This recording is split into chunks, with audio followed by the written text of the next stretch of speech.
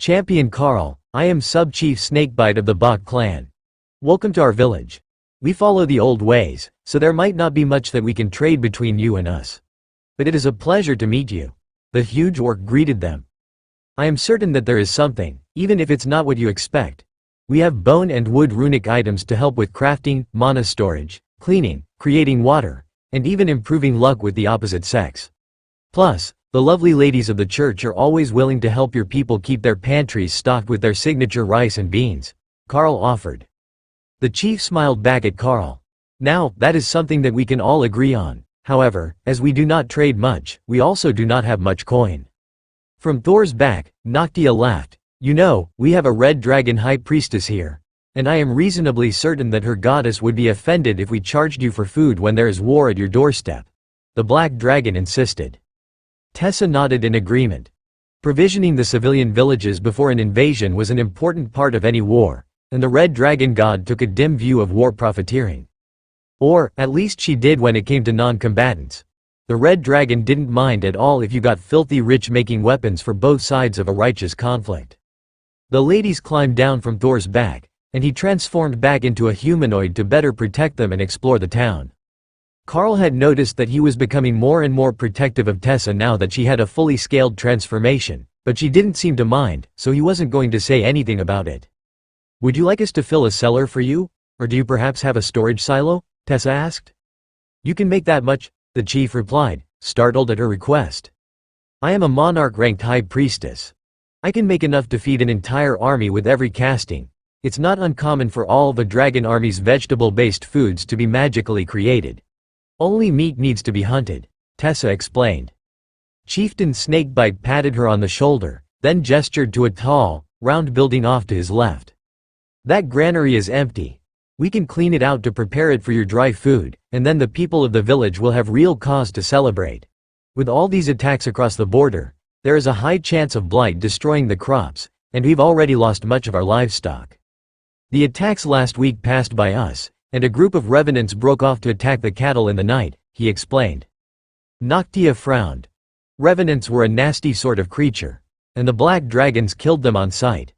They weren't technically undead, but living creatures whose souls had been ripped out, trapping them halfway between life and death, driven insane by the missing piece of themselves, and ravenously hungry, trying to fill the void where their soul should be. But worse, they often retained some of the skills and powers of their initial species. That made them among the most dangerous residents of Bomgon, and an atrocity that the necromancers often committed upon fallen villages. After all, why would they sacrifice their own to make revenants, when they could capture villagers and rely on the unholy magic to turn them into soldiers?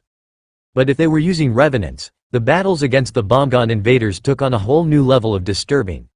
With every village overrun, they would have undead much stronger than the usual zombies and skeletons. The orcs were quickly sweeping out the grain bin, and putting down a ground cloth, made of higher grade cloth that the average rodent couldn't chew through, to line the bin and keep unwanted occupants away from the food. Once everything was prepped, Tessa climbed the bin and secured the top of the cloth at the ceiling vent hatch. Then she began channeling the creation spell and slowly filling the large round building with dry food. Over the course of the next 5 minutes, the wooden building creaked and groaned softly as it was loaded, and then Tessa finally dropped the top of the cloth and closed the top vent that she was loading through. In the Golden Dragon Nation, that would be the usual loading point for an auger. But the orcs didn't have anything of the sort, and instead they had a moving ramp for bulk wagons, which could be dumped down a chute into the bins. The setup looked pretty sketchy, but it must work, or they would have come up with something else by now. With under 1,000 orcs in the village, a whole bin full of food would last them months while under siege. Holding out that long would be much more difficult than keeping up the food supply, and if the undead were really outside that long, then the village would most likely be lost to the blight for many years afterwards. Carl looked around the village, then caught the chief's attention. Where is the village well? I am a rune master, and I can enchant it to always stay full of clean water. With a fresh supply of food and an upgraded well, the village should be stable until the situation with the enemy force buildup is settled, he asked. There is a well in the center of town, but we have rain barrels on all the buildings, in case the undead try to poison the groundwater. Carl hadn't considered that. If that was the case, then he would just upgrade one of the storage tanks to always be at least half full. That way, it could still catch the rainwater, and a dry spell wouldn't run them out of water. He went off to do the work, with the chief following him. What do your people want in exchange? This is a lot of benefit for my people, and you haven't made any requests yet. He whispered, not wanting to alarm his people if Carl's request was too much. Carl smiled. Well, we could consider it a favor, but I know that the orcs don't like dealing in favors. Instead, we can settle up today. The food is from the Red Dragon. I can't charge you for that during a war. But 2 gold coins worth of whatever you would like to trade for the water barrel upgrades is a fair price. Expensive now, but in the long term, they will pay for themselves. Chief Snakebite handed over 2 coins and shook Carl's hand. It's a pleasure doing business with you. Though I suspect that going to a village in person and doing upgrades isn't how things usually work. Carl laughed and took an item from the guild bank. This ring creates water. Up to 5 gallons at a time. That is our usual sales pitch for water creation. But as magical wood at commander rank, carved and inscribed with runes, there is a lot of time that goes into its creation, and the price is about the same as me placing the runes on your water barrels, he explained. The chief nodded. You could sell a lot of those in Bach, the next major city, if you go to the main road. We're all part of the same clan, but they are more progressive after living among the demons so long. They buy and sell anything they can get. The farming communities don't really buy much. Well, we don't actually have much money anyhow. A true orc doesn't need it. But I think that our people should have some items to trade with yours. Carl smiled. We can always use items made of quality materials, as our guild has runesmiths. Even if we get good wooden musical instruments or tools, we can upgrade them with magical effects and resell them. It's not a high-dollar trade, but what your people will want isn't all that expensive either. Trading them for items that help their crafting or store mana, so they can work longer, should be fine, even by your traditions, right? The massive orc nodded slowly. That should be fine. It's not fighting, just household help. Our villagers make musical instruments if your people are interested. Flutes and drums, mostly. They're the best for orcish war and working songs. That could be an interesting addition to the store. Limited edition orcish war drums with magical effects would intrigue many of the purchasers, and they wouldn't be considered actual combat items by the Drode Lord's rules. Chief Snakebite passed the word around the village, and soon after they started to come out with their trade goods. Most were wood, some were carved from bones, and the drums had well-cured monster leather heads on them. The craftsmanship was extremely impressive, even if they had no real adornment or carving on them. Instead, they were perfectly fitted, properly tuned, and the various types of pan flutes that they produced were similarly well fitted. An old orc came up beside Carl with a smile on his face and a smoldering tobacco pipe between his teeth. You know you're not leaving any time soon now that you've had them bring the instruments out, he muttered as he leaned against the wall of a nearby building. Carl nodded. I rather suspected that when the chief said your village makes instruments. You can't just show something like that to a green dragon cleric and then leave. She would never stand for it, even if we were in a hurry. But there weren't any undead close enough to be a threat today, and I still have 1 team member scouting up above. So, there's no harm if we spend a day listening to stories and songs. In fact, there weren't many things that he could have suggested that would have made Lotus happier than telling her that they were going to spend a whole day singing and eating before purchasing a bunch of instruments to send back to the shop. The bards in Drode City would be happy to see the new additions to the market, Carl presumed, but mostly it was just to help the orcs relax for a day. They were constantly under threat here, and large portions of their crops had been repeatedly destroyed. So, a granary full of supplies and a day of leisure would do them a world of good. Every adult orc was a combatant when they were threatened. So, the fact that they were hiding behind a sturdy wall was strategic, not cowardly. They all kid and would fight against the invaders, so they had surely earned a day of rest.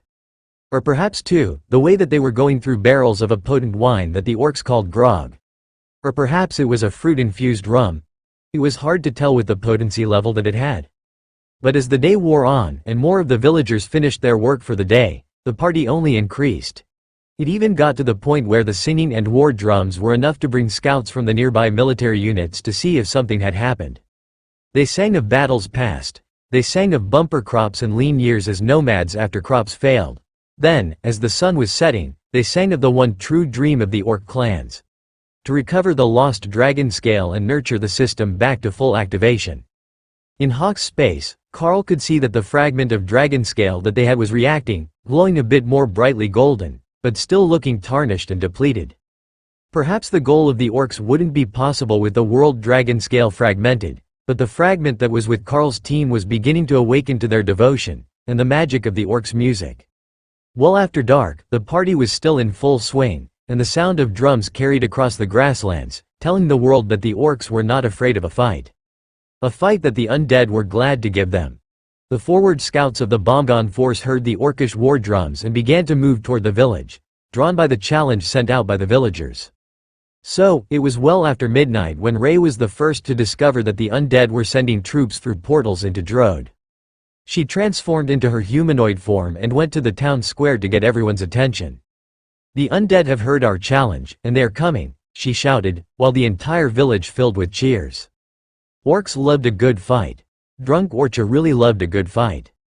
The orcs took Ray's words as gospel truth, and fired magical flares up into the sky, lighting up the portals and the incoming army. The locals were staggering and laughing as they ran to grab weapons and don armor, but the children were tasked to stay by Lotus. Not for their safety, or at least not entirely. Their job was to keep up the songs so that the party didn't have to end while the adults fought a glorious night battle. Remy came out to confer with the village shaman and her assistant, then began preparing large spells to handle the threat.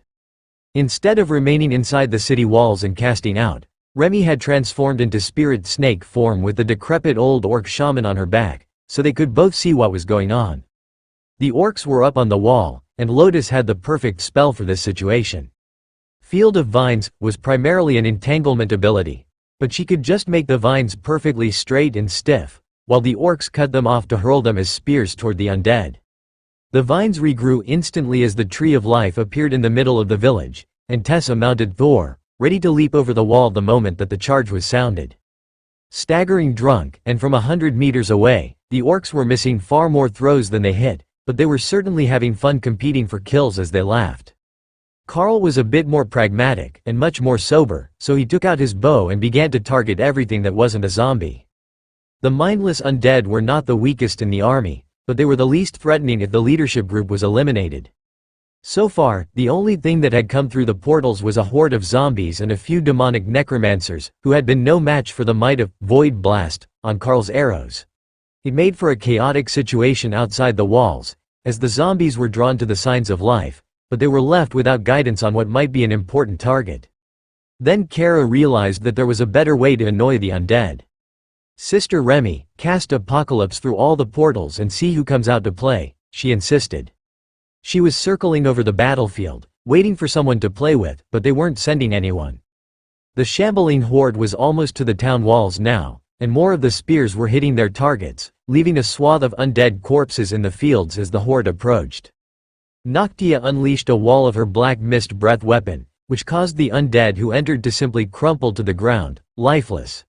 In the dark, the zombies didn't even know that they were walking into danger. Chief Snakebite stood beside Carl, hurling spears made of lotus vines, and laughed as Thor created a coating of ice along the ground with blockade, and the undead began to slip and stumble. It was like they were staging a comedy show, enraged, but completely incapable of making it to the city across the ice. Then the amused behemoth created a second wall above them and smashed the undead between the two walls. The barriers shattered as the undead lashed out the moment they sensed danger. But hundreds were crushed, and the aftermath left giant boulders of ice in the field that the zombies had to navigate around. Then Ray joined the battle with blood destruction, and explosions rocked the battlefield, shredding zombies, while sending a mist of filthy blood into the sky. The flaming vortexes of Hellstorm easily cleaned the worst of the mess as Hawk passed by and left presents before bombarding the newest arrivals to the region. The sound of the drums was pulling more and more undead toward the village, faster than the combined efforts of the villagers, and even Carl's team's area attacks were taking them out. But still, there were no signs of leadership, other than the handful of necromancers that Kara and Ray had killed. Even having Remy cast Apocalypse through the portals hadn't drawn out anything fun. Chief Snakebite looked over the battlefield as a fresh round of flares went up, accompanied by fireworks. "Do you think that they realized that it was a trap?" he asked idly, then took a long swig of grog. Carl shrugged. "It seems like it. Either that, or they simply don't want to send any more troops to us. It looked like they were building up for something big, and we know they use portals to attack, so it could be anywhere. The chieftain laughed and tossed another spear out into the horde, impaling the zombie's forehead. The zombie horde was almost to the moat now, though Thor was likely to drive them back with blockade, so that they would be properly clustered for the fire spells to incinerate them. Zombies burned especially well, especially under the effects of ghost fire. The creatures didn't have a soul to damage, but the flames seemed to burn through the link that the undead had to this world, destabilizing them long before their bodies were charred to the point of destruction. The eerie quiet of the battlefield took some getting used to, though. The war drums continued, and occasional whoops of celebration among the villagers could be heard. But the undead horde didn't make a sound as they approached. Nothing when they were caught in the barriers, and only the vague crackling of fire in the distance as they died. That began to change when the undead began to send different troops through the portals. Wave upon wave of zombies gave way to screeching banshees, insane revenants, and fast-moving ghouls, which kept stopping to pick through the zombie corpses on their way forward. Chief Snakebite chuckled and took another swig of the grog. "Well, here we go, boys. I hope that you have a way to deal with banshees because it might be game over for us," he muttered. Carl chuckled as Ray ripped the first one apart, leaving nothing but ethereal mist floating in the air. Then, the presence of another attracted the hellstorm vortexes, which lit the entirely soul-based undead on fire in the most peculiar way, burning in an incorporeal way that didn't affect the undead around it, and couldn't be put out. "I think we might still have a shot." The revenants and the ghouls were nothing like the zombie horde. Not only were they much faster and stronger, they were also vaguely intelligent. They didn't mindlessly lumber forward into traps or into Thor's lightning zone. They were smart enough to go around the visibly dangerous areas at the very least. Plus, they had good enough senses that they did at least attempt to defend themselves against the thrown spears. The silent battlefield became suddenly deafening as the revenants began to leap the moat and clash with the orcish defenders. Blades met claws, or the corroded blades left from the revenants' past lives, and Lotus increased the radius of her tree of life effect to spill out over the moat. Like Thor's consecrated ground ability, simply standing in the aura was enough to damage and destroy the invaders, who were not all durable enough to endure. While there were countless overlords in the undead army, the majority of the numbers were made up of commander and royal rank undead. Those died in droves, but they provided cover for the stronger undead behind them. Chief Snakebite watched the flames sear the souls of the incorporeal undead away with a smile. "You are a good man to have in a fight. Your team can fight with anything. Normally, we need to call for more shamans when they send ghosts and haints. But how does a spider stab a specter?" Carl just shrugged. "She believes that it can be stabbed, so it can be stabbed. But she can also make herself incorporeal, so there might be some sort of interaction there." The orc nodded in satisfaction. That was good enough for him. Much of the world's magic worked because you believed that it did. At least, in the opinion of an orcish chieftain that wasn't particularly magically inclined. The density of undead near them was increasing, so Carl began to use a larger radius explosion on the Void Blast infused arrows to keep them off the walls. Remy and the local shaman were working together to create a flame storm around the village walls, a burning blizzard with stronger than usual winds. They had started at 20 meters from the moat so that it wouldn't affect the spear throwing, but even with Remy's power level, that wasn't enough to stop any but the weakest of enemies. If they wanted to do that, she was going to have to use Thunderstorm, or Apocalypse. Naga Swamp was a great spell in the proper setting, but it only created a radius around Remy, and the shape couldn't be altered. While defending a village, that would just make a mess. But today, the undead were surrounding the village, though no more portals had opened since the first batch, and repeated casts of Hellstorm through the existing portals only slowed the influx for a few minutes. Carl looked out over the battlefield and saw a pair of Overlord-ranked necromancers marching through the portals with an escort of Death Knights, and a black-robed demon of some sort. No, that wasn't a demon, that was Ray, walking between them like she was part of their team, and the necromancers hadn't realized that their formation had been infiltrated yet. They stopped and raised their hands, bringing a wave of magic to the battlefield with a grand spell that was melting the flesh from the dead zombies, and slowly raising them as skeletons. Ray watched silently as the necromancers got halfway through the spell. Then, with a dagger in either hand, she stabbed them both through the heart, killing them both instantly, which caused the half-formed skeletons to crumble to ash, while the Death Knights stared at her in shock for a second, then kneeled before her. "Did the spider just gain a retinue of Death Knights?" Chieftain Snakebite asked. "I think so. They look like they intend to follow her, don't they?" Carl agreed. "So much for loyalty among the undead," the chief laughed. The battlefield was suddenly full of burning embers as Remy decided that a full apocalypse was needed to deal with the number of undead on the battlefield. She was burning through an immense amount of magic to cast that at full output, but she was only going to need a few minutes to clear out the survivors of the invasion force, then she should have time to recover. She wasn't just burning through her own mana, though. The orcish shaman had some sort of magical device or spell that was feeding more mana to Remy, adding to the amount she was regenerating. The Naga Queen was loaded with mana storage and regeneration items, but for an Overlord-ranked area attack the size of a battlefield, no amount of mana regeneration would be able to keep up. Ray sent the Death Knights back through the portal with a wave of her hand, and Carl waited to see what she was up to. A few seconds later, the Death Knights escorted another trio of Overlord-ranked necromancers, all black-winged magic demons, onto the battlefield, where they were promptly assassinated by Ray.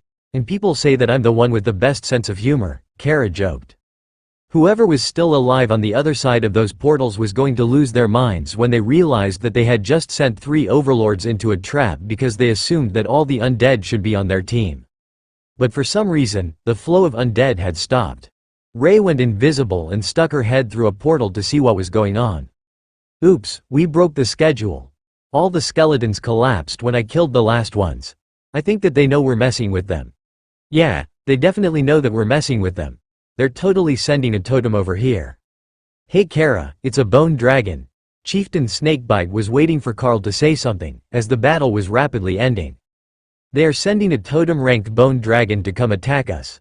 I think that if you can get to it before it starts flying, it should be a good fight. If not, I will have my team try to bring it back to the ground for you," Carl explained to the chief. Snakebite was the only totem-ranked fighter in the area, but just in case, Carl sent a message to Prince Stephen, the totem-ranked cleric. "We are at the village led by Chief Snakebite, near the border. There was an attack through portals tonight. Suspected totem-ranked bone dragon attack coming soon. If there is a military unit nearby, please advise," Carl messaged. "Understood, there are 2 units already en route to your location, both with totem-ranked leaders." Well, Carl supposed they had made a bit of a spectacle in the dark with all this fire, and the orcs constantly setting off fireworks along with the flares to illuminate the battlefield. Portals opened inside the village seconds later, and a whole team of dragon clerics in white robes came through, led by a red-robed totem-ranked woman. She looked like she should be in her mid-30s, a rather ageless motherly look that Carl was certain was a transformation spell. Snakebite simply waved at her, and the priestess nodded before turning to watch Tessa firing attacks from her perch on top of the behemoth's head, which was resting on the village wall, so he could send spells out more easily. It also had the added benefit of encouraging the orcs to rub his head whenever you wiped out another wave of undead. The red dragon priestess seemed to glide through the air as she leapt from the center of the village to land beside Carl. It was similar to how Dana could walk on air, but somewhat more graceful. Or, her legs might be strong enough that she could actually jump that far, and she only used the magic to land more smoothly. "Chieftain, Overlord. I got a message that there was a proper war going on here. It looks much more calm than expected," she greeted them. "There is a totem-ranked bone dragon coming through the portal momentarily. The black-robed one is on our side, and she's recruited the Death Knights to taunt the enemy," Carl explained. The priestess looked impressed, and motioned for her retinue to join them. "What was your plan to deal with it? I see that you have a void badger, so you could have closed the portals already," she asked. "Well, we wanted to hold it on the ground for the chieftain to fight. We have a totem-ranked void blast skill which will do damage without the reduction of totemic protection, so we can damage it. But Lady Ray, the spider, is greatly looking forward to stabbing it." The priestess looked around at the situation. "Well, with your abilities, you might be able to take it out. That defensive ability that your team has is quite effective." Carl nodded. "I will extend it to Chief Snakebite for the duel as well. Limited invulnerability. Should make up for any undead draconic nonsense." The woman patted Carl on the head. "How about you put it on me instead? Dragons should be the one to deal with an undead abomination like a bone dragon."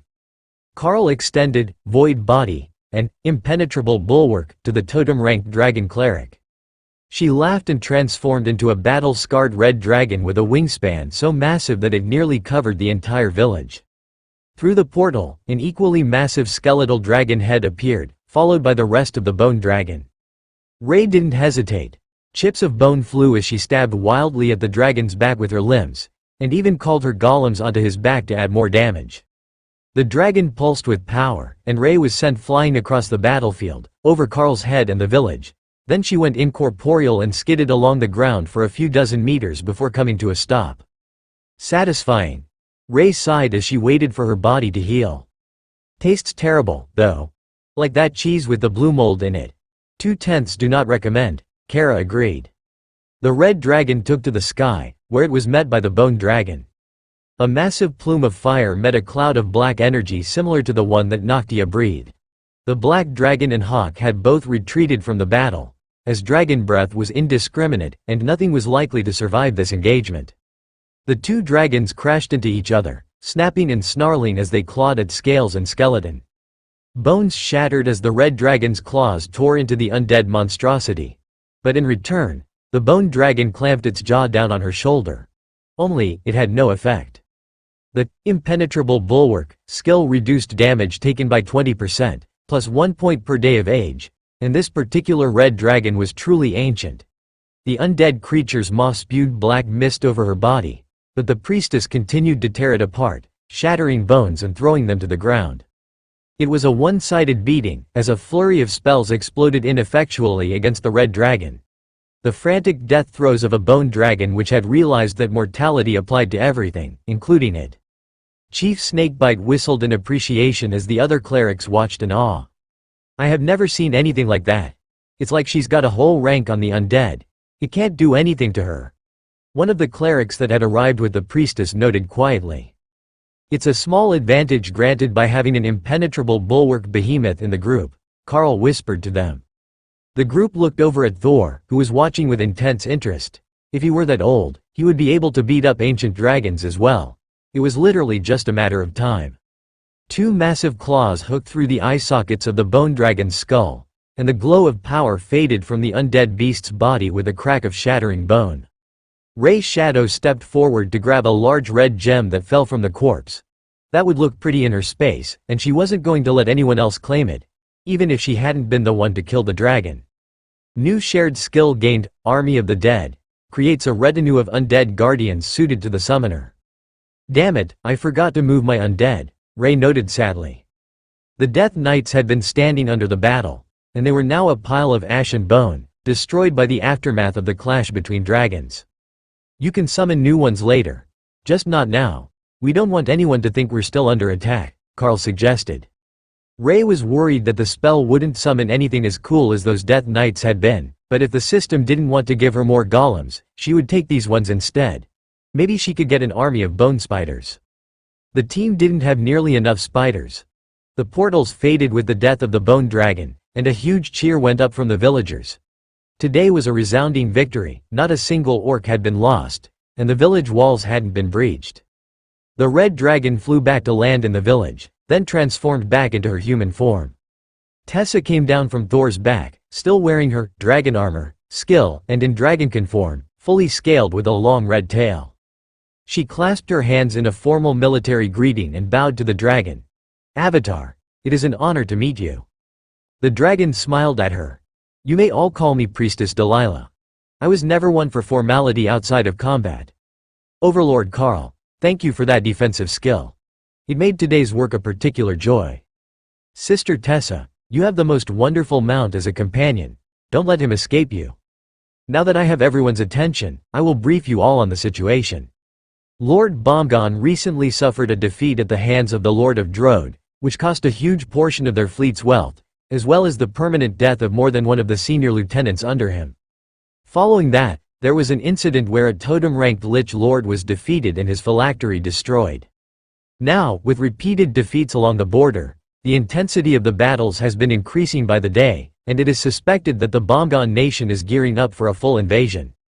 Your strategy of having them sacrifice as many of the lower undead as possible was a brilliant strategic move, As without the bodies, it will be difficult for the Bomgon army to replace their losses, but the size of their amassed hordes is still staggering. Dana smirked at Carl, and Ophelia rumbled with laughter as Tessa cleared her throat. Priestess Delilah, I believe we might be somewhat responsible for this situation. We were at the defeat of the Bomgon fleets in Drode. The Lich Lord whose phylactery was lost was also us. Now, I can't claim that we were more than a drop in the bucket of the undead lost along the border, but we are still here, Tessa explained. The ancient red dragon let out a very undignified giggle. No wonder the goddess favors you. Your companions have the laughing god's own luck when it comes to being in the right place at the wrong time. But it is good that I found you now. There will be a massive increase in attacks beginning later today, driven partially by the loss of the Bone Dragon and his armies. What many don't know about the undead nation is that while their numbers seem limitless, with the ability to keep creating more undead, that is only true for the hordes. The zombies, the skeletons, the wights, and the ghouls. For the stronger creatures and the spiritual undead, the numbers are much more limited. So, every loss of a powerful necromancer, or greater undead with the ability to summon or create an undying plague, is a great blow to their ability to sustain their numbers during a prolonged conflict. They lost at least a few Overlord-ranked necromancers here today. I saw the bodies. That means they're going to be out for revenge, and they've got a whole army staged nearby where they can open portals with minimal effort. Carl had forgotten about that little detail. Sure, you could open a portal to anywhere that you knew, but the amount of mana increased with the size and the distance. So, it was more efficient to keep the army near the border that you were attacking, and then only send them 50 or 100 kilometers to attack. So, what do you want us to do? I'm hoping that you have some sort of plan because ours was just, fly to wherever there are undead. And I am beginning to suspect that isn't going to cut it, Carl asked. The dragon gave him an indulgent smile, which only enhanced her motherly appearance, but something behind the smile triggered all the warning bells in Carl's head that said this was an intrigued predator. That was a new experience for him. Normally, there wasn't much in the world that would give him a sense of threat, and certainly not such a motherly smile. However, her next words reminded Carl that this was a red dragon, a totem-ranked follower of the dragon god of war. You know, that's not a bad plan either. We could just fly over to them and start a fight instead of waiting to see where they show up. With those combat buffs that you have, we could probably hold out for at least 2 hours. It would be glorious, she agreed. Kara landed beside Carl and stood up on her back legs to assume a boxing stance, which made the dragon priestess laugh. Her tone was as amused as the smile on her face as the dragon continued. Well, that's another vote for just going over and punching them in the face. However, that could just make things worse for everyone else. The undead aren't all centralized in one location. They have been found stalking hordes of lesser undead in 4 different locations, one of which suffered heavy damage during the battle tonight, as someone from this battle repeatedly cast some sort of flaming tornado and a meteor swarm spell on the other side of the portals.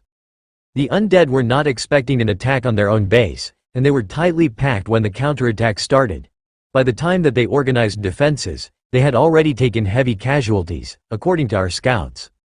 Lotus shook her branches in celebration, causing a shower of golden dust to fall from her canopy. Priestess Delilah chuckled and looked past Carl out into the night. If my estimation is right, we don't need to go anywhere.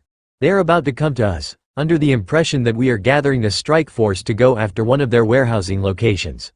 Once the reinforcement military units arrive, I give it 2 hours before the next attack. The reinforcements that came for them turned out to be 2 battalions of infantry from the 7th Burke Regiment. Both were made up almost entirely of wrath demons, and they marched with heavy shields in a phalanx formation, ideal for preventing hordes of zombies and other lesser undead from getting into their ranks.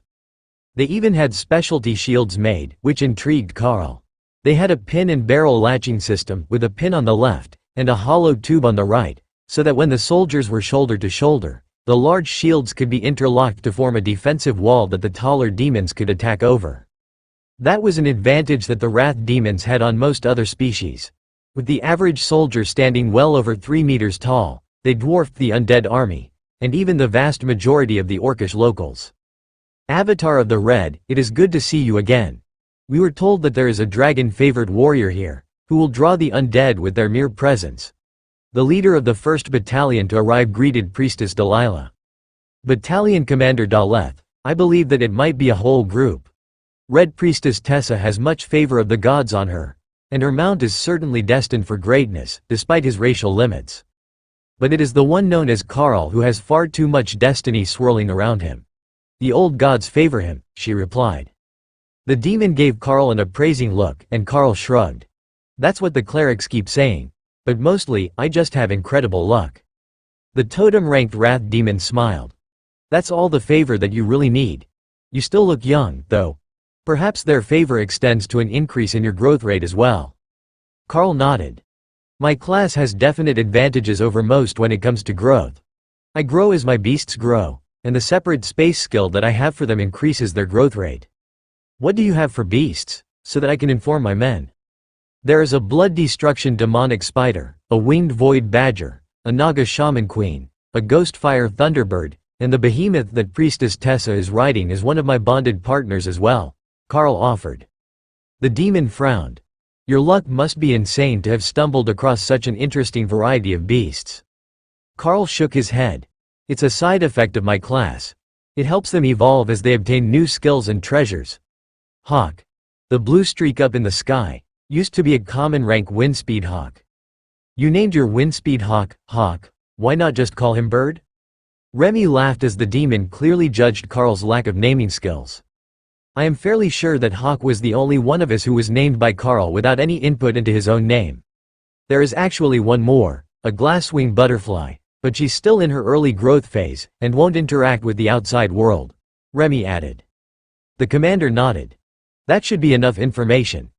I have a general idea what each of those species is capable of, and what a naga shaman can do. So a shaman queen should be the same, but on a larger scale. Remy nodded. I have specialized in large area attack spells. It burns a huge amount of stored mana every time, but I can just about clear a battlefield. Having the beast spaces, plus the mana storage staff that Karl made for her, was a blessing. It would be so boring if she could only maintain a full output, apocalypse, or meteor storm, for half a minute or less. The other battalion's leader, a totem-ranked wrath demon named Ligo who could almost have passed as Commander Daleth's brother, came over with news. I have a report from the staging area scouts. The portals are opening now, and we can expect attackers along the border within the next 10 minutes. The sun was just coming up, and they had been fighting most of the night, so the villagers were mostly exhausted and already in bed. They wouldn't be able to stay there long if the invasion came to the city walls again, but the two battalions were staged outside, where they could make best use of their trained tactics. We could just not fight them now, if we wanted, Kara suggested. It wouldn't take much to just keep closing the portals until the undead got annoyed and went somewhere else. We will let the villagers sleep as long as they can. Did you want to have a quick nap before more fighting? Karl replied. He had been on the wall for most of the night, firing arrows, but he wasn't so tired that he couldn't join the next wave of the battle. Eternal lightning recovered stamina with ease, especially when you were just waiting around for the next wave of attacks, and the constant healing of Lotus and Tree of Life form negated any chance of a hangover, though most of Karl's team had gotten at least a couple of hours of sleep before the attack started. While they waited for the attack to begin, Hawk returned to his scouting pattern, watching for signs of portals opening in the grasslands around them. If the Red Dragon was right, they should be receiving a rather large force to their location soon, and he had learned to trust the instincts of the clerics. If Tessa got a vision of battle, there would be battle. If Lotus saw snacks or a new friend, there would be snacks or a new friend. Now, at first, that skill had seemed somewhat flaky, but knowing who was a friend and where the food was were both extremely valuable survival skills. Portals are opening. All around the village this time, about a kilometer out. Not large, mostly under 2 meters. But there are at least 20 of them open right now. Hawk reported as the bombgun attack began. 20 portals in a full ring around the village. How do you want to deploy? Karl asked. Commander Ligo gestured out towards the troops. We brought enough soldiers to surround the village. We will let the villagers hold the wall, while we hold outside the moat. Daleth's men will take the north, I will take the south. You can array your team with the villagers for the start of the battle, but kindly hold off on charging out until the initial shield wall is broken. After that, it will be more of a melee, and everyone will recognize your people as allies. Zombies poured from the portals in an unending wave of rotted flesh, immediately turning the air fetid in an unnatural way. The magic of a black dragon was that of death, but it had a sense of finality to it, almost a lethal cleansing feeling. But the zombies in this group were powerful. Almost all overlords, and they had a half-dozen totem-ranked necromancers with them already. That was not a good sign for a battle that was just starting. There were 3 totems with the group right now, leaving them outnumbered 2-1. However, Carl had a good feeling about this fight. Ray had been learning all sorts of fun new things lately, and there was a good chance that one of the beasts would trigger Skill Master 5 soon, and advance a skill by rank. Even one more totem-ranked attack skill would be a huge boost to their combat abilities. The necromancers had spread themselves evenly around the village, but were hanging back behind the undead horde, guiding its progress while ensuring that there would be no escape from the ambush. Priestess Delilah sent a message as she flapped her wings and took to the sky. "Kindly cast that most wonderful defensive spell again. I am going to deal with the necromancers." Carl chuckled as he cast the full suite of buffs over the 3 totems. Impenetrable Bulwark, Limited Invulnerability, Brutality, Haste, Terrorize, and Sharpness. Then, just for fun, he cast Behemoth on the ancient red dragon, bringing her overall length close to 90 meters when stacked with Brutality. It was impossible to miss the rapidly expanding red dragon as she circled the battlefield, even if she wasn't glowing red with divine favor, and that was precisely what the priestess was after. The looks of absolute terror on the faces of the necromancers when the massive dragon came for them were priceless. Carl could see that they were ready to flee the moment that they saw the dragon double in size, but they managed to hold together long enough to start shouting something through the portals. Most likely begging for reinforcements. The first gout of dragonfire turned a human-looking necromancer to ash instantly, and Hawk made a note of the trick for future reference. She is using holy magic on her flames, and the necromancers are coated with unholy power. It's almost like she doused them in acid before setting them on fire. It's beautiful. The 2 necromancers closest to Delilah began to bombard her with spells as the undead horde slammed into the shield wall, sliding the soldiers backward nearly a meter before the second rank hacked down enough of the zombies to stall their momentum. A horn blew, and the demons sent out a wave of attacks that shredded the front ranks of undead, and gave the shield wall time to return to their positions. It was all very methodical and practiced, a direct contrast to Carl's team, who were just happily throwing skills into the horde. Or summoning golems into it.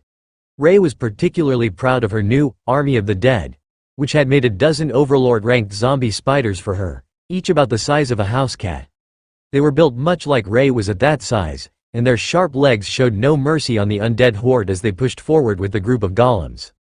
They were headed for the spot where Delilah was fighting the necromancers, with the intention of forcing a clearing in the horde so that Ray and Kara could move to engage. They had been instructed to hang back at the start of the fight, and they were enjoying destroying zombies, but they really wanted a totem-ranked kill for the day.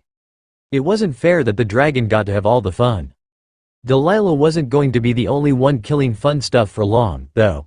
Through the portals, the zombie horde was being replaced by a wave of skeletal knights in piecemeal armor, carrying swords and buckler shields. Then, specters began to arrive, floating above the melee.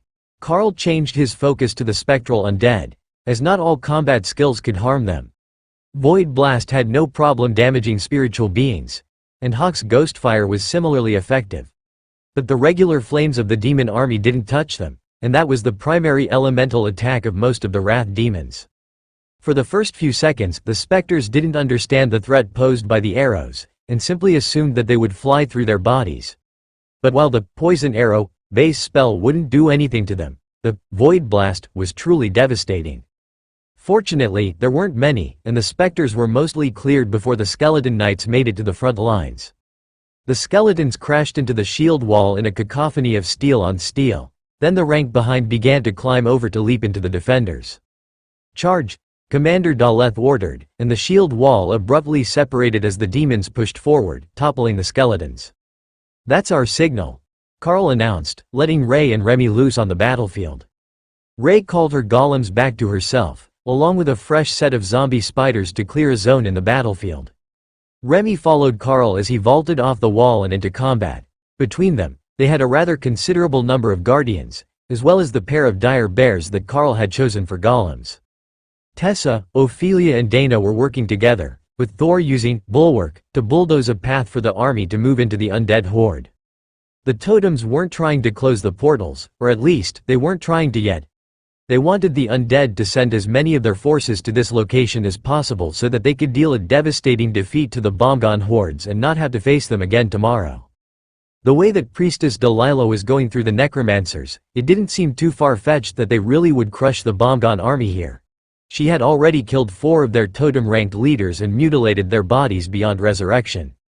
Only 2 more totem-ranked invaders remained, and the dragon's superficial wounds amounted to no more than small damaged sections on her scales, which were already mending themselves. As Rampage began to get fully stacked, Carl found that the skeletal knights stood no chance before the Blade of Champions.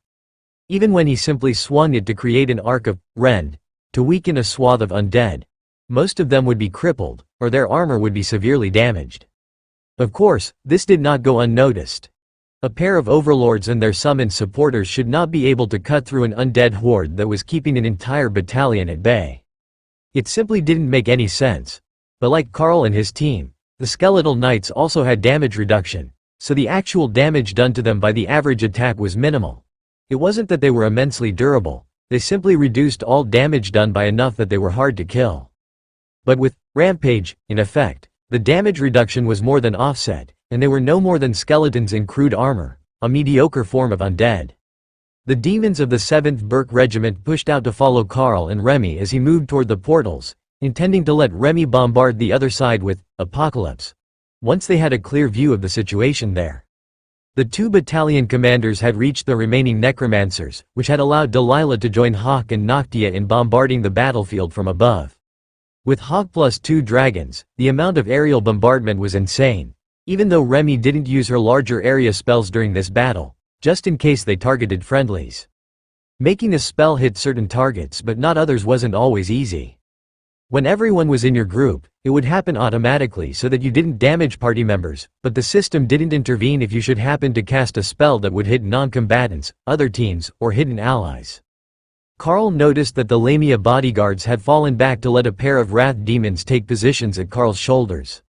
While the Lamia pair did have blades, they were better as a second-line fighter, not the one most likely to be attacked, and the wrath demons were much larger than they were. Carl attempted to include them in Rampage, but found that the spell couldn't be targeted at anyone but his own group. That was unfortunate, but if he explored the system later, there might be a way to include more people in your team of allies. You could include the whole guild, and a bunch of strangers to do a dungeon run, so there should be a way to add a military commander and their unit. If there was one thing that the system favored on a reliable basis, it was group activities. Whatever damage increasing skill your class gets is ridiculous. One of the wrath demons joked as he cut down a pair of skeletal knights that Carl had wounded. It's the power of friendship, Remy joked, and the demon spared her a confused glance. The damage buff is based on a percentage of group damage done during the last minute, she clarified. The demon laughed as he cut down one more of the skeletal knights. The power of friendship it is. The skeletal knights began to pack together to stop Carl's group from advancing on the portals, forming a wall of bones that was rapidly being refilled even as Void Blast knocked holes in it. Carl cast Consecrated Ground, Thor's new favorite anti-undead spell, and Remy cast a Hellstorm Vortex in front of them as they paused to let the area damage do its thing. Should we really pause our progress? The demon on Carl's left asked. Give them a moment to swarm into the area effects, and then I will deal with them all at once, Carl replied confidently. The demon didn't look convinced, but Carl could see Priestess Delilah coming their way overhead. With a row of Hellstorm Vortexes pulling the skeletal knights together and away from the soldiers, it was a perfect target for a draconic strafing run. But only because the vortexes multiplied. The skeleton knights seemed particularly inept at destroying them, as it didn't even occur to most of them that the fire was a thing they could attack to dissipate the magic, now that their mental link to the necromancers was gone. The red dragon passed overhead, and a massive gout of flame engulfed the skeleton knights, burning bones to ash and leaving the path clear between Carl and the nearest portal. Everyone, forward! We will push to the portal and separate the undead, he ordered. Technically, he had no authority over the demons, but they didn't hesitate to follow him and his group forward. However, Carl did not find what he was hoping for in the view through the portal. The staging grounds on the other side were dead, barren, and completely empty. Not a single undead was held in reserve at that location, so there probably wouldn't be any more coming. But he could see multiple other portals in the vicinity. Lamia, you're up. Let me know where those other portals go. Carl instructed out loud, for the benefit of the demons. It might be a trap or an illusion. However, if he sent the 2 bodyguards, they should be able to tell him the truth of the matter. The Lamia duo passed through and entered the Bomgon army staging area, where an immense wave of unholy energy threatened to overcome them. However, with Void Body active on the whole group, thanks to the skills of the Epic Guard, they were regenerating faster than they were being corrupted. The portals all lead here. We can see every angle of the battlefield. Their explanation was both reassuring and disappointing. Remy wouldn't get to bombard an unsuspecting army, but the portals were all accounted for, and there were no more undead in the area. Let your boss know not to send anyone through the portals. There is some sort of necromantic spell there that is trying to corrupt the summoned creatures. If he sends an army unit through, we will be fighting against them in a few minutes. Carl informed the demons beside him. On it. We will make sure that nobody goes through. Can you tell us where the staging area is? One of them replied. Carl shook his head. I can say that it's northwest of here by more than 100 kilometers, and likely less than 200. But I can't say exactly, and there are no real landmarks. It's dead grass and withered trees all the way to the horizon. The demon shrugged. Good enough for me. We have a general description to send to military intelligence, and they can reference the description against what they already know. Might as well bring your creatures back, and we will work on finding a way to close the portals. Carl gave the demon an amused smile. Oh, I am already on it. They might have created 20 portals, but we have a Kara. Kara looked up from beating a skeleton's face in with its own shield when she sensed her name being mentioned. Is it time to close the portals now? She asked. Yeah, there's nothing there, not even loot. Those were magic words, and the first 3 portals were closed within a second of each other. That served as a signal to the mages of the 2 units, and they began taking down the rest of the portals, while Carl nullified the 2 closest to himself, then resummoned the Lamia pair, so they didn't accidentally bring a curse back with them. He might not know what a totem-ranked necromancer was capable of, but a lingering curse didn't seem unrealistic. In fact, he wouldn't be surprised if they spent weeks cleaning the lingering curses and unholy magic from this battlefield, even with Delilah, Tessa and Lotus working together. Leave 1 portal. It is feeding the undead. If we close them all, we leave a reserve of power for the necromancers to draw on. Delilah shouted as Kara was about to close the last of the portals. The Void Badger was starting to like this dragon. She knew what was important. You didn't just defeat the enemy, you had to remember to troll them and extract maximum amusement value before you finished them. Delilah would have been somewhat horrified to know that was how the Badger thought of her. The decision that she made was purely strategic, with the larger nationwide war in mind. The psychological effect of having drained their reserve of mana wasn't even a consideration when the act was already a strategic necessity. Now that there was only 1 portal open, Carl could clearly feel the flow of power from it to the undead army, as well as to the area over the battlefield, where it lingered like a miasma, except for 4 distinct areas. Over the village, where Lotus was set up as a healing tree to provide treatment for the injured. Over Thor and Tessa, who were wielding holy magic like a rampaging force of divine justice. Under Priestess Delilah as she passed above the battlefield. And finally, around Carl, who still had consecrated ground active. But the way that their power was building, if they didn't spread this effect, there could be real issues as it began to corrupt the soldiers. There might be something that they could do, Carl thought. Hey Tessa, take Thor and your group to the last portal. Your holy magic auras and spells should help cleanse the miasma that is coming in with the unholy power. Even just keeping consecrated ground cast over the portal area should be fine. Carl messaged the war cleric. They were the closest to the final location, other than Kara, who wasn't capable of casting the spell that they needed this time. Standing on Thor's back, Tessa didn't bother trying to move her group, which currently included both Tessa and Dana. Instead, she began drawing a huge magical circle in the sky of glowing red power. Her new spear was shining golden with holy light, and then Tessa pointed at the portal, and the whole spell moved over to center on the portal. Glowing golden light covered the area, and the flow of unholy power began to mellow as the miasma dissipated.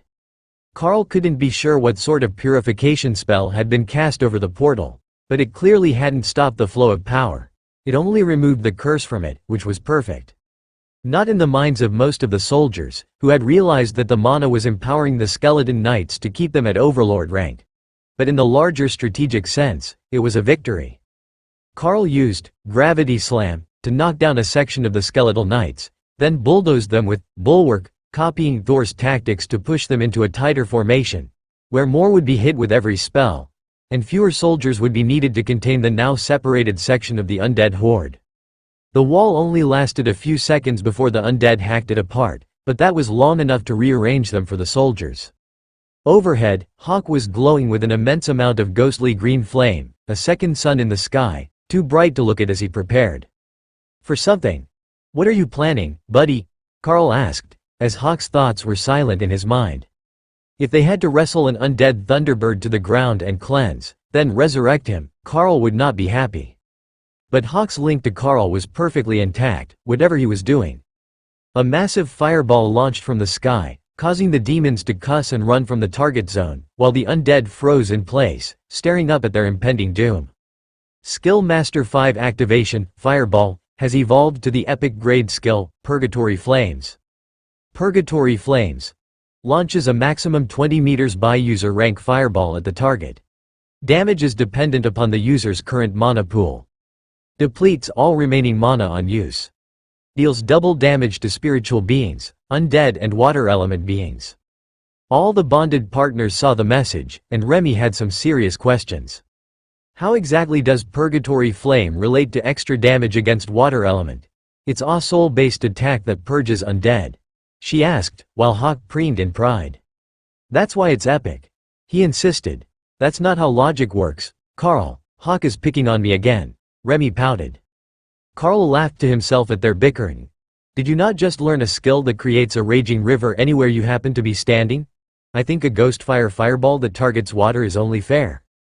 Purely out of spite, Remy created a Naga swamp under the nearest group of skeletons, who promptly sank in the mud, except for the first rank, which was fighting the demons.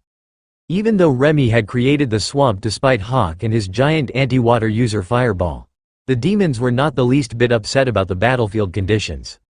It confused the skeletons, slowed their reinforcements, and if you knocked one backward into it, the creature took longer than usual to get back up, giving the warrior time to catch his or her breath. That spell takes too long. I want to do it again now, Karl. I need a thing like Remy has for more mana, Hawk complained. A piece of jewelry with enough mana storage to let him double cast that spell was an absurd request. Even 3 items wouldn't be enough to fully replace his mana. But he could get back enough to not slow down his other attacks while he regenerated for a while. I will work on something for you once we're done with the undead. You might have more ideas with some practice, Karl agreed. He had a point, Hawk thought. The new fireball had just been invented, there might be room to improve it. Remy broke his concentration with a new idea. You know, if I aimed 1,000-year flood straight down, and then flew around the battlefield to clean up, that should make it rain about 3 centimeters a second for 100 meters around me. I could be a rain goddess for the withered crops. Hawk snorted. For one, you can't fly very fast, you'd flood everything. But more importantly, this is clearly just bullying. Karl chuckled. You two cut it out. No fire versus water arguments in battle. Besides, you're both still losing to Ray in kills. Hawk paused. That couldn't be right, could it? No, she really was beating him, even after his huge fireball. It definitely took too long to recover from. The reminder got both of them back to work, creating hellstorm vortexes to pull the undead together for faster clearance rates, while the rest of the group tried not to laugh at their renewed motivation and rivalry after Hawk's new spell. They would ask about it later, but watching the bestial siblings clearly trying to one-up each other was highly entertaining for those who could see it from their position. Karl found himself too far from the battle again and switched to his bow, which caught the attention of the demons. Now that is shiny. Where did you get that? The one on Karl's right asked as he hurled a fire bolt over the front rank of defenders and into the swamped skeletons. My guild made it. It's a custom piece, obviously, but we have overlords for smithy, alchemy and runecrafting. Karl explained as he fired volleys of void blast arrows into the swamp. How are you not out of mana? The same demon asked. Karl smiled and shook the bow. It's got a reduced mana cost for the arrows. They're actually quite efficient to cast, and I made accessories for mana regeneration. The demon fired a few more shots as he considered the description. I will have to talk to the commander. I bet that he could get approval to buy a few like it for the squad leaders. Now, the rest of us might not make enough in a year to even consider buying that. But the army is a bit more generous with those in leadership. That was certainly going to be true if they were willing to purchase epic-grade overlord-ranked weapons. That was a very generous benefit by any army's standards, even if they were well worth the cost. You know, those arrows are particularly effective. Is there more than just the void spell on that arrow? The other demon asked. The void blast is layered on top of a poison arrow made solid with blessed item. As it was made specifically for me, I went a bit overboard. But the arrows get a bonus against anything sensitive to holy damage. With me adjusting the void blast to larger radius with lower initial output, the blast causes holy damage to multiple undead at a time. I'm quite proud of this one, even if I didn't make the base bow that the runes were added to. That was done by our guild's Grand Master Smith. The demons near Carl all chuckled. Now you're making us all jealous. But against the undead, a holy explosion is just ridiculously good. Even a little bit of holy damage would be a huge damage increase. Plus, their damage ignore doesn't work on holy damage. Carl nodded in understanding. I will talk to the two commanders after the battle, and see if they can get approval for a number of items that will add holy damage to attacks. Wait, I have a temporary solution. Carl focused for a second to cast Talisman with runes for bonus holy damage on it. Then he folded it in half and stuck it in the armor of the demon on his right. Try that, he instructed. The next firebolt exploded with a flash of golden light on impact, and the nearby skeletons were more charred than usual. So, Carl made a half dozen more and gave them to everyone standing nearby, including Remy. There was no need to give them to the golems and bodyguards, they already got enough bonuses. Shining golden blades made short work of the undead, even if the overall effect was a bit like an outdoor concert in the middle of the day, with all the flashing lights. Carl made a mental note that the holy damage runes were not stealth-friendly. The swamp was rapidly being cleared with even a half-dozen holy damage talismans, and Carl realized just how much difference being properly equipped to fight the undead made.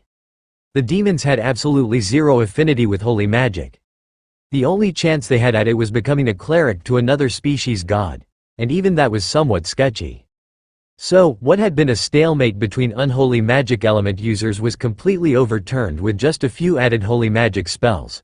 And that gave Carl a great idea.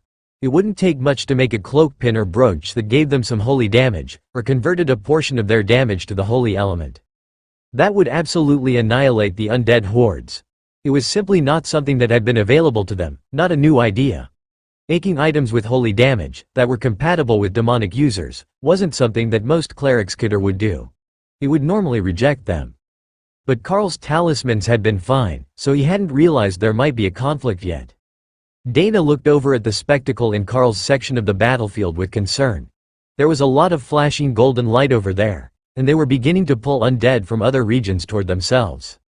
What is he doing over there? Tessa shouted so the flying mage could hear her. I have no clue.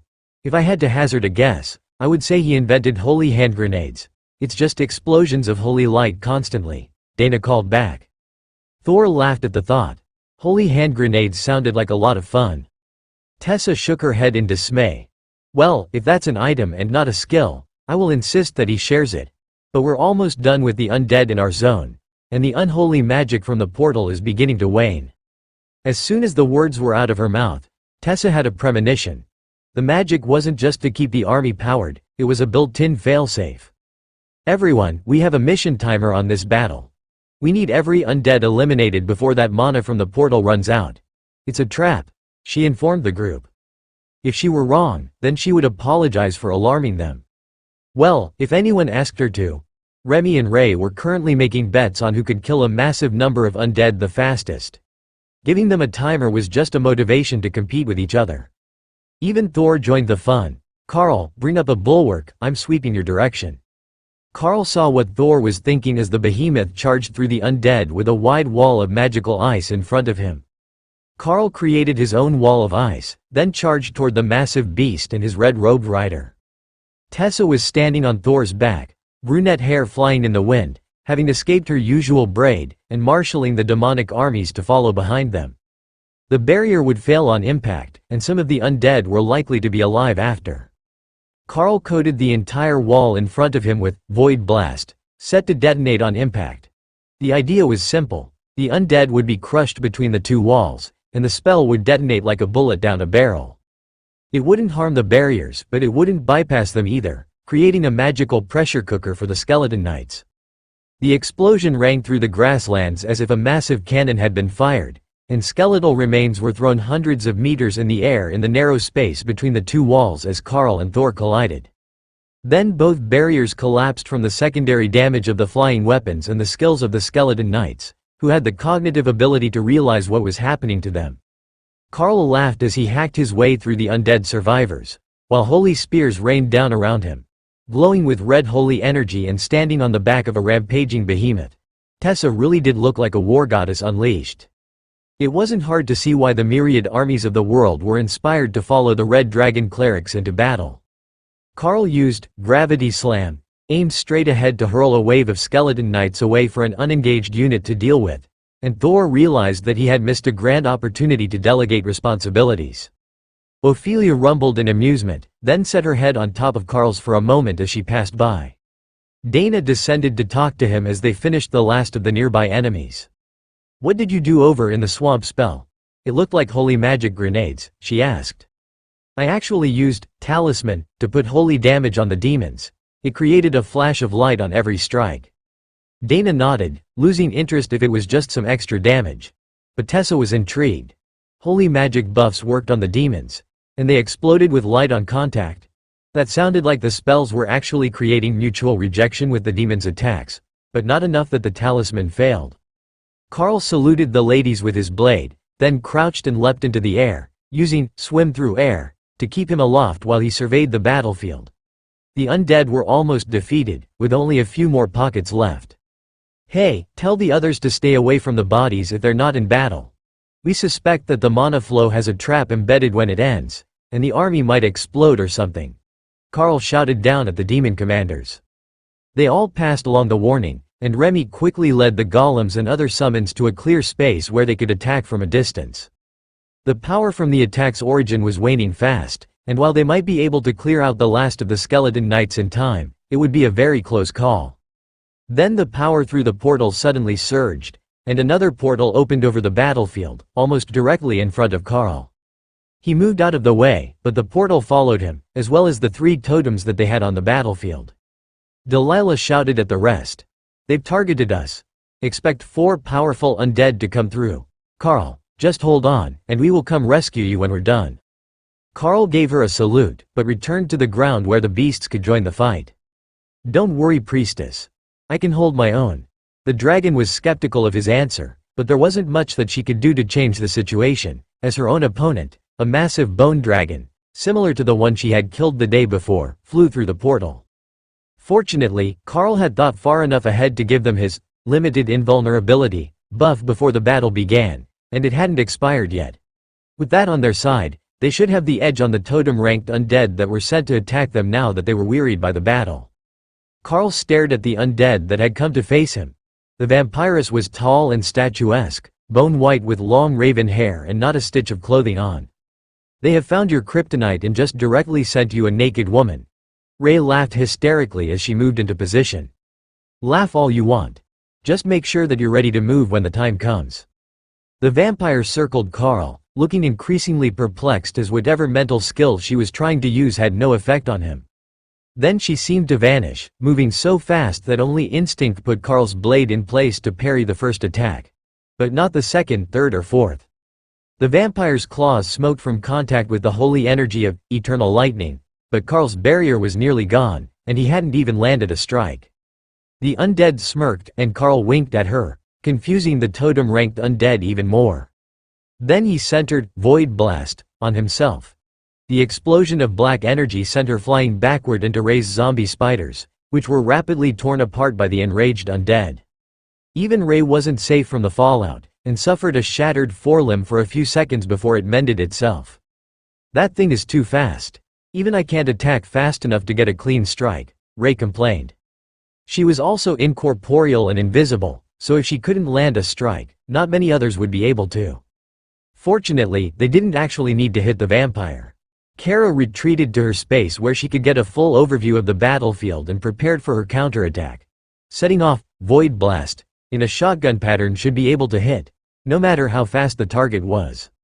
Ray had the same idea, and sprayed out a net of sticky silk to slow down and locate the target. Vampire claws flashed with some sort of attack skill that created a minefield of rend attacks around her. Not moving, they just rotated into existence like claw strikes, then vanished. Carl had never thought of using rend that way. He sent it out in a wave, but he could likely create hundreds of attacks in a split second. The damage would be low, but a hit would be nearly guaranteed. The undead totem looked at Ray, obviously able to see her, even in Night Haunter, incorporeal form, then returned her attention to Carl.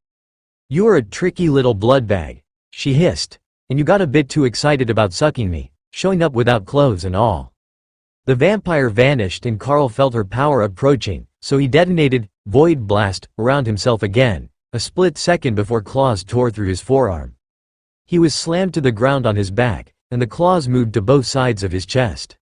Carl grabbed her wrists, trapping her hands as the vampire's claws ripped into his chest and Void Blast flayed her skin. In the battle of strength, they were closely matched. Carl couldn't throw her off without leverage, and she was unable to push her claws into any vital organs, so their battle was one of regeneration. Even with attacks raining down on her, and Ray repeatedly stabbing her in the back with poisoned daggers, the vampire's wounds closed in a split second, while Carl's chest was covered in black mist as Void Body regenerated him. "Why don't you die?" the vampire demanded. "That's my line. You showed up for naked wrestling in a consecrated ground zone. Just turn to ash already," Carl replied. Pain racked his body as the vampire blasted him with repeated attacks, shattering the remains of his armor. Most of his body had lingering black mist over it now as Void Body regenerated him, and Carl spat blood as the vampire smiled. "Good try, but that's not going to be enough for you to win."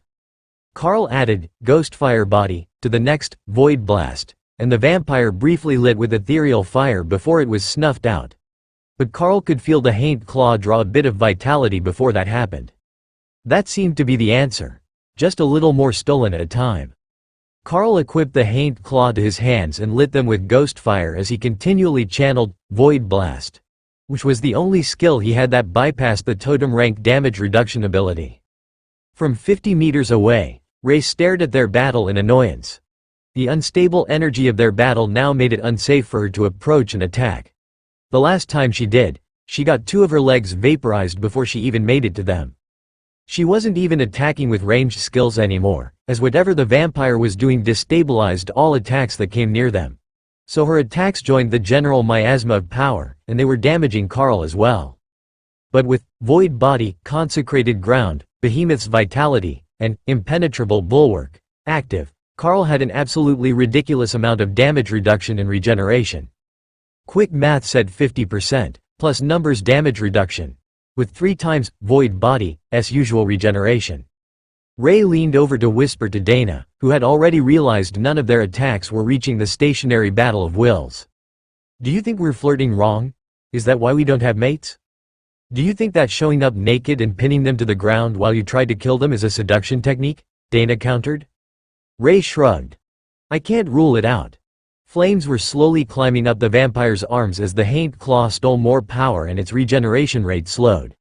But the chaotic energy whipping around the area was getting worse as well, and nothing else dared to come near them.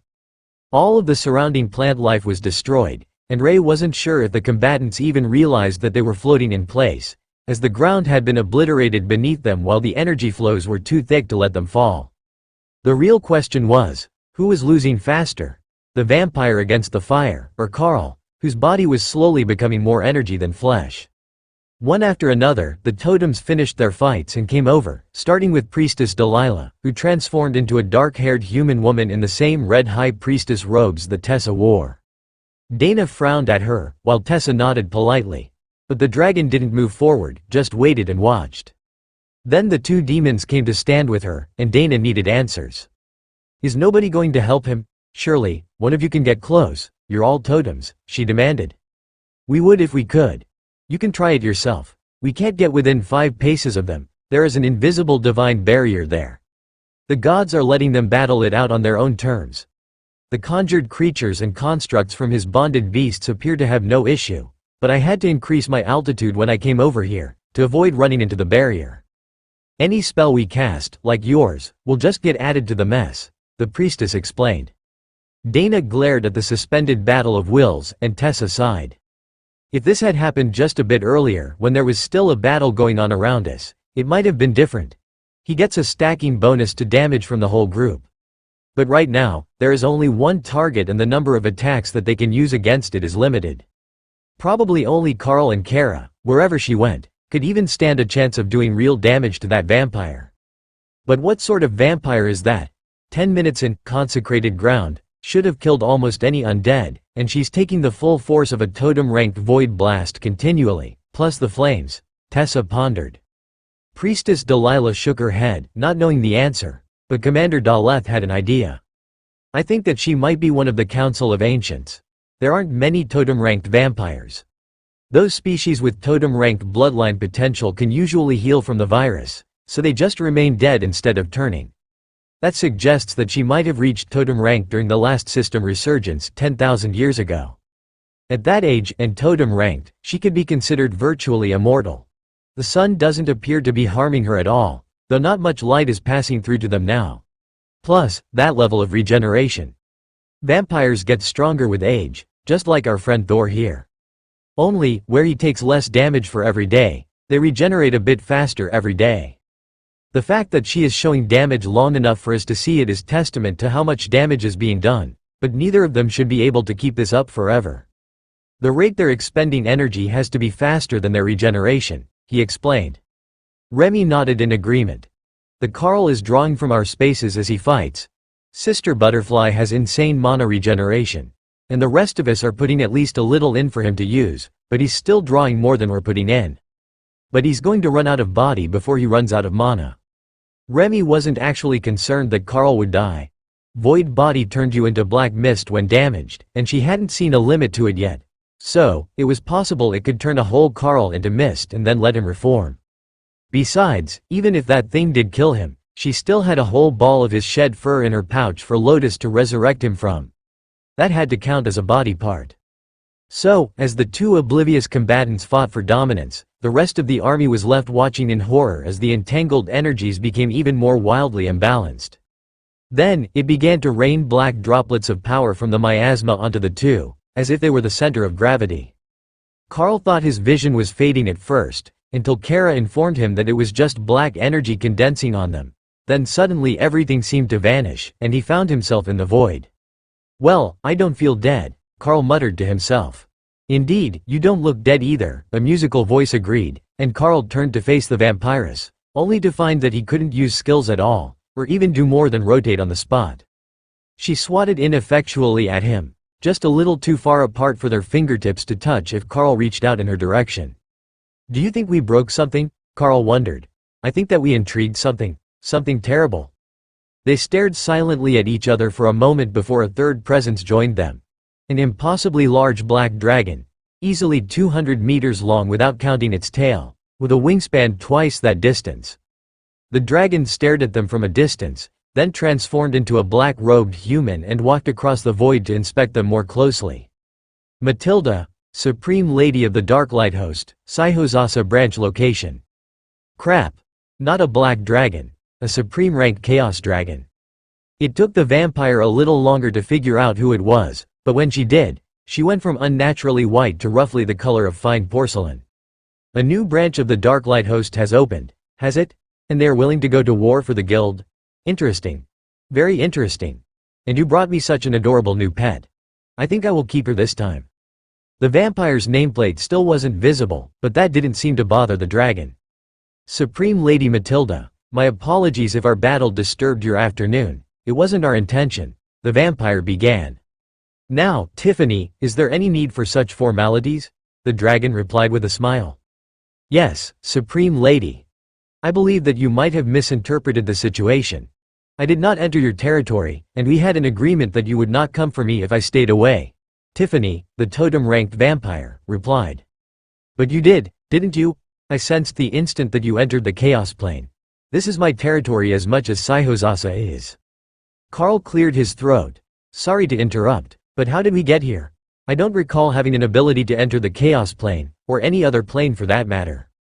The dragon seemed amused at the question. You don't? Your little spat with the lovely Tiffany created a Chaos Plane anomaly. Void magic and death magic, condensed until they liquefied. What else did you expect? Not this, Carl replied with a shrug. The vampire nodded. If anything, she would have expected the underworld, or perhaps the netherworld, or one of the other lower planes. But opening a planar anomaly was not anywhere on the list of expected outcomes of their contest to begin with. However, she didn't have any intentions of going home with that insane dragon. The Supreme Lady could keep that cockroach of an immortal annoyance instead. If you show me something interesting, perhaps I could show you how to go home, Matilda suggested. Carl smirked and removed Kara from her space to hold her out toward the dragon. The Supreme Lady looked confused as she approached and stared at Kara. Who booped her with her nose, then licked her cheek. The dragon froze in place as both Carl and Kara burst into laughter. Tiffany gasped in horror, and turned to stare at him. You are literally insane. Did I disintegrate something important in your brain? I might be facing a horrible future, but you are so fucked. Satisfying. Spicy, a bit sweet. Kara agreed. Matilda was still staring at Carl and Kara, who was now flying around the Chaos Plane on her own, while Carl was completely unable to move. Oh, I see now. You were right, that is interesting. You found a way to have a winged void badger blessed by the laughing god. Matilda muttered, then cast a spell that created a small mirror in the air on her right. The scene in the mirror changed rapidly, then came into focus, looking at a small burrow full of baby void badgers. An incorporeal black mist surged with power, and the area was obliterated, except for a black ball where the mother badger protected her young. Then the scene cut and Kara was standing on Carl's shoulder as he swatted away the attack of the four-armed titan at the Golden Dragon capital. Then it showed her being attacked by orcs and meeting Carl, who lured her in with food. Finally, it showed a flash of her looting an unknown species of insectoid warrior in a dungeon, followed by the moment that she licked the bone dragon. So, that's how it is. It's my history, in no particular order. But some of those things haven't happened yet. Kara cheered as she flew over to land on the dragon. The scenes kept playing, but Matilda turned the mirror so only the two of them could see it.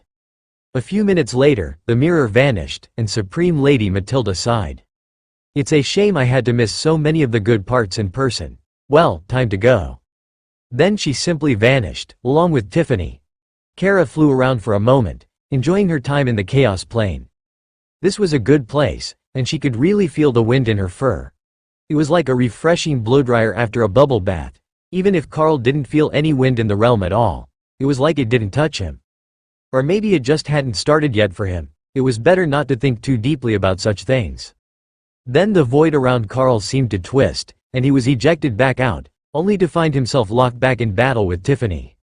Their eyes met in shock, and the vampire turned to mist, fleeing their engagement. The world twisted, and a flash of the memory of the events in the void returned to Carl's mind. Again, Carl found himself back in battle with Tiffany, who looked even more panicked this time. Everything is chaotic, Kara explained in a sage voice from inside her space. The loop repeated for a third time, and Tiffany looked resigned as time restarted. Then she again turned into mist and tried to run.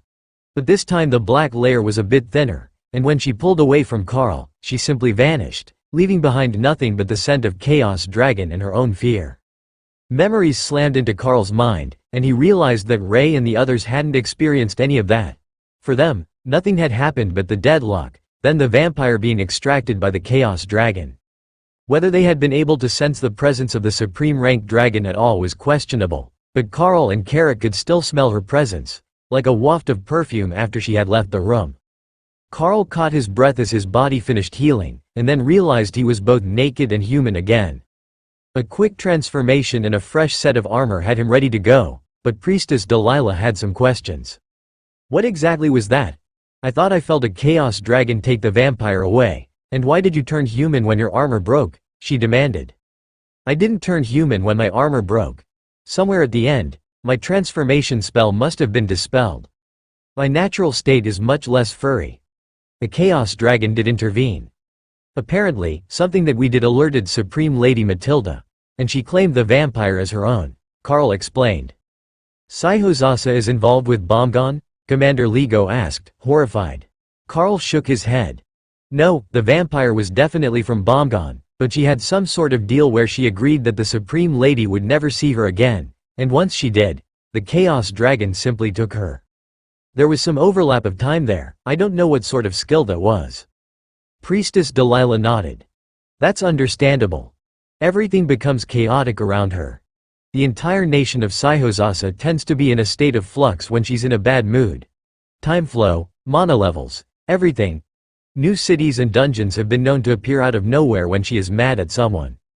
Chaos, indeed. Carl checked his mind and found that Kara was safely in her space, reclined on her pile of treasure, reminiscing about whatever she had seen in that mirror. Her thoughts were oddly closed to Carl, but whatever she saw had pleased the badger. Commander Ligo joined the conversation. So, just to be certain, there is no chance that Saihozasa is working with Bomgon, correct? Carl nodded. That is correct. It was personal between the dragon and the vampire. There was no indication of alliance, military or otherwise, between the two nations. But how did the other fights go? The demon shrugged. The extra damage reduction your team granted us made all the difference. My apologies for not coming to your aid, but void and death together create chaos, and the energy around your fight made it unsafe for anyone else to attempt to use skills or approach the area. But more importantly, in all that mess, were you bitten? Vampire toxin isn't always recognized as a negative state by healing spells and regeneration. Carl thought back through the battle. No, I don't believe that I was bitten. Clawed quite a bit. Hit with every offensive skill that she could think of, but not bitten. That is excellent news. It saves us an extra step in the post-fight quarantine and monitoring stage. If there was any risk of high-ranking vampire bites, someone would have to monitor you all night, in case you died and returned as an overlord-ranked vampire. That would be bad, Commander Ligo explained. Oh? Dana asked. Imagine him, with all his skills, but faster and driven mad by bloodlust. It takes newly turned vampires months or even years before most of them are sane enough that they can be released from captivity for more than suicide missions. Even the Bomgon armies only use new vampires as shock troops, and that's a massive waste, as they're so powerful once they sober up from the bloodlust, the demon explained. Dana chuckled. I can't imagine Mick, our vampiric shop clerk, as a bloodthirsty monster. That made the big demon chuckle. It only happens to turned vampires, not true-born living vampires, children born with the virus from infected parents. Is she still alive, or is she once dead already? Still alive. Kind of. Vampires are a bit odd, Dana hesitantly answered. If there is doubt, she's alive. But their hearts beat very slowly, and they're primarily sustained by blood and magic. They get extra creepy when they're dead. More powerful, but definitely creepier. Carl chuckled at the thought of Mick being called creepy. Maybe there was someone who saw her that way, but he just couldn't. Not when Ray had her dressed in a frilly ruffled Lolita dress and carrying a parasol at work. Thor agreed with Commander Ligo. That crazy naked woman was way creepier than any other vampire he had seen. But now that the battle was over, the hard part could begin. There was a load of cleanup to be done, and the majority of the farmland around the village was completely obliterated. Even with all the powerful creatures they had here, there would be no salvaging most of the crops. I will join the Thunderbird, and we will scorch this region clear of all signs of the undead. Then, if the dancing tree likes to fly, I will take her up to restore the soil while Priestess Tessa makes potatoes for them to plant. They will grow well enough in this soil, and they can grow year-round here, so the farmers don't starve. Priestess Delilah insisted. Oh, she loves to fly. I'm sure that she will be overjoyed to help you, Tessa agreed. The red dragon smiled gently. It was a given that the green dragon priestess would be on board with a flight on the back of a totem-ranked red dragon. Fortunately, most of the battle had been skeletons, so there wasn't much toxic blood to deal with, and only the portions where the zombies had been engaged needed to be intensively purged, while Thor and Carl were tasked with using bulwark to make piles out of the skeleton bones. Those would be burned to ash to reduce the amount of undead corruption that could be spread by their presence. Ray and Remy had already stolen a lot of the hand bones for making arts and crafts, as well as some rare potions, but the rest could be burned. Nobody needed huge undead leg bones anyhow. Within an hour, the battlefield was cleaned, and Lotus was ready for her flight. Delilah came prepared, and she even had a custom saddle made, with an adjustable belt to hold the rider on during hard maneuvering. It might have been even more fancy than the ones that Ray made. They made slow and lazy circles in the sky as Lotus rained nature magic down on the region, bringing life back to the scorched and barren ground. But Lotus was better at nature magic than the red dragon had been expecting, and she caused the potato plants to appear and sprout all through the fields before she was finished. As an added benefit, that also took Lotus much longer than just seeding the fields. A whole extra hour in the sky, riding on a dragon. Entire fields would be ready to start harvesting in a few months, about the time that the villagers would be running out of the supplies that Tessa had left for them today. It would change the stews for a while, but at least they would still have plenty to eat. Tessa spent most of that time working with Thor on rebuilding the damaged road sections, as Bulwark had proven to be such an effective earth-moving tool when attached to a behemoth. Thor could push massive piles of dirt and gravel with ease, and a little work to build up the road above the level of the fields would make it much less muddy than before. Everything drained to the dry moat around the village anyhow. Chief Snakebite came out to greet Carl when he approached the village after finishing the cleanup. "Excellent work, Overlord. We have a long house for your people, so you can sleep. I remember that you've been up since yesterday already." Carl patted him on the shoulder. "Thank you. I'm sure everyone will be grateful for the rest. If you talk to one of the battalion leaders, they'll let you know what their night watch practice is. But first, I think we should probably eat. If I tell the ladies to go to bed hungry, I will be sleeping in a pig barn." The longhouse was like a military barracks, set up for 100 people to sleep in, with a large open space in the center, set up for a cooking fire. Carl woke up the next morning to the usual sounds of his group in camp. Dana mumbling to herself as she shifted in his arms. Thor and Tessa preparing breakfast. Lotus trying to escape from Ophelia, and now Noctia, laughing at the little priestess dilemma. The black dragon waved at Carl as he sat up in bed. "Oh, really isn't a morning person, is she?" Everyone awake shook their heads in solidarity. If she didn't have Lotus with her, she would sleep at least 3 more hours a day. But they're basically a bonded pair at this point, so she puts up with the early morning wake-up calls. Carl explained quietly. Ophelia opened one eye, then ruffled Lotus' hair before tucking the little cleric back underneath her. "You're all too loud. We were up for 2 days and a night, let me sleep." Tessa chuckled. "Well, it's almost noon. If we don't have breakfast now, it'll be lunch." They had slept from late afternoon until nearly noon the next day, and she was hungry. The orcs had brought them supplies at some point, as there was a basket of eggs by the door. But Thor had given her a large whale steak to fry, and there was a massive skillet full of what smelled like bacon grease, garlic and chopped potatoes. Once that was frying, the smell was enough to rouse Ophelia from her slumber, and everyone got prepared for their day's activities. Priestess Delilah came inside, transformed into a middle-aged woman with hair as bright red as her robes, and a stern face that spoke of countless years dealing with children. "Do you mind if I join you? There are some things to discuss this morning while the army is preoccupied," the red dragon asked. "There's always enough for more visitors. Sit where you like," Tessa agreed. Delilah picked a spot beside Noctia, as she was alone on a bed, and got right to business. "It seems that your premonition was right. The energy flows were a trap, and the arrival of the last wave of totems was not a coincidence. We have reports of 12 other attacks, all much smaller than the one that we endured, but all of them ended with either an undead plague curse or a group of totems arriving on the scene the moment that the energy flow from the battlefields ended. Unlike the others, it appears that we managed to attract an entire staging area to one spot. That might not sound like a good thing, but I would contend that it was. We had 3 totems here, plus a strong support overlord, to help deal with 6 necromancer lords. The Bogon nation took a heavy blow last night, with the loss of an entire totem-ranked necromantic coven, and 2 ancients. Well, 3 if we consider the vampire to be lost to them, though she is confirmed to be alive." Carl gave her a curious look. "She has been confirmed alive already?" Delilah nodded. "Supreme Lady Matilda took her shopping in the late hours of last night. The vampire has been imprisoned with magical cuffs that suppress her ability to transform, as well as some of her abilities. So, she is no longer considered to be a threat. But more than that, the number of totems that will support the Lord of the Undead is limited.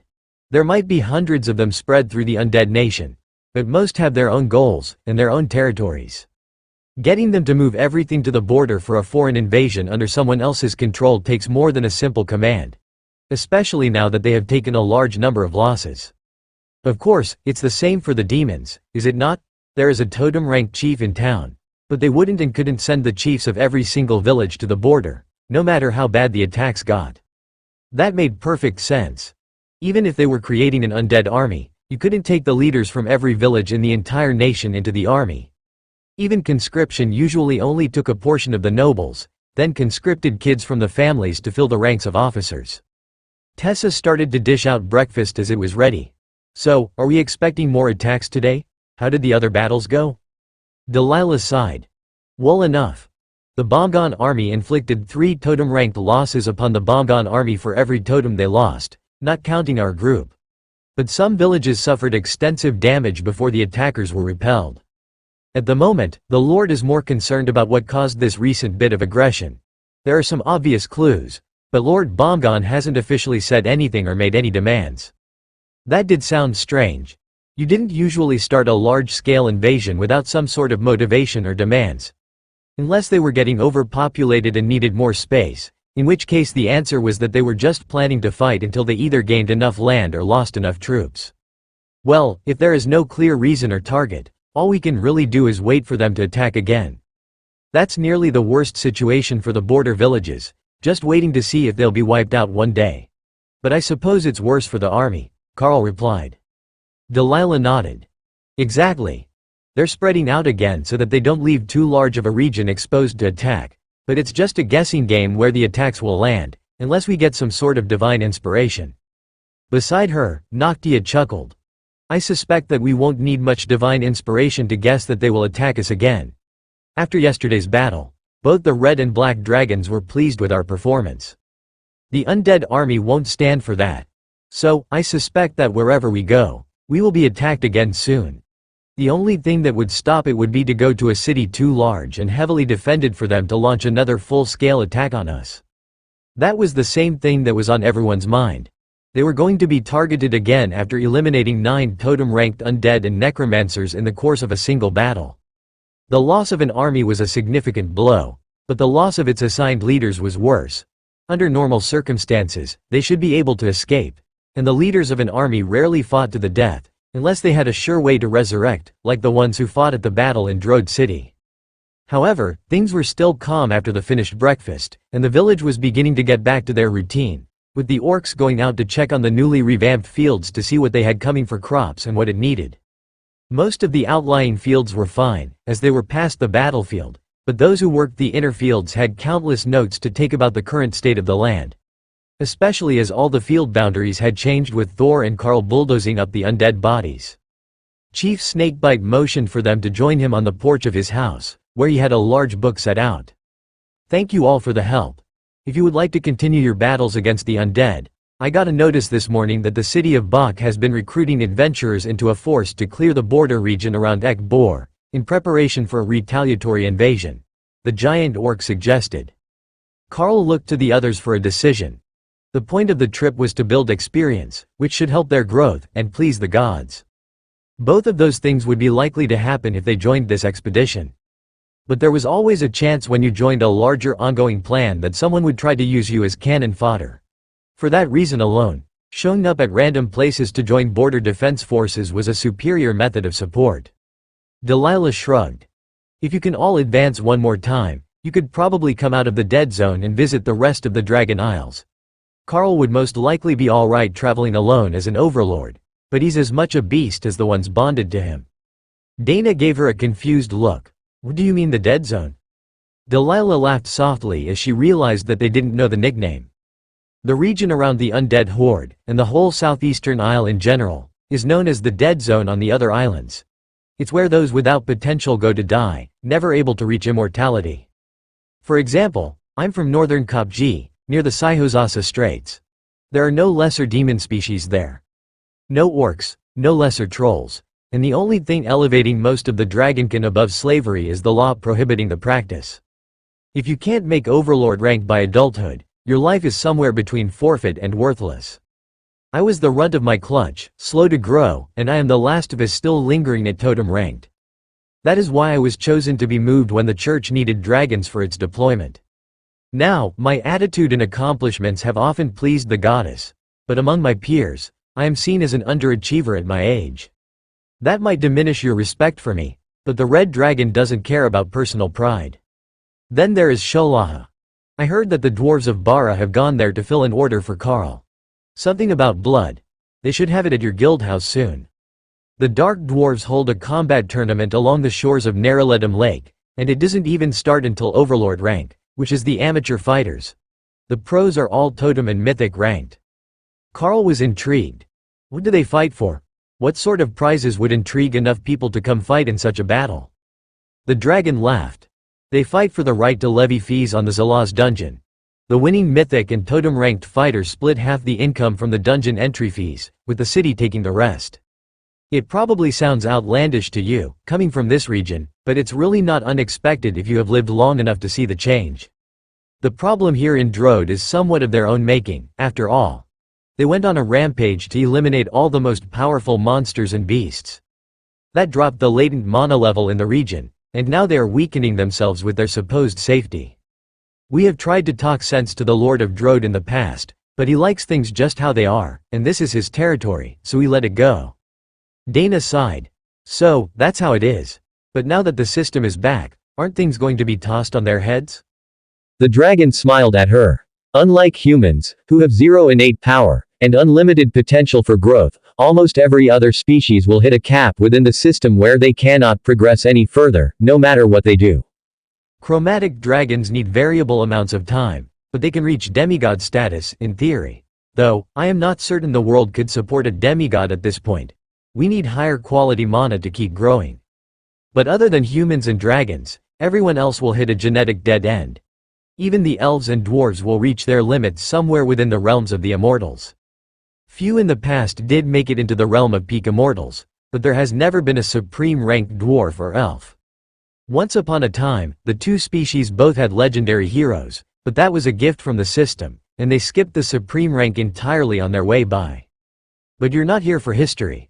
What I'm saying is that from a logistical standpoint, it makes sense for you all to try to get to Overlord rank within the next few years. I can see that the ladies are still new to the Monarch rank, but your power is growing. Earn enough rewards from the system and you'll make it there. It's not like you're short on time. With a fully active system, your aging process should slow dramatically once you're in your later 20s, or the species equivalent of the human end of early adulthood. Lotus sighed at the thought of needing to make it through a whole rank to keep traveling. That was a long time. But she was pretty comfortable in Drode, and they were all Darklight Host Guild members now, so there was no reason that she couldn't just stay there forever if she didn't make it to Overlord rank quickly. The downside would be that if everyone else did, then she would miss out on too much fun stuff. If it was just Karl, she could get Ray and Remy to bring her back fun stuff. But losing her cuddle bear to separate adventures was simply unacceptable. Delilah noticed her dilemma right away.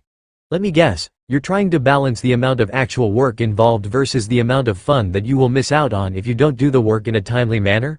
The dragon asked. Lotus gave her a suspicious look, but nodded in agreement. Delilah consoled the little cleric. Well, as they say, nature is all about balance, right?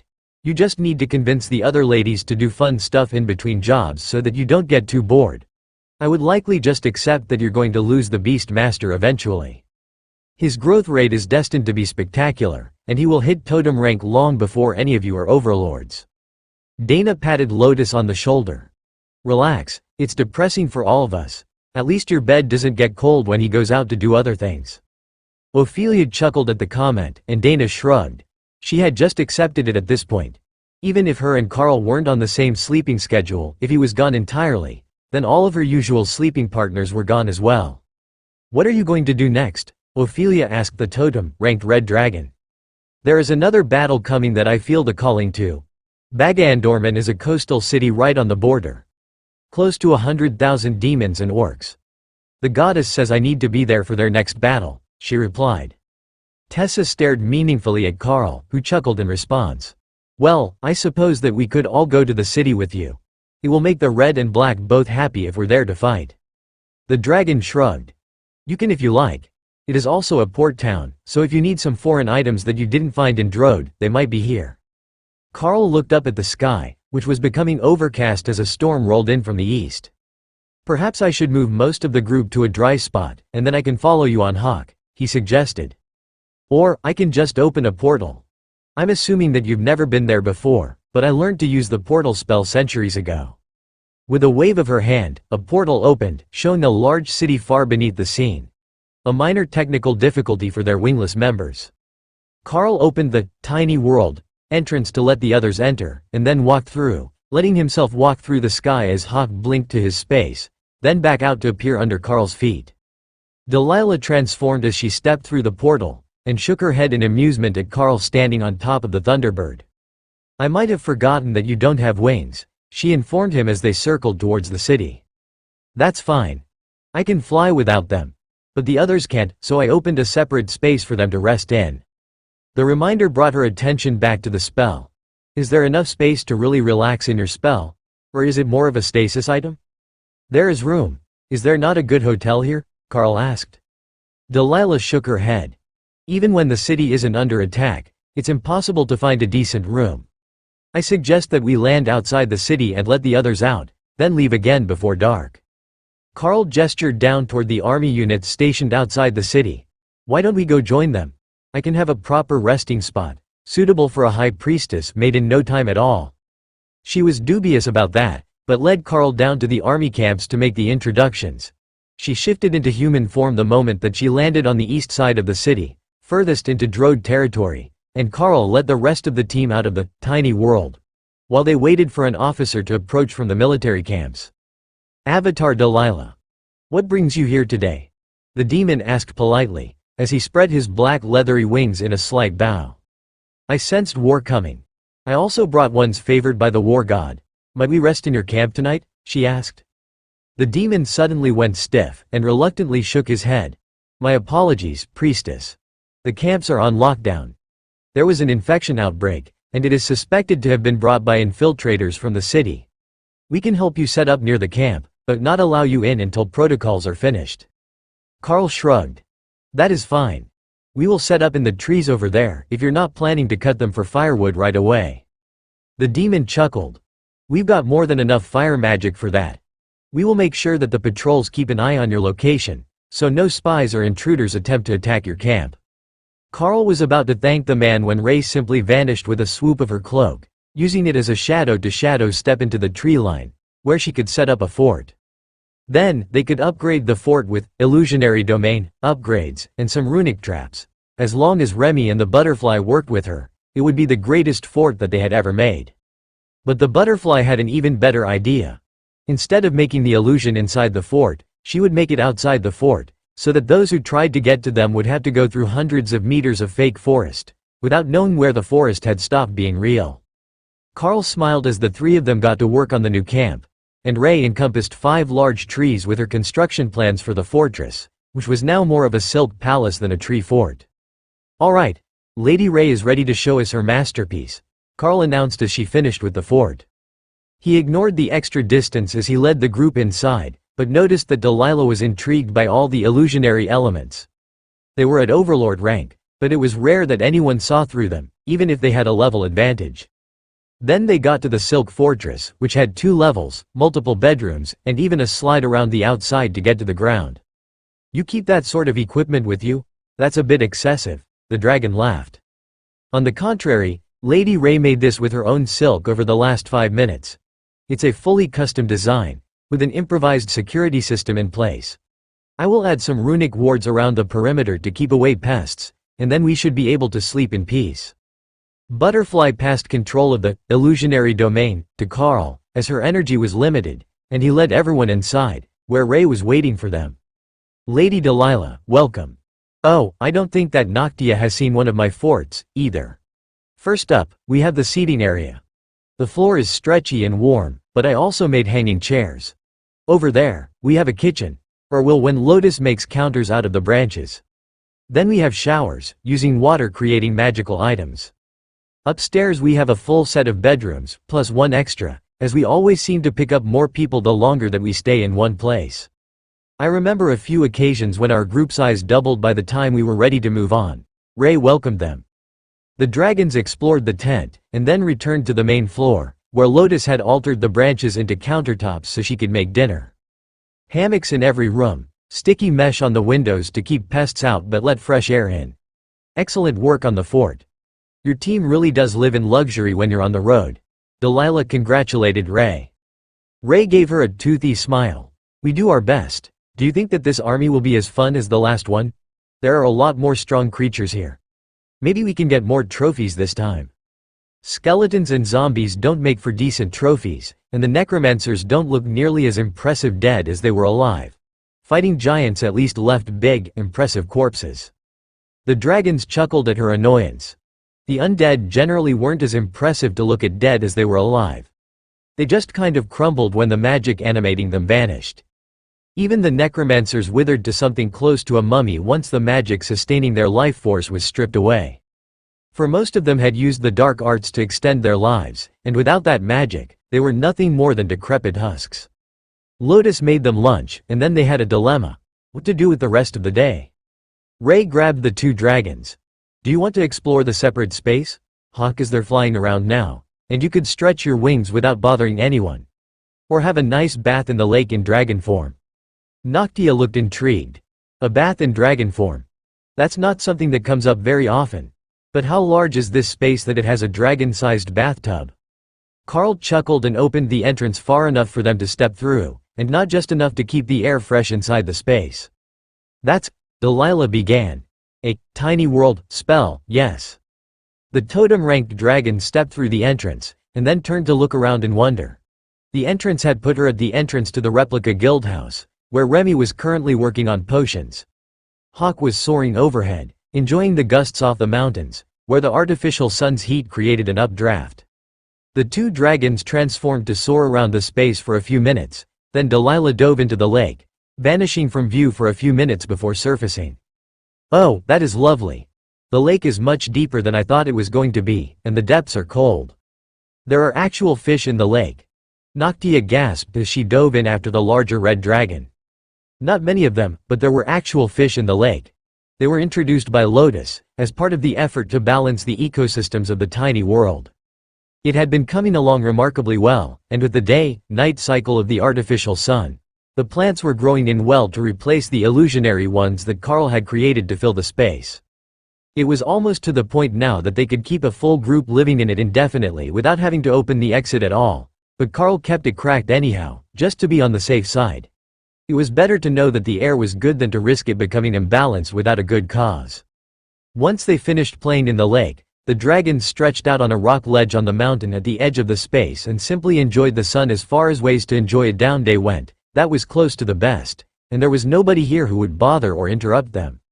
No threats to deal with, nobody begging for favors. Just peaceful relaxation in the sun. While most of the team relaxed in the tiny world, Carl sat in the fort and kept watch with Kara. Well, technically neither of them was doing a good job of keeping watch. Kara was snacking on trail mix from the guild storage, and Carl was reading a book on magical item creation. But they were at least inside the fort, where they would hear and sense if anyone approached the illusionary domain outside. The rest came out of the tiny world for a late dinner, in preparation for setting night watch in their Silk Tree Fort. This definitely was not a safe region for anyone to be setting up camp, even as close as they were to the additional army units, and Delilah was not ready to just take Carl's word that Ray could take care of the night watch duties. Why don't we keep watch in shifts? I will take first watch with Ray, and then Lotus can keep watch with Ophelia, while you can take final watch with Noctia? Then we will cycle the others in, so everyone gets nights off, Carl suggested to the Red Dragon. Carl called out the Lamia bodyguards, as well as the Epic Guard, who was looking more like a living creature every day. The last battles had left the guard invigorated with power, and the energy sharing of the Haint Claw appeared to be subtly enhancing the creature, which looked much like an all-black version of Overlord Lifa. But as the Epic Guard increased in power, it was subtly changing to be less like the wayward Haint. The bark on its body was beginning to separate, giving it the effect of a ghostly woman in a humanoid tree, and less of a bark-covered humanoid like a dryad. Carl wasn't sure if this was a form of evolution or an armor skill, where the bark was the ablative armor. But the Epic Guard was becoming increasingly distinct. That is a curious creature you have summoned. Tell me, do you usually equip it with weaponry? Delilah asked. If anything, I will give it a haint claw. It makes the guard exceptionally combat capable. The haint claw itself has skills imbued on it, and the epic guard skill is capable of putting them to good use, Carl explained. That was a bit less than a fully detailed description of what happened when the two things were combined, but they would get fully sidetracked if he started describing that. Interesting. And her presence activates a group buff. I can see why you activated that guard for the night shift. Carl smiled. She also doesn't need to sleep, so the three of them can keep night shift company. The Lamia pair knows the basics of making tea, if you should get thirsty. Once they had finished eating and showered with the pleasantly warm water, courtesy of Remy, everyone but Carl headed for bed. Even Dana went up to sleep, with Kara following her. Remy giggled. I hope that Sister Ray snore-proofed this place. Kara talks in her sleep. Then she borrowed the unobtrusive behemoth, skilled to shrink herself down to a tenth of her normal size, which made her small child-sized, but without the toddler's chubby body. She was still as lithe as ever, but now fit conveniently in Carl's lap as he reclined in one of the hanging chairs. Oh, this isn't bad. I'm going to have to try this for breakfast tomorrow. Food will be huge. Carl took out items from the guild bank to inscribe with runes as they listened for approaching enemies, or signs of disturbance at the army camps. Ray was outside somewhere, keeping watch, and setting more traps in the woods, just because it would be fun to see what got caught. The two most likely attack times would be just after dark, or just before dawn. There was some chance that the enemy would come during a random point during the night, but in Carl's mind, that was lower than the strategically advantageous all-night battle, or the twilight hours, when every species had trouble adapting their sight to the changing light. It didn't come during Carl's shift, and by Ray's update, it didn't arrive during Lotus and Ophelia's either. So, it was with great confidence that Remy followed Tessa to the kitchen in the morning to start making breakfast. She wanted to know what food looked like at a tenth of her usual size. Her memories of being a hatchling were fading, but she could be small again. Tessa, not being privy to the inner workings of Remy's mind, simply thought that the eccentric Naga had decided that there was some advantage to being 1/10 her normal size while helping in the kitchen. They finished with all the usual breakfast foods, and Remy took a carefully curated plate to the counter to test whether eating while in a shrunken state was superior. Only 2 chunks of fried potato in, it was decided. This was definitely the superior way to eat. It might not be best for helping in the kitchen, as more body would make it easier to move around. But for purely eating, so much better. The smell brought the watch team in, and woke the others. Even Ophelia was up and out of bed on time today. Priestess Delilah took a plate with a polite smile at Tessa, and settled cross-legged on the floor to eat with her back against the tree trunk. There is no sign of movement from the army yet. Whatever attack they are waiting for isn't here. However, I can feel the gods' anticipation, so something big is going to hit here soon. I would recommend that everyone takes it easy today, instead of going into the city to do their shopping. We don't want to be separated when the attack begins, as they will lock down the city to keep spies and traitors from escaping, and it would cause chaos if we started attempting to exit at that point. Carl shrugged. That's not a big deal. We can spend a day crafting and mending gear. There's always something to patch, and if we run out, we can go assist the army camp. Did you need anything made while I'm at it? I will be making items for the guild shop, but there should be time for a custom piece or two. The red dragon shook her head. No, I am fully equipped. Just focus on anything that your guild needs so that they're not left hungry while you're on the front lines. Carl got started on the list of things that Loras had made for the day, starting with the requested higher rank items that nobody in the shop could make. Now that they had Dora, they could make some higher quality items, but there were a few requests for Overlord and Monarch ranked non-combat items as well. Those were the first ones that Carl made, followed by one of the weapons that Ashbringer had prepared. Is that made of corium and elven steel? Delilah asked as Carl prepared to begin adding runes to the scimitar. Possibly. I'm not a blacksmith, so I don't know all the metals and alloys. I just have an arrangement with our smith that he will make a number of high-quality weapon blanks for me to finish. The difference between a master-crafted weapon and a rune-crafted weapon is enormous, so it's good for our guild budget to make a few a month for auction. Remy made a bunch of potions yesterday while everyone was relaxing as well, so the shop is pretty well stocked. They are just lacking some of the Overlord grade supplies I usually provide. I see that we have mostly utility magical items on the list for today, though. So, our clientele must be adapting to what is regularly available instead of demanding specialty or combat-related items all the time.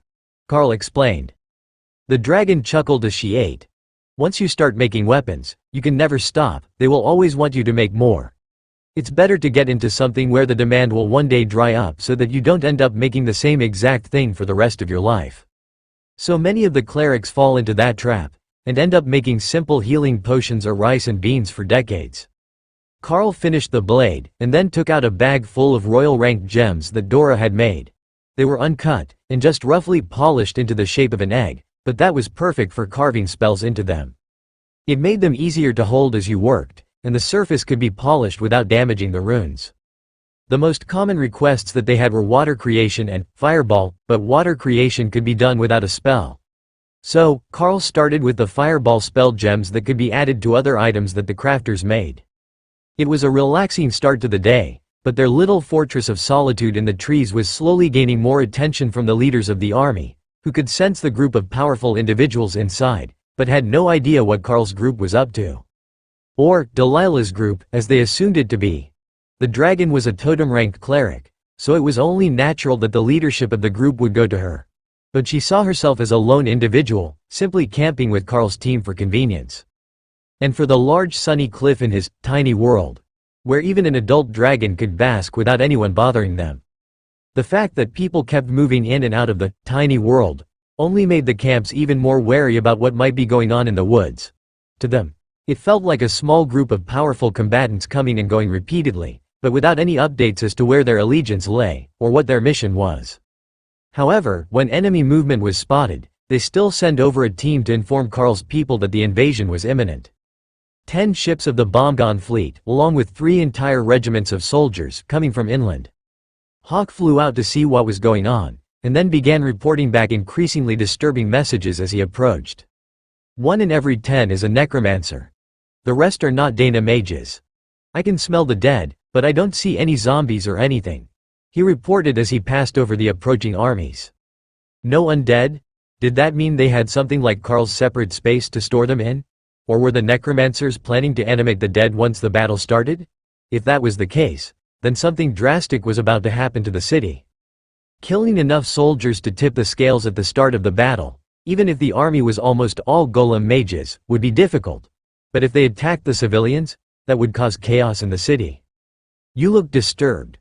Priestess Delilah noted. They have an army that is 1 in 10 necromancers, but with no undead. I'm more than a little concerned about where they plan to obtain them from, Carl explained.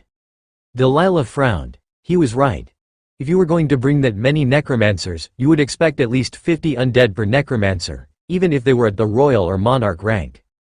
To have an entire military company worth of necromancers and no undead practically screamed that they were planning to do something horrific to procure their army after arrival. The Droid army should have realized that by now as well. They've got plenty of flying scouts. Let's see what the new arrivals have to say. The group from the army was already within the illusionary domain, avoiding the traps that Rey had set on everything but her one designated path in and out. Hail to the camp. One of the soldiers called from outside, unsure who was in charge here. Delilah motioned for Carl to answer, so he moved to look down from the floor entry. Come on up. What is the status at the camps? Our flying scout has reported general army numbers for the incoming Bomgon soldiers and fleet, but that's it so far, he greeted them. One man came up, leaving the other 4 on guard around the base of the tree. Overlord, I am Captain Kirch. The Droid army will be moving to intercept the Bomgon army as the city guard intercepts the fleet. There are no ships on defense here, they were lost in an earlier battle, so the naval battle will take place in the harbor.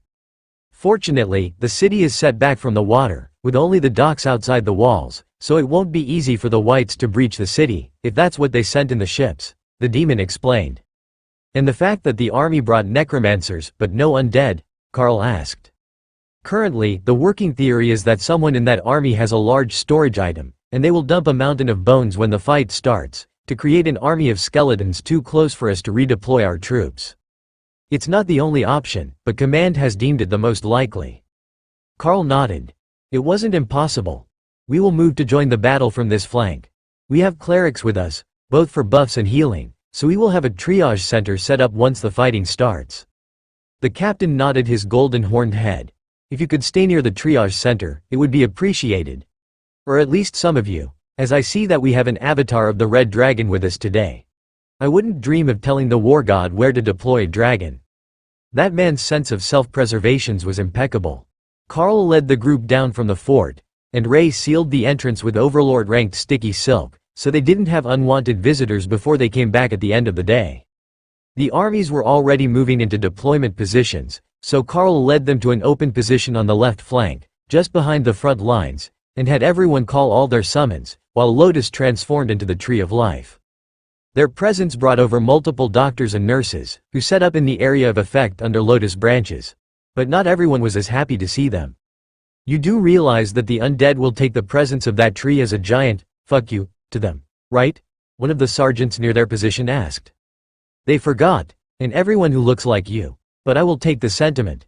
Having a powerful dedicated healing station here will help prevent the flank from being overrun. Don't worry about it too much, we will send our golems to assist the line, Carl replied. A few golems were not going to be equivalent to all the extra attention that they were going to draw, especially with a whole army of mages incoming. Mages who were likely to be using golems themselves. Tessa and Delilah were practically glowing with energy already, and the battle hadn't even started. If anything, that was not a good sign. But when Noctia began to shimmer with a faint black mist, it didn't take a genius to realize that someone, very near to them, was completely and immeasurably screwed. The battle started in the bay, with the ships bombarding the city walls as they approached, and the demons flying out to meet them. The mages summoned tens upon tens of thousands of golems, and the attack on land began, but the energy around the war and death god's acolytes was only growing. Can I start yet? Hawk asked, circling high above in the clouds. Not yet. Something is about to happen. Once it does, then we attack, Carl replied. Seconds later, a massive portal opened over the city, instantly dumping seawater and undead into the walls of Bagandorman. Carl and Kara were both ready for the sneak attack, but their attempts to dispel the power of the portal were no more than drops in a bucket to the power that was being deployed to keep it open. Delilah and Noctia both burst into dragon form and channeled energy into the efforts to close the portal. But even then, they could only make the edges waver a little as seawater and zombies poured into the city from 50 meters in the air. The one spot nobody ever looks for an enemy, deep underwater. The perfect spot to hide an entire army of undead, Dana muttered. With the basement bunkers of the city mostly flooded, the civilians would be forced out into the streets or the upper levels of their houses, where the undead horde could find them. And the horde was no small threat. Every undead that could be controlled by the thousands of necromancers in this army should now be inside the city, and the screams echoed over the battlefield, even as the first plumes of smoke from a city being ransacked began. It threw the armies into chaos, and Delilah roared in rage. The Red Dragon hated attacking non-combatants and children as a battle tactic. It didn't matter if it was effective, it was cowardly. War was for warriors, not terrified children. Carl wasn't sure what he should be doing. They would need the healing station to be defended, and he couldn't leave Lotus alone, especially now that the armies were likely to collapse before they could reform their ranks. Hawk, Ray. Begin the attack. I don't care how much mana you burn, he commanded. Boss, did you know that you're glowing? Remy asked through their mental link. Carl looked at himself, but he couldn't see anything glowing. Not like he saw the power radiating off the dragon clerics. Skill Master 5 activation, skills, Rampage, Pack Affinity, and Brutality have formed a combined skill. New skill learned, War Banner, Artifact Grade Large Area Spell. It spreads combat buffs across an entire allied force. Usable only during times of war. Carl let the power flow through him, and a massive dark light host banner appeared in front of him, on a pole 5 meters tall. Carl instinctively stabbed the banner pole into the ground, and a pulse of power spread over the battlefield. War Banner active. A. Combat buffs, haste, terrorize, brutality, rampage, are applied to all allied soldiers, by the grace of the death gods. War Banner active, combat buffs, holy weapon, holy armor, consecrated ground, are applied to all allied soldiers, by the grace of the war gods. Carl was quite certain that it was either Delilah or Tessa who had cast the holy buffs, but they were active on Carl, as was consecrated ground, as he was standing in Thor's area of effect. And now they were active all over the battlefield, where the demons were beginning to rampage. However, the spell had one minor side effect. A 3-meter radius column of holy light that extended from it to the heavens.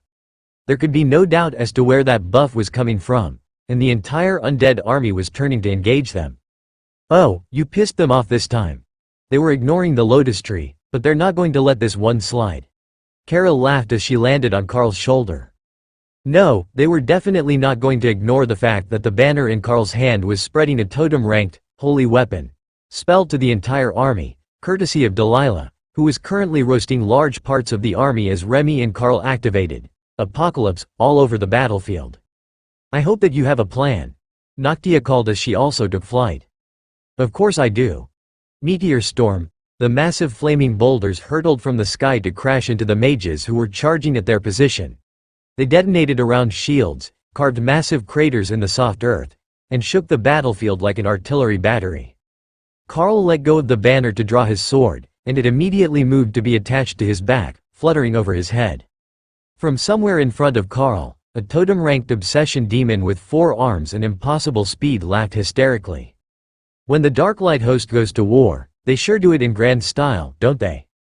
Battle Alliance request. Oathbreaker requests to ally his force with the Darklight host. Duration, 1 battle.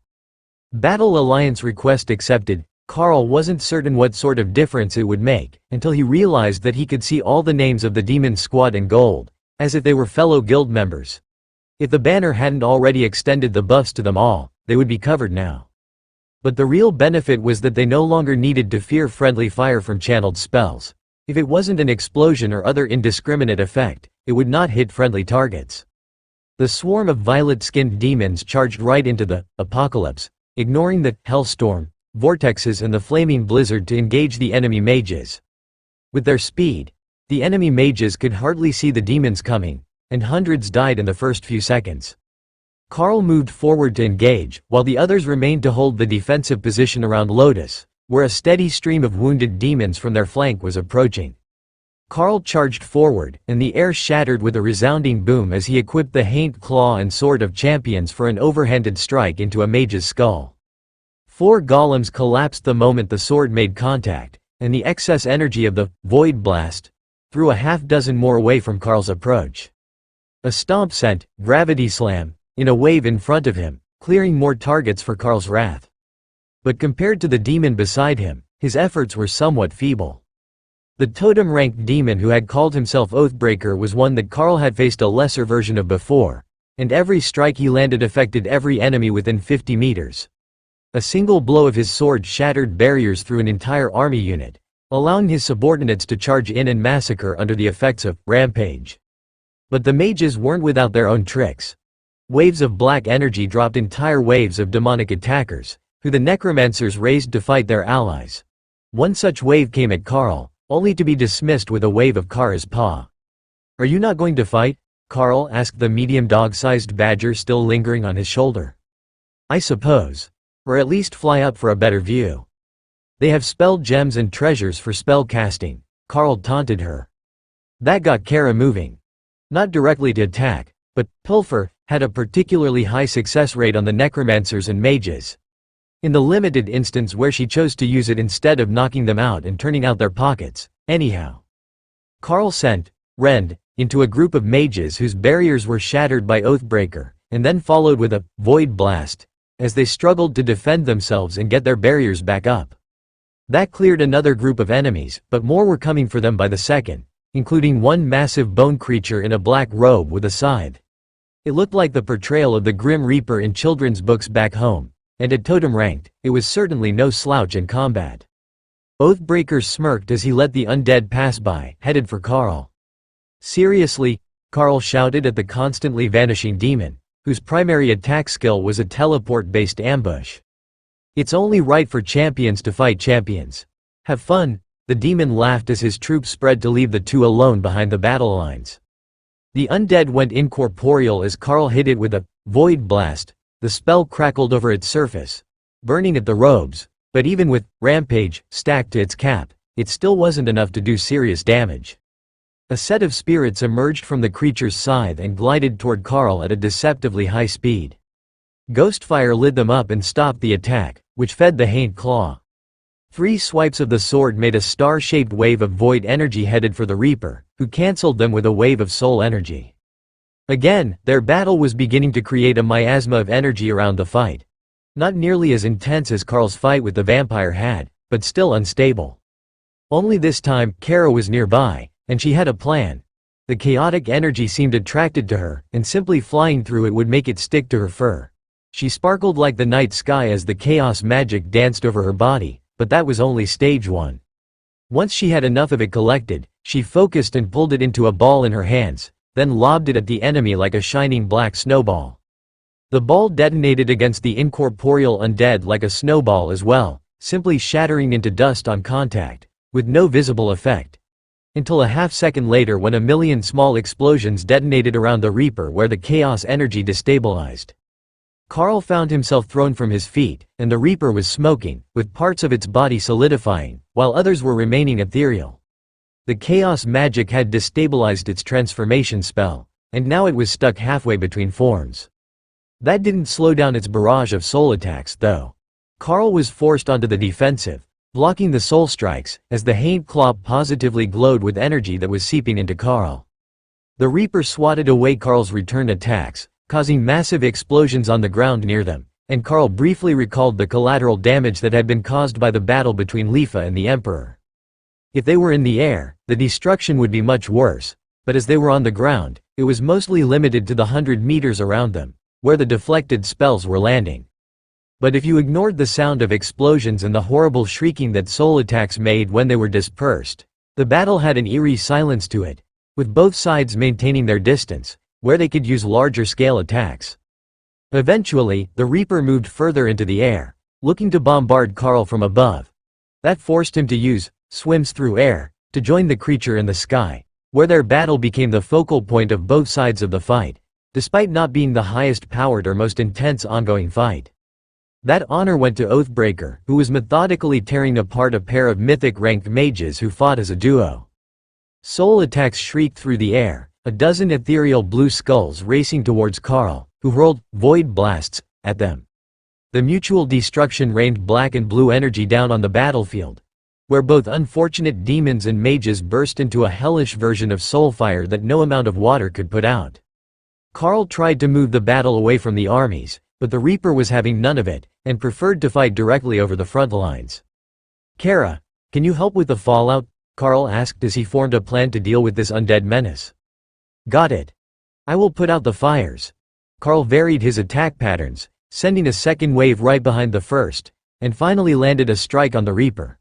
Not much as far as damage, but the Haint Claw immediately latched on, and began stealing power from the undead, which howled in rage, but appeared helpless to stop the siphoning of its life force. That turned into a battle of wills, with Carl channeling mana into the Haint Claw to increase the siphoning speed, and only putting in the minimum effort to defend himself against the Reaper's attacks. It was becoming weaker by the second, but Carl could feel the sense of expectation growing from beneath him, where the necromancers were watching the battle. Something was off, and he didn't know what it was. A final, void blast, dissipated the Reaper, and a massive surge of power flowed into Carl. Negative state.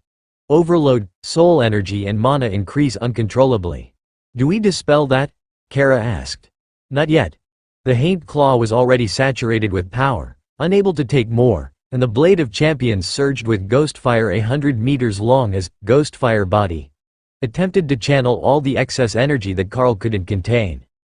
It was invading his mind, and Carl could feel his memories fading until he closed his eyes and focused on his sense of self. That brought him to the mental space that Monk Chen had trained him to use to meditate, the one with the ghostly golden dragon scale. That was where Carl focused on putting all the excess energy that he was receiving as he floated in the air above the battlefield, a beacon of golden light and ethereal ghost fire. The scale absorbed the power as fast as Carl could pour it in, but the faster he transferred it, the faster it arrived. So, this was the final strike of the Reaper. An uncontrolled power surge that would destroy the mind and body of anything that dared to go against it. Carl was so focused on dealing with the influx that he hadn't even noticed that Kara was frantically trying to dispel the effect, with no luck at all. In fact, the spells only seemed to add to the influx. Far beneath him, Delilah landed next to Tessa and slumped down with her massive draconic head on her front paws. Will he survive that? The war cleric asked the ancient dragon. Probably. The favor of the gods is strong on him. Besides, look how terrified the undead are. They're already fleeing the city, and the ghost fire hasn't even touched the city walls yet. She had a point. The whipping tendrils of fire from Karl's overloaded spells were tearing furrows in the earth and lighting up the sky. But even the heat from the flames seemed to tear the souls from the undead and add them to the growing ball of power that was Karl. What happens if that spell succeeds? Are we in range of whatever explosion will follow? Dana asked. Delilah patted her on the head with a claw. It won't explode, it will implode. His mind will shatter under the power, turning him into an instinct-driven brute. Then his body will be destroyed, and he will become some sort of undead. Most likely an impressive one, given the amount of power that will be condensed into his new form. You seem rather calm about that, Dana complained. Well, this is war, and I've only known you 2 days. I like you all, but war is not without casualties, and nothing I do can stop that spell, the dragon replied. Damned practical answers, Dana muttered while Ray patted her. Have faith. The Karl isn't that easy to kill. Besides, there is so much free power for us, how could we say no? Ray consoled her. Dana wasn't sure which was the more disturbing outcome. An undead Karl, or an overloaded insane totem-ranked living Karl. Both were terrifying outcomes, and a Karl without allies meant a whole team of beasts who might not maintain the same alliances either, as his new commands bled through their link. Skill Master 5 activation, Mental Fortitude, has advanced. Skill Master 5 activation, Mental Fortitude, has advanced. Karl focused on keeping his thoughts intact as the power flowed through him. He shared it to the spaces, the golden dragon scale in his mental space, and then let as much as he could overflow. Ghostfire Body was completely out of control, and the effect was beginning to spread to other spells. Demonic Oppression was surging, and the oppression effect was hitting everything on the battlefield except Karl's team and the small group of demons that had a battle alliance with them. Both sides were beginning to retreat now, unable to stand the side effects of the overloaded war champion. Far in the distance, Lord Bomgon watched the scene with amusement. It had been millennia since he had seen anything like this spectacle. If it wouldn't have drawn the Lord of Drode, he would have gone to get a better view. But even from his current position over 100 kilometers away, he could pick out the smallest details of the situation. Perhaps he would have a new war champion at the end of the day. Or perhaps the overload effect would force the war champion to adapt. That could cause absolute chaos within the living, especially those greedy necromancers who still thought that they were the masters of the undead, and would see it as an opportunity. In short, there was no way that he lost out. Karl felt the excessive mana beginning to burn his body, but with Void Body and Impenetrable Bulwark active, it wasn't enough to actually harm him yet. The power was still growing, though. It didn't make any sense to Karl. The power had to be coming from somewhere, but the enemy was dead. If the enemy was dead, and the spell made his mana go out of control, shouldn't it just be a buff of his own regenerative abilities? No, because there was a massive influx of soul power coming to him as well, so it was most likely stored somewhere else, or linked to another location. Perhaps this could be an opportunity.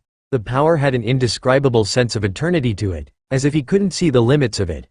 What if the issue wasn't that the energy was limitless, but that it was so much higher quality than his body that it simply felt like it? Just a casual swat of an overlord power could do something like this to a common ranked elite.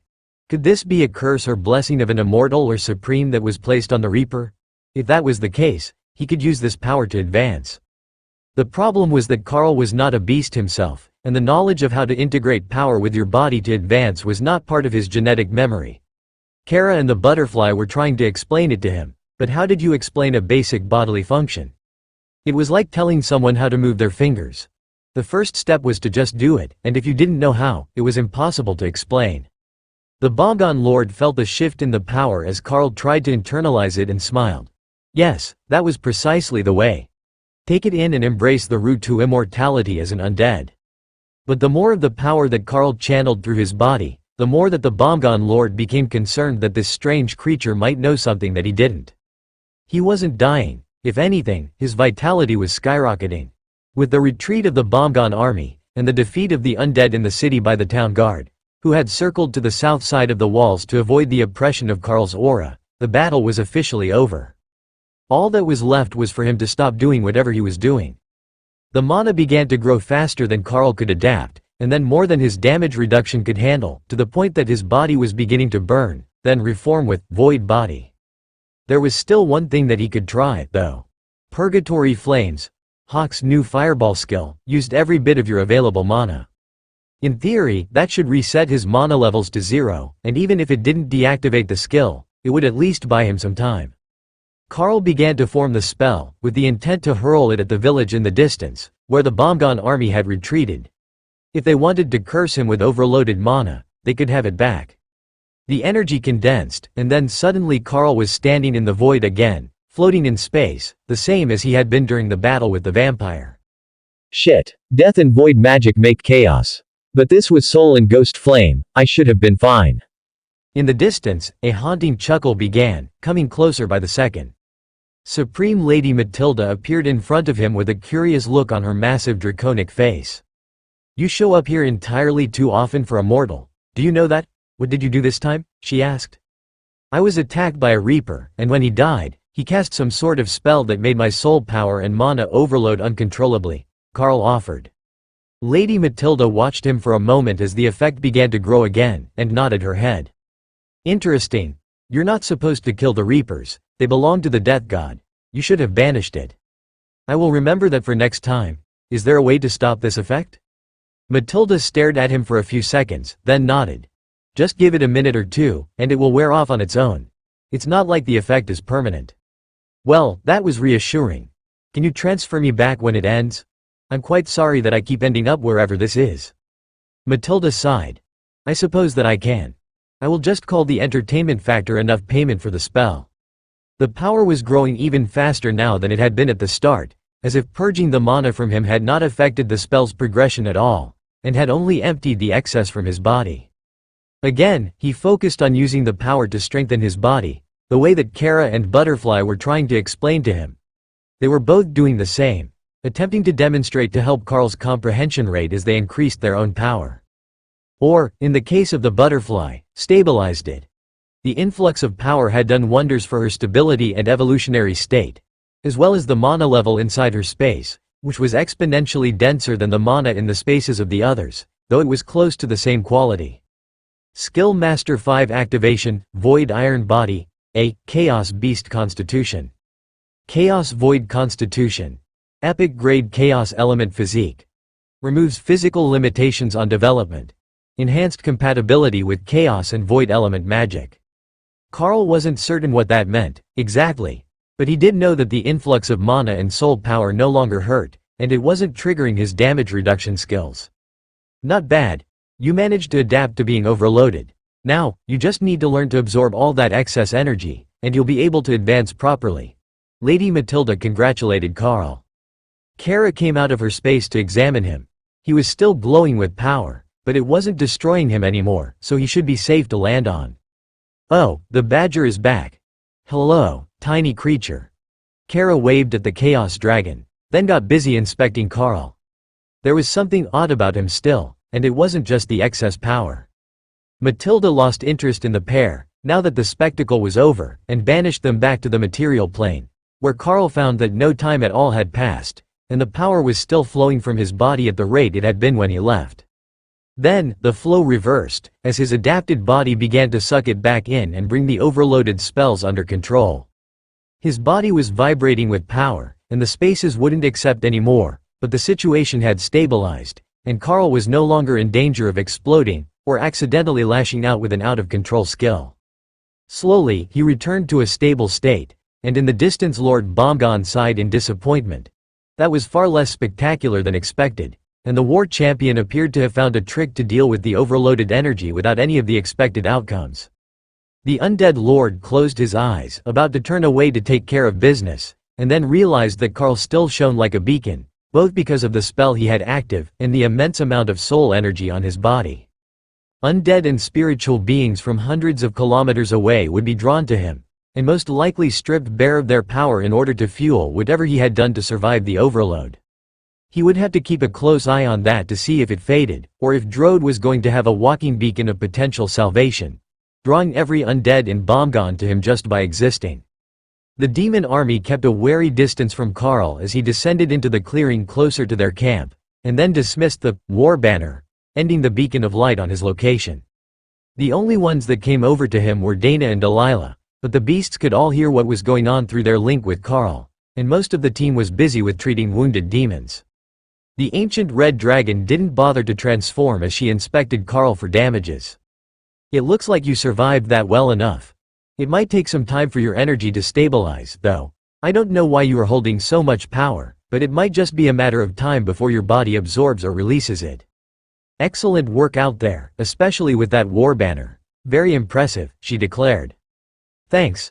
The war banner is a new skill and surprisingly effective, but it will only work during a declared war. It's one of the restrictions on the banner. Still, I was startled that it didn't just spread my buffs, but all the buffs that had been applied to me across the whole battlefield. That sort of utility seems out of place for even an epic skill. It was something that formed by my skill advancement ability, merging multiple abilities," Karl explained. "Interesting. I wonder if the advancements are situational. Exposing yourself to new things and high-stress situations might trigger more new skills to form. But you do need to work on absorbing that excess energy before it draws an entire army to your location. Perhaps you would like to retreat to the camp and move to the tiny world? That should stop the energy from leaking out and attracting the undead," Priestess Delilah suggested. "That's not a bad idea. It might take a while, but if the Bomgon army stays away for a few days, I will do my best. You can go back now, and we will wait here for the healing work to be done. I will make sure nobody bothers you at the fort," Ray insisted. "All right, I will retreat now, before it causes more of an incident. I can see that the demons are somewhere between uncomfortable and upset with my presence, and I don't know how much destruction that overload of had caused, so it's better that I vanish for a bit. Let me know if there are any issues with them holding it against my team, and we can move further from here," Karl added, for the benefit of the others. Once he was back in the fort, Karl left the entrance to the tiny world wide open, so the others could enter freely if they wanted to, and so that he could extend his senses outside, to be sure that there were no threats sneaking up on the fort. There was no real guideline on what he should do with all this excess energy that was stored for him, but Karl had an idea that he was hoping would work. In the dungeons, there were boss monsters. Epic grade versions of the other creatures trapped there. They were still usually at the same rank, but they had strength, vitality and mana pools that were many times what a normal creature could claim. That was what he was hoping to attain with the transformation of his body. The Chaos Beast Constitution skill said it removed physical limitations on development. So, in theory, he should be able to condense all that power into himself and let it settle into a state something like a dungeon boss. Kara thought that it was a great idea. Adapting to the excess mana was easy enough. With focus, it blended seamlessly into his body, simply increasing Karl's mana pool without the need to change his recently elevated power level. The change was gradual, but Karl was fairly certain that he could have himself and the beast spaces fully adjusted in the next few days, a week at most. It was the excess soul energy that was the issue. The Haint Claw and Blade of Champions had collected so much of it that it was simply impossible for him to adjust with any method that he knew. Instead, he focused on meditation and filtering it through the Golden Dragon scale in his mental space. At the rate that he could process it, that would take him years or even decades to finish, but it was the only thing he knew that made any difference at all. What he really needed was a way to store all of that excess energy until he could process and adapt to it all. The solution to Karl's issues came in the form of one tarnished Golden Dragon scale. Not the image of it in his mental space, but the actual treasure that Hawk had looted. Karl took it out and held it in his hand as he meditated, then watched as the depleted scale began to rapidly absorb both soul energy and life force at a rate that dwarfed anything Karl could manage. The way that it managed it was simple, the same way that Karl had been attempting to integrate the energy with himself. But the rate was so far beyond what he could manage that it was almost embarrassing. However, Karl didn't just give all the stored energy to the scale, which was rapidly regaining its luster. He still wanted as much as he could absorb for himself, as the combination of soul and life energy caused his own power level to skyrocket. If he had a few months to simply sit and work on it, Karl was certain that he could force himself to the totem rank just with what he already had. The qualifier was mostly that the weapons were both oversaturated and leaking power, and he needed to get them below that point so that they could continue to function properly during the next battle and not cause another overload situation. The Haint Claw had begun to change, Carl noticed. Like Overlord Leafa, it was developing a personality of its own. Carl could sense the smug superiority radiating from it when he complained to himself about how long it would take him to adapt to all the excess power that the Haint Claw had stored. If it was as efficient at transferring the energy to him as it was at taking it in, they wouldn't be in this situation. But then, if it could reinforce his soul at such an insane rate, he would probably stop being human entirely. The stored soul energy was stripped of most of the aspects of the creature that it came from, but not all of it. There was always a bit of lingering influence left over, the innate aspects that couldn't be removed without destroying the innate stability of the soul. In contrast, the life essence from the Blade of Champions was a simple and direct upgrade. More powerful vitality was more powerful vitality. As he absorbed it, his body became increasingly more durable. Only, with the change in his constitution, he no longer progressed steadily toward the next rank, but he became more and more monstrous with every bit of stolen vitality.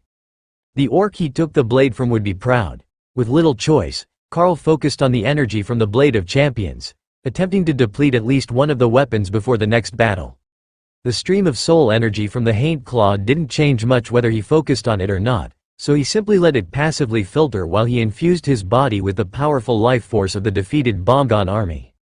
The life force of a totem-ranked undead was absolutely immense, and the weapons had shamelessly taken the majority of the leaked life energy of the overlords who had been killed in battle as well. The entire time that Carl was being overloaded with power, they were stocking up. After an unknown amount of time, Carl felt a new presence entering the tiny world. Priestess Delilah had come to visit, but she had brought a stranger into the space with her. Carl opened his eyes to see who was so important that the totem-ranked dragon would bring them here. Even bringing strangers to the fort was unusual, but Carl was fairly certain he had been clear that the tiny world was not a public space. Beside the red dragon was an older man with white dragon church robes on, and golden light shining from his eyes. "High Priest, I wasn't expecting visitors. Forgive my appearance," Carl greeted them. The old man nodded silently, and continued to stare at Carl for a few seconds before speaking. "I can see what the war avatar meant. Whatever change you underwent is a most curious one. You're progressing toward totem ranked, but not at the same rate that you're progressing towards something else. I wonder if that constitution skill can still be called epic grade. It feels like it should be stronger than that, or perhaps because your baseline was something inhuman the multiplicative effect is stronger? Ah, forgive me, I have forgotten the basics. I am Joel, avatar of the White Dragon." Carl nodded his greeting and continued the process of transforming the energy in the blade into power for his body. "Do you have a particular goal with this process?" the aging White Dragon asked. "Are you familiar with the dungeon bosses? How they're far superior to a regular creature at their rank? That is what I'm hoping to accomplish with my own body. I already have damage reduction and healing abilities that put me on par with nearly any living species. So, if I can increase my health by enough." Carl trailed off, and the White Dragon hummed curiously. "It should be possible. When dragons are chosen as avatars of their gods, they also increase in durability by a significant amount, signifying the favor of their patron. The precedent is solid, and I would be curious to see what it would take to even damage someone with the skills that you are reported to have after you reach totem rank." Carl smiled. "Surely, you didn't come all this way just to see how my recovery was going? I don't recall sensing you on the battlefield." The dragon sighed. "I could only wish that it was so simple. No, the church is more concerned about your relationship with Supreme Lady Matilda. We can sense her power on you, and one of your companions. The Chaos Dragon is a casual menace to society, and we had to be certain that she hadn't done something that was going to create issues on another island."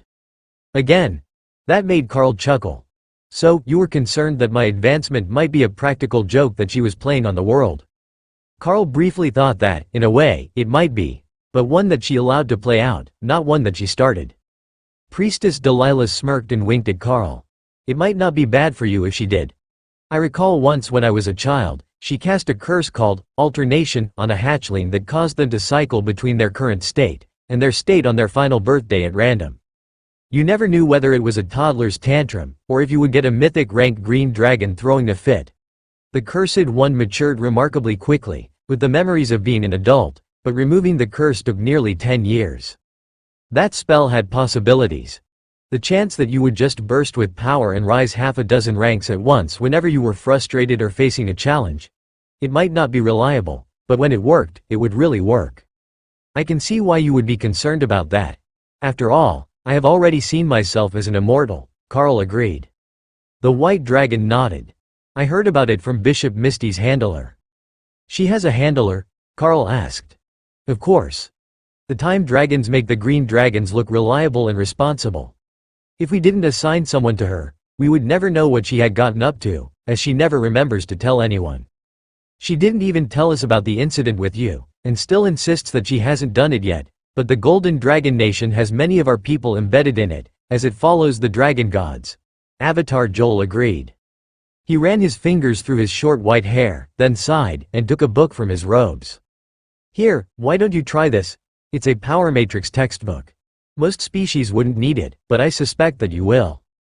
Carl took the book and flipped it open to the first page. It was a newly written tome, and directed at monks, who needed to fortify their mental strength, as inner strength, not mana, powered many of their attacks. It gave them an edge in some forms of battle, as inner strength regenerated even when cut off from mana. However, it wasn't so much the alternate form of energy, which he wasn't even certain that he could use, that was the priority. It was the way of storing it. Carl flipped a few pages until he got to the part that he already knew, the basic focal point. That had formed a dragon scale when he focused, instead of the candle that was recommended. But it was enough of a similarity to follow the directions to the next step. Carl began forming the pattern to turn the single focal point into a triangle, the next recommended shape. The moment that he clearly imagined it, the two new images of the dragon scale snapped into existence, and the flow of soul energy into his body tripled. Skill Master 5 activation, mental fortitude, has improved, maximum level reached. The new images of dragon scales were solidifying smoothly, and the intensity of the influx began to stabilize, so Carl moved on to the next image on the page, the 5-pointed star. Shifting the scales from their spot wasn't easy, but the new focusing array formed as easily as the last one had, and the influx of soul energy increased again. There was a skill in his skill tree that Carl could see becoming incredibly powerful with these changes. It came after, follow me, little one, and it was based entirely on mental strength. 50 points. Dominating power. The Pack Master's aura gains a mental domination effect at will, requiring weaker minds to submit to his will. Hypnosis type ability. It wasn't really his style, but with this much soul power and capped out mental fortitude, it would be effective on nearly anything. However, the other two skills waiting for him under Pack First in the skill tree were still more interesting. 100 points. Benevolent Elder, unbonded upgraded beasts gain the ability to form a contract with eligible targets before the target's initial class selection. 20 points. Limitless, passive skill. Beasts evolved by the Packmaster have an increased chance of surpassing milestones in development. Limitless would be great for Thor, whose new species were typically invincible overlords, but never totems. While Benevolent Elder was a curious sort of skill that looked like it was better suited to a leader looking to build an army. For now, he held off on picking any of them, though he had plenty of skill points available. They were useful skills, but he couldn't afford to get distracted from the task at hand. From the 5-pointed star, the next step was a 9-pointed focal design that was supposed to represent the shape of a dragon's head. The important part of forming the dragon array is to focus on the image of the dragon's skull to attain the perfect placement. The clearer the vision of the dragon's head in your mind, the more closely aligned to the dragon gods your array will become. Carl read the text 3 times, then realized he had a dilemma. Each of the dragon species had a slightly differently shaped head. If he was going to align the array to a dragon, to increase and shape his mental strength, he would have to pick one of them. The adorable, childish chubbiness of the hatchling that Lotus turned into when she was in beast form made Carl smile. And the two dragons watching him realized that he was making real progress on the mental exercises. They didn't say anything, so as not to disturb his practice. But they watched carefully as the level of soul energy that his body was absorbing increased again. This was not the final stage in the process. The next 3 detailed steps were representations of constellations, but they were 27 and 128 points, respectively. It felt like there should be something in between those, but that was what the textbook was showing him, and Carl hadn't read the details yet. Carl flipped the page to read the descriptions about the dragon-shaped array. There should be guidance in there for him to absorb, and perhaps a good reason to pick one dragon over another. The dragon need not be one that you know well, but it is important that the dragon represent an aspect that resonates with your personality. The visualization of the dragon the points represent is integral to the practice and future growth of the monk following the path of the stars, and a poor choice or visualization may lead to a crippling reduction in growth speed, the book informed him. Carl opened his eyes for a moment as he considered the best path forward. You look lost. What stage are you at? Delilah asked. The 9-star dragon's head representation. I'm not sure what dragon to visualize to optimize my growth speed, Carl explained. The red dragon shrugged. As long as the visualization is good, you should be fine with any dragon you know. I know the perfect one, Kara offered. The chaos dragon? I think that might be more you than me, Carl reminded her. Your new growth skill disagrees. You too are the chaos. Carl considered it. He knew what Supreme Lady Matilda looked like well enough. It was hard to forget the visual impact that a massive, supreme-ranked chaos dragon made. Plus, Kara wasn't wrong. Chaos did follow them around like an eager puppy, somehow just showing up everywhere that he went. So, Supreme Lady Matilda's face was the one that he envisioned as he arranged the stars for the array. But only after he finished did he realize just how specific that image was. Unlike most draconic heads, Matilda wasn't symmetrical. She had 2 horns on one side and only one on the other.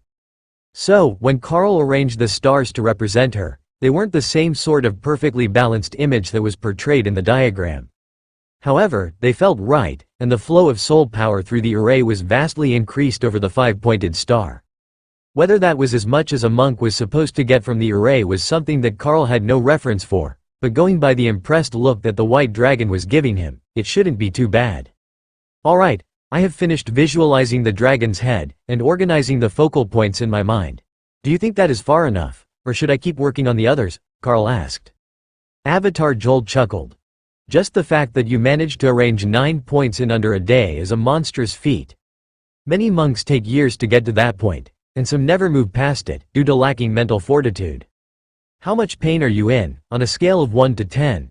The arrangement can take a rather heavy toll on the mind. Carl shrugged. I'm good. I heal fast, and my head feels fine. The dragon nodded in satisfaction, and cast a spell that settled over Carl, but didn't appear to change his body, so it was most likely for monitoring something that the dragon couldn't see directly. Not bad. Transformation speed is solid. You have a good grasp on the appearance of the dragon for your focal points. Tell me, what do your focal stars look like? Joel asked, his wrinkled face creasing with excitement. Golden dragon scales. They glow softly, but I used that instead of the simple candle flame that was suggested during my basic training, Carl explained. Oh, that would explain things. Using dragon scales as a focal point would make this part of the process much easier. Now, soul strength isn't a major factor for you yet, but it will be. It matters in the totem rank advancement, and the mythic advancement, but at the immortal threshold, there is nothing more important. All immortals have to undergo a tribulation, and while it is partially a test of power, it is mostly a test of soul integrity and mental fortitude.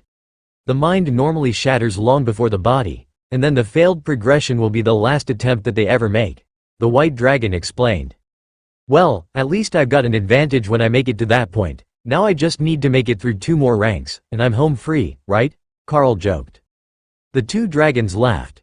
You make it sound so easy, but who knows, perhaps for you, it will be. Especially now. We will have to see how you do in an actual battle, but my guess is that you won't be losing any mental battles in the near future. Carl smiled at the pair. I don't intend to lose many battles of any sort in the near future.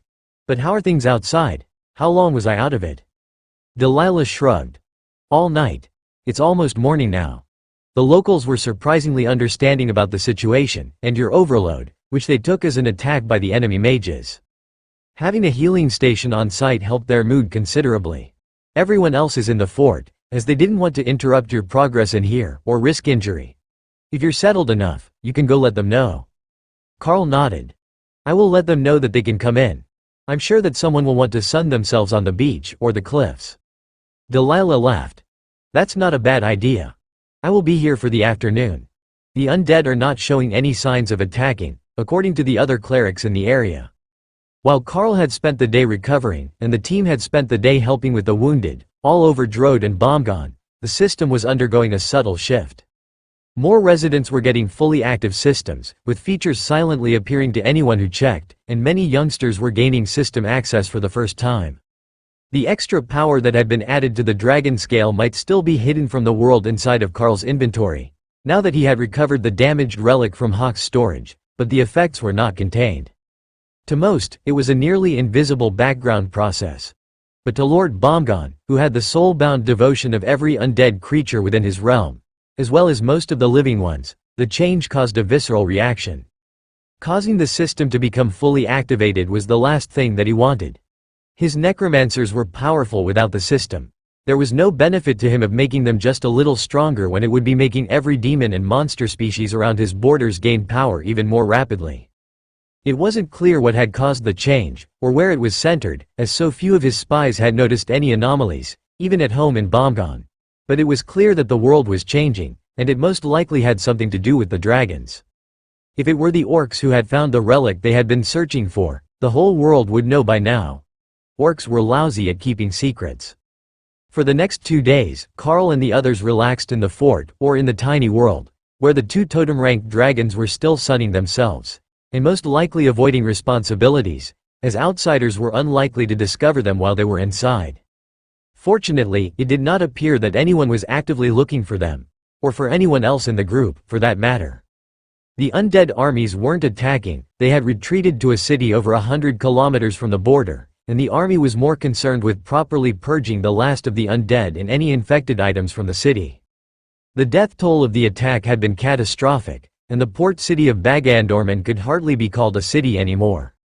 Demons weren't truly helpless, even the ones that weren't soldiers. But with so many undead literally dropped on their homes, over half of the city had died during the attack, and many more were infected with various undead curses and viruses. The Drode army had declared it a quarantine zone, so even Lotus could only stand near the wall in healing tree form to help the residents. She could not go inside to let them get the full radius of her aura. But after a few days, the situation appeared to be mostly under control, and only a few lingering undead or survivors were being found under rubble. "What do the most recent reports among the clerics say, priestess?" Carl asked Delilah as the red dragon transformed back to human for lunch on the 4th day after the battle. "A whole lot of nothing. The undead armies have retreated further than usual this time, and they're not launching any attacks along the border at all. If anything, the attempt to expand the borders might have ended. There doesn't seem to have been a good reason why, as they've still got plenty of troops left, but Lord Bomgon likes to test the waters now and then, so he might just be changing his target to the border along the Unzatharb side. The two share a border nearly the same length as Bomgon and Drode, but a bit more mountainous than the rolling hills around us," she replied casually as she inspected the lunch buffet.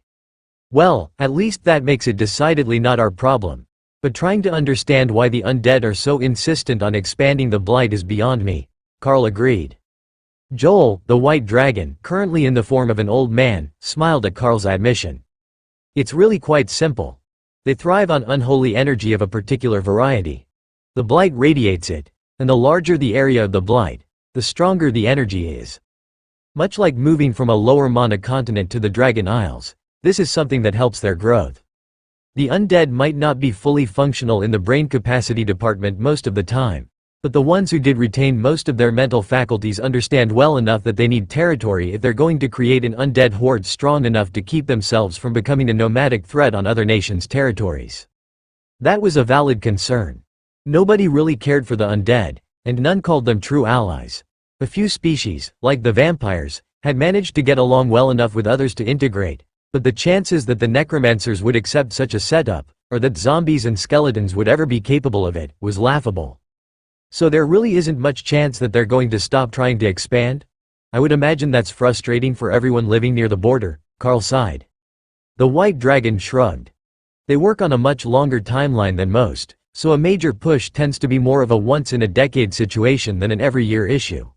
It makes it less dangerous to live near the border, or the whole border region would likely be a militarized zone. Now, with so many lost here in the city, they might wish to turn it into a military fort, but normally the villages live fairly normal lives. But the rural villagers are mostly orcs, and the orcs enjoy the fights more than most species, so they don't retreat. Unfortunately, I cannot continue to relax here forever. There are threats to the other islands as well, and I have been called. I do hope to see you all again soon, but under better circumstances. Priestess Delilah brushed her robes clean. I should also move along. The threat here has faded, so it will be some time before the undead attack this border again. If you want to keep hunting them, that is your choice. But you can head home for a break. Carl turned to the others for their opinion, and received no objections. Alright, we will all head out. Ray, please take down the fort, unless you intend to leave it for the locals.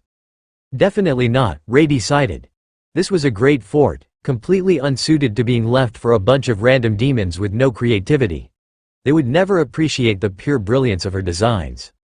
But Ray didn't want to just return to the boredom of Drode City. Why don't we all go play in the Dwarflands?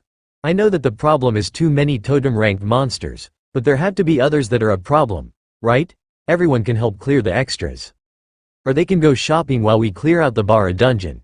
That would be good too, Aishi suggested. You ran out of new and fun things to do at home, didn't you? Carl asked.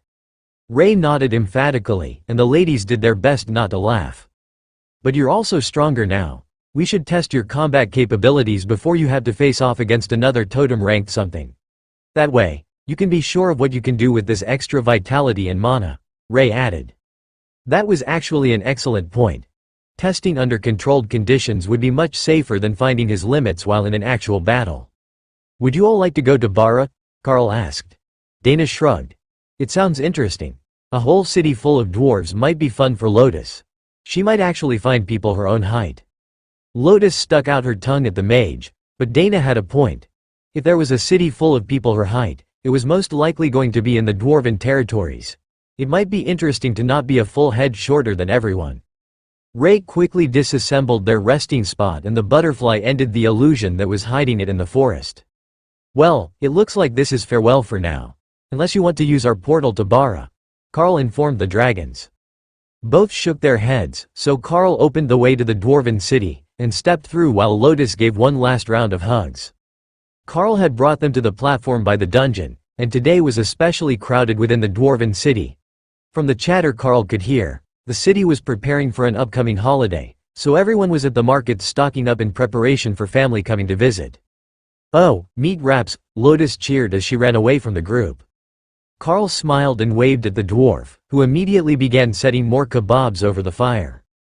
How many might you need today, young miss? The dwarf asked. Lotus was going to complain about his nickname, then realized he was at least a century older than she was. From his point of view, the name was perfectly reasonable.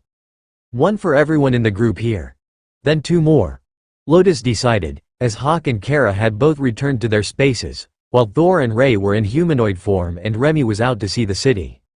It was heavily earth element, but there was a lot of shamanistic power in Bara, and Remy was loving the feeling.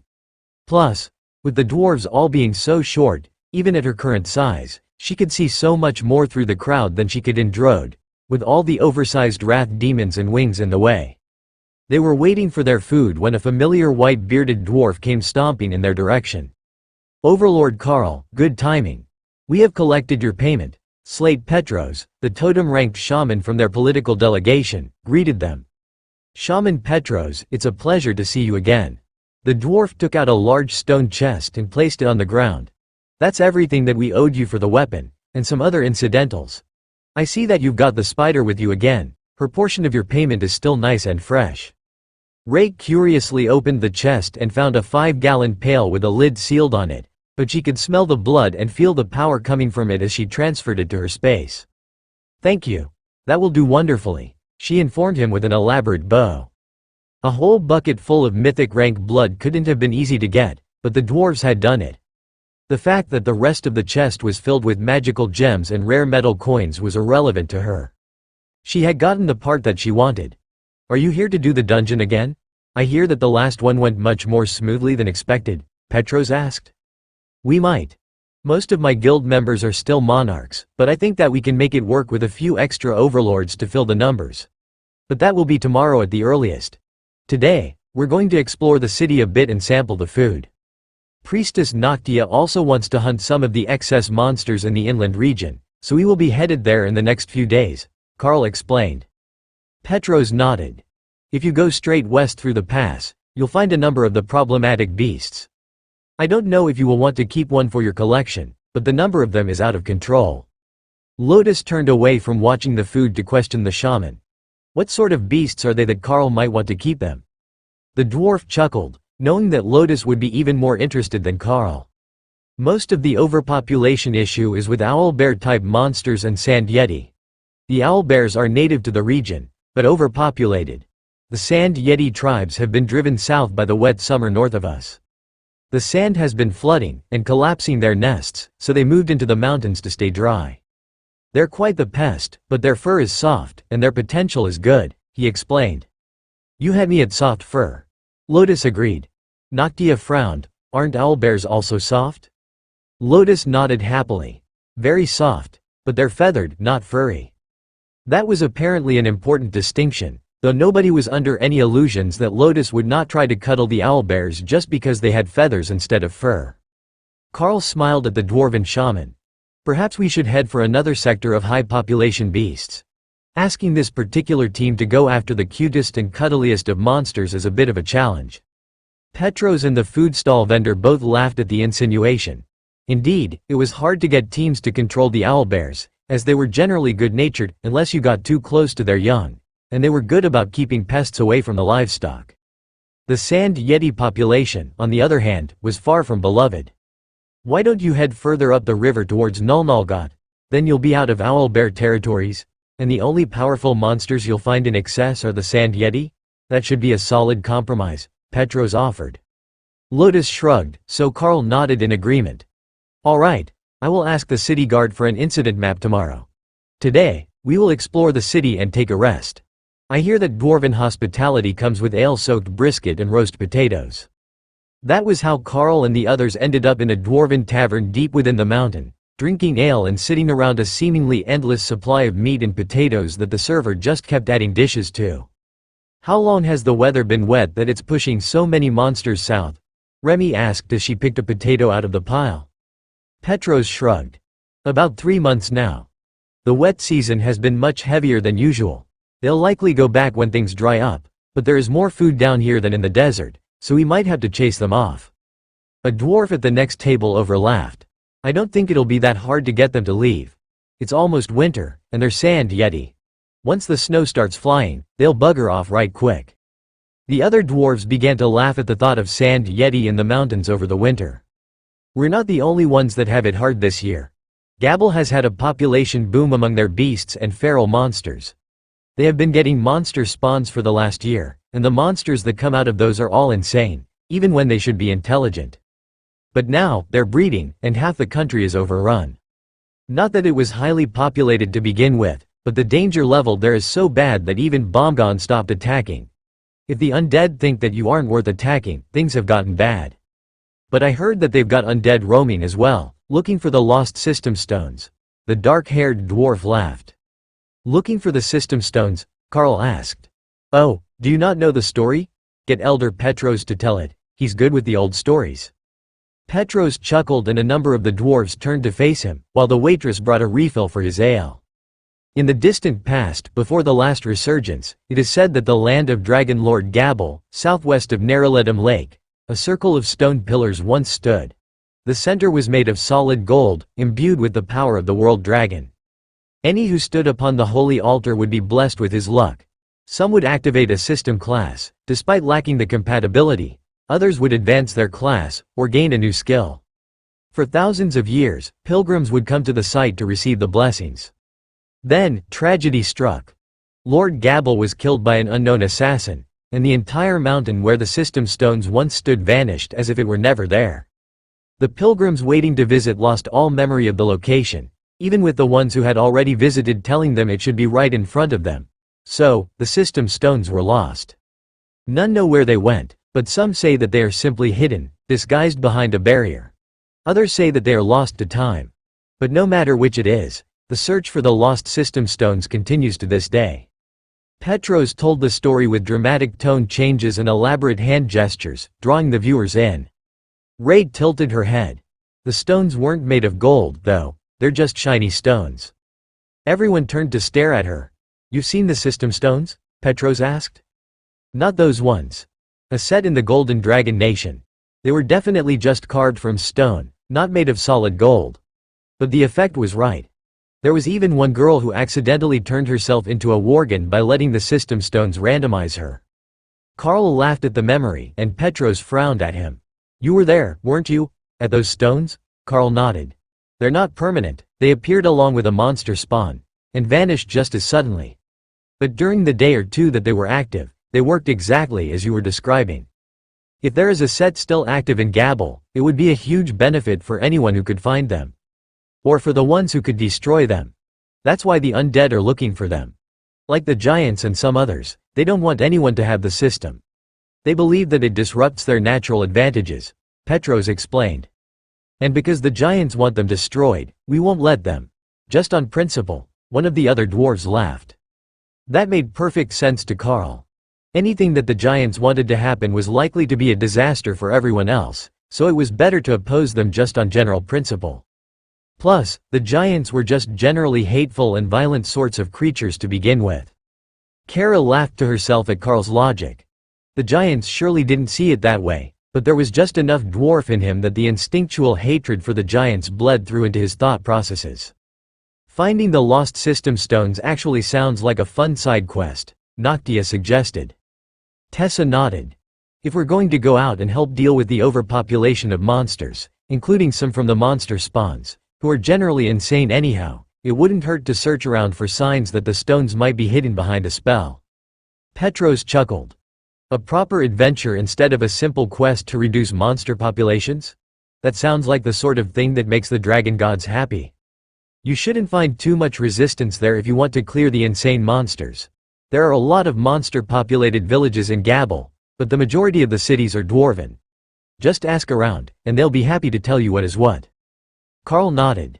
Hopefully nobody minds that we've changed plans to go to an entirely different nation to do our hunting. The totem-ranked shaman just waved off his concern. One hunting party more or less won't change much. I think that the council is more worried that you might change your mind and start abusing the free pass into the dungeon you obtained to mine it clear every day. The lost revenue might have made them cry. Carl smiled. Coming here every day for lunch and a dungeon run is tempting, but we're a busy guild. The dwarves laughed at his assertion. The Darklight host certainly didn't look too busy, out wandering around other countries looking for quests to fulfill, even though they were certainly not short on money. If anything, they almost felt like a mission team from the Dragon Church, just out to make the gods happy. The blue dragon with their creations, the green with healing and maintaining natural balances, then the red and black in the battles along the borders with Bomgon. If they started mediating disputes, the dwarves would suspect that even the bronze dragon was favoring them. It was only natural when they had 3 dragon clerics in the same group. Traveling with a cleric was a luxury for most guilds and adventuring groups. They served their gods first, so it was uncommon for them to remain long-term with one group. It was beginning to get late, and Carl was about to suggest that they find a room at an inn somewhere when Thomas, the peak overlord-ranked paladin that led his last run through the dungeon here in Bara, came in looking like he had been through hell. Thomas, what happened to you, man? Carl called before he could take a seat. Carl, you're a sight for sore eyes after today's run. We took a group of 5 through the dungeon, only to find out that they had stealth amulets that made a bunch of monarchs feel like overlords. Just like that, we found out on the first pull that none of our damage dealers could actually deal damage. At least not decent amounts of it. I spent 9 hours just to get them past the first boss, so I didn't lose money on the run, and we nearly died more times than I can count. The dwarf ranted. No amount of extra fee to do the run would truly make up for a day like that. Why don't you go with my team tomorrow? There are 6 of us, but I can show you something cool once we're inside, Carl suggested. Thomas looked at the group of clerics and Dana with a hint of horror in his eyes. No offense, but after today's experience with monarchs in the dungeon, I don't think that I'm up for it, and my team is all taking the day off to rest. Carl shrugged. Understandable. I might take my team through tomorrow before we leave, but I can just grab a few extras to fill the numbers. With 3 clerics, and my buffs, I'm not too worried about the completion. Thomas gave a dry laugh that turned into a hoarse cough. Well, we've seen what your beasts can do against the final boss pull, so I don't doubt that you could clear the dungeon even without any more overlords. How about I recommend a friend of mine and his sons? They're all paladins, and I'm sure they'd be happy to take up frontline duties for you. With the hawk and spider, the damage should be more than enough. Carl winked at the dwarf. I've got the whole team here today, so we've also got an impenetrable bulwark behemoth for tanking duties. With a war cleric on his back and his bulwark, he makes a mighty shield wall. Thomas whistled in appreciation, and Petros stroked his beard as he came to a realization. You know, I used to think that the classes were somewhat balanced by the system. There was something that they were all lacking to make up for the areas where they were strong. A built-in team building exercise, forcing us to work together. But that's not true, is it? There are simply grades of classes, and we're all in the common or uncommon classes. You pulled a rare class, and it can work on its own, but still has some limitations based on the beasts that are chosen. Perhaps the stories of the godly classes aren't so far-fetched, the old shaman suggested. The godly classes? Dana asked. Petros nodded. Almost everyone knows about the golem mages and the golem crafters, who can make golems with runes. But the old stories say that there were once golem masters, absolutely overpowered champions who could even summon duplicates of people they had met. Duplicated, right down to the skills that they could use. He paused there to let that sink in. If Dana could summon clones of herself or Ophelia, how powerful would her class be? Or if she could do something like Ahmad and summon 4 copies of Ray or Remy, what could survive that? Even compared to Carl's powers, that was an unfair advantage. They wouldn't even need to hold back in combat, as they were just summons and could be replaced if they were killed. Summoning multiple copies of an immortal Ray with instant respawning abilities, and all her own skills? That was the sort of class that sounded too ridiculous to be real. Petros chuckled. I see that you can understand the implications. If there really were someone alive today with a class like that, what could stop them? Carl can already challenge most totems in single combat. But a class like that? They could just duplicate their enemy and beat them with numbers. Note to self. Find a way to let Carl summon more of me. Ray joked through their mental link. Why you? Imagine how much apocalypse I could make with a half dozen of me, Remy laughed. Why am I suddenly a summoner? Carl asked. You're asking that now? You've already got Lamia and animal golems. What is wrong with gaining a few higher quality summoned beasts? Ray countered. The dwarves noticed Carl smiling to himself and assumed that he was just imagining the possibilities. But they weren't wrong. With Skill Master 5, there was no reason that he couldn't advance golems to whatever came after Greater Golem, and a full rank above himself. It was just a matter of luck. It was late in the evening when Carl led the group out into the dim light of the tourist district of Bara to a hotel that Shaman Petros had suggested. It was set up for large groups, as it was near the dungeon, and the sizing was multi-species friendly, unlike some of the inns that were deeper into the mountain, where most of the rooms were sized for dwarves. While a few of Carl's group members might be alright with that, most of them would be incredibly uncomfortable on a dwarf-sized bed. The next morning, they all gathered at breakfast to make a proper plan for their excursion, now that they had additional information about the threats. I've got a copy of the day's mission requests from the innkeeper, but it's not a big list, as it only covers the region immediately around the mountain. Even if we want to go deal with the Sand Yeti issues, they're not on this list, Carl explained. Tessa shrugged. We can't get lucky every time like we did in Drode, with their nationwide threat assessments being passed out at the guard station. Why don't we skip over the Sand Yeti groups, as they're going to go back soon enough on their own? We can start with the monster spawns, as they're an invasive threat, Lotus suggested.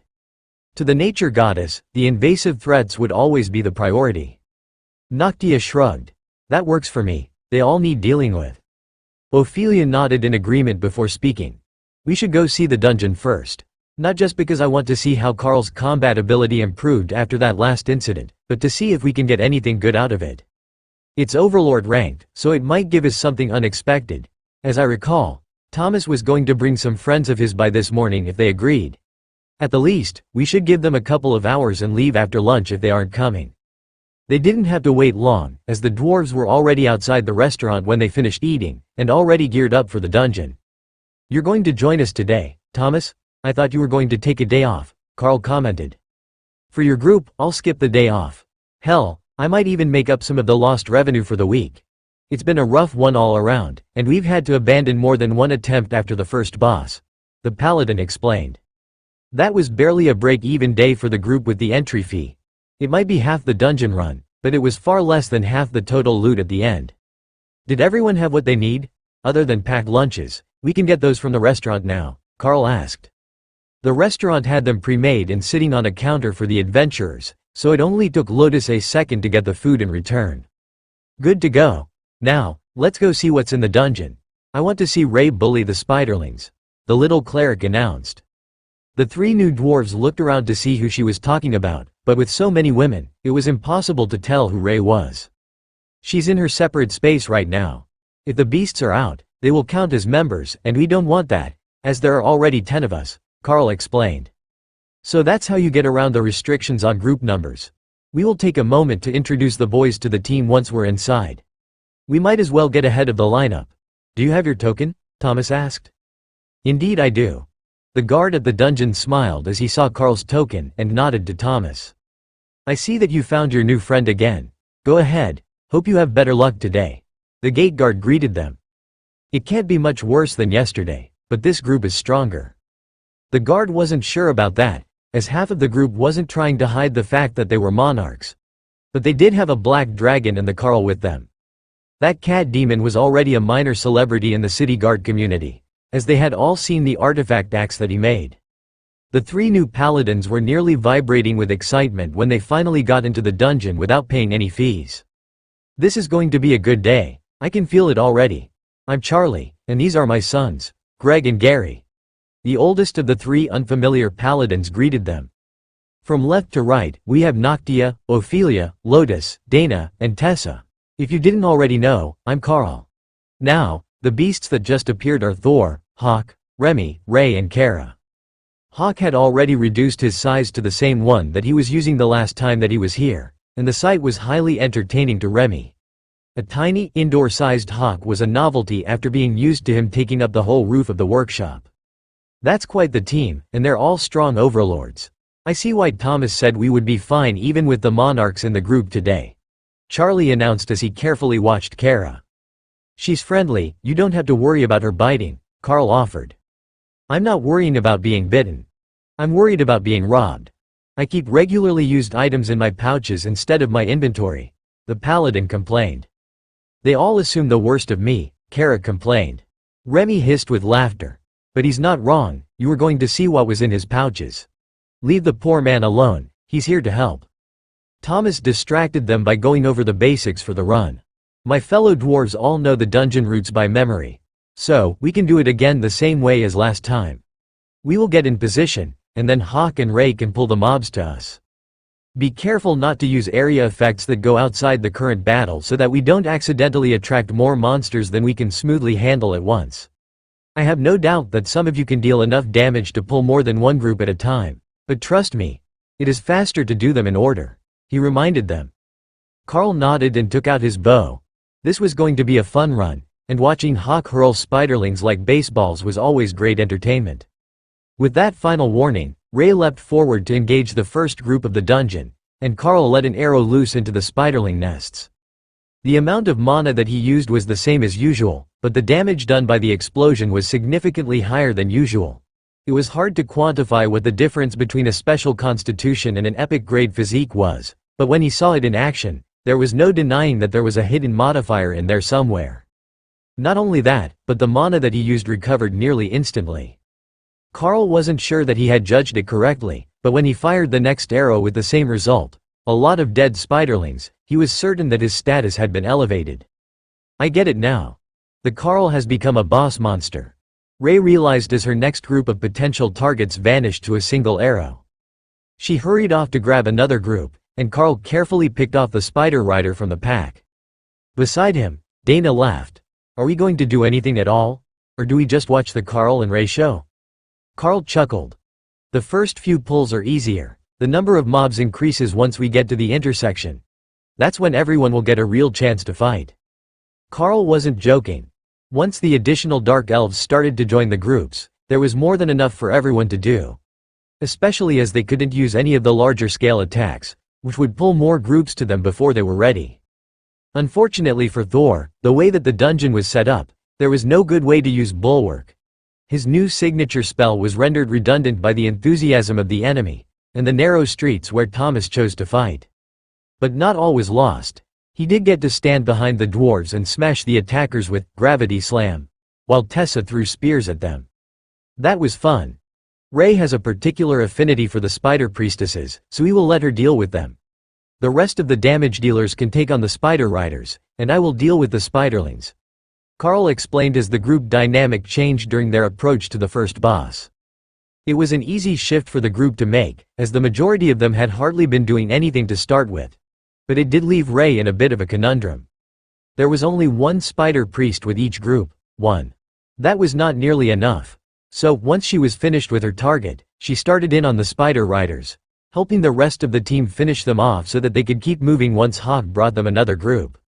He was getting extremely accurate with his spiderling tosses as well. Direct throws, bouncing them off a wall, sliding them on their backs to trip someone in the next group, he could do it all.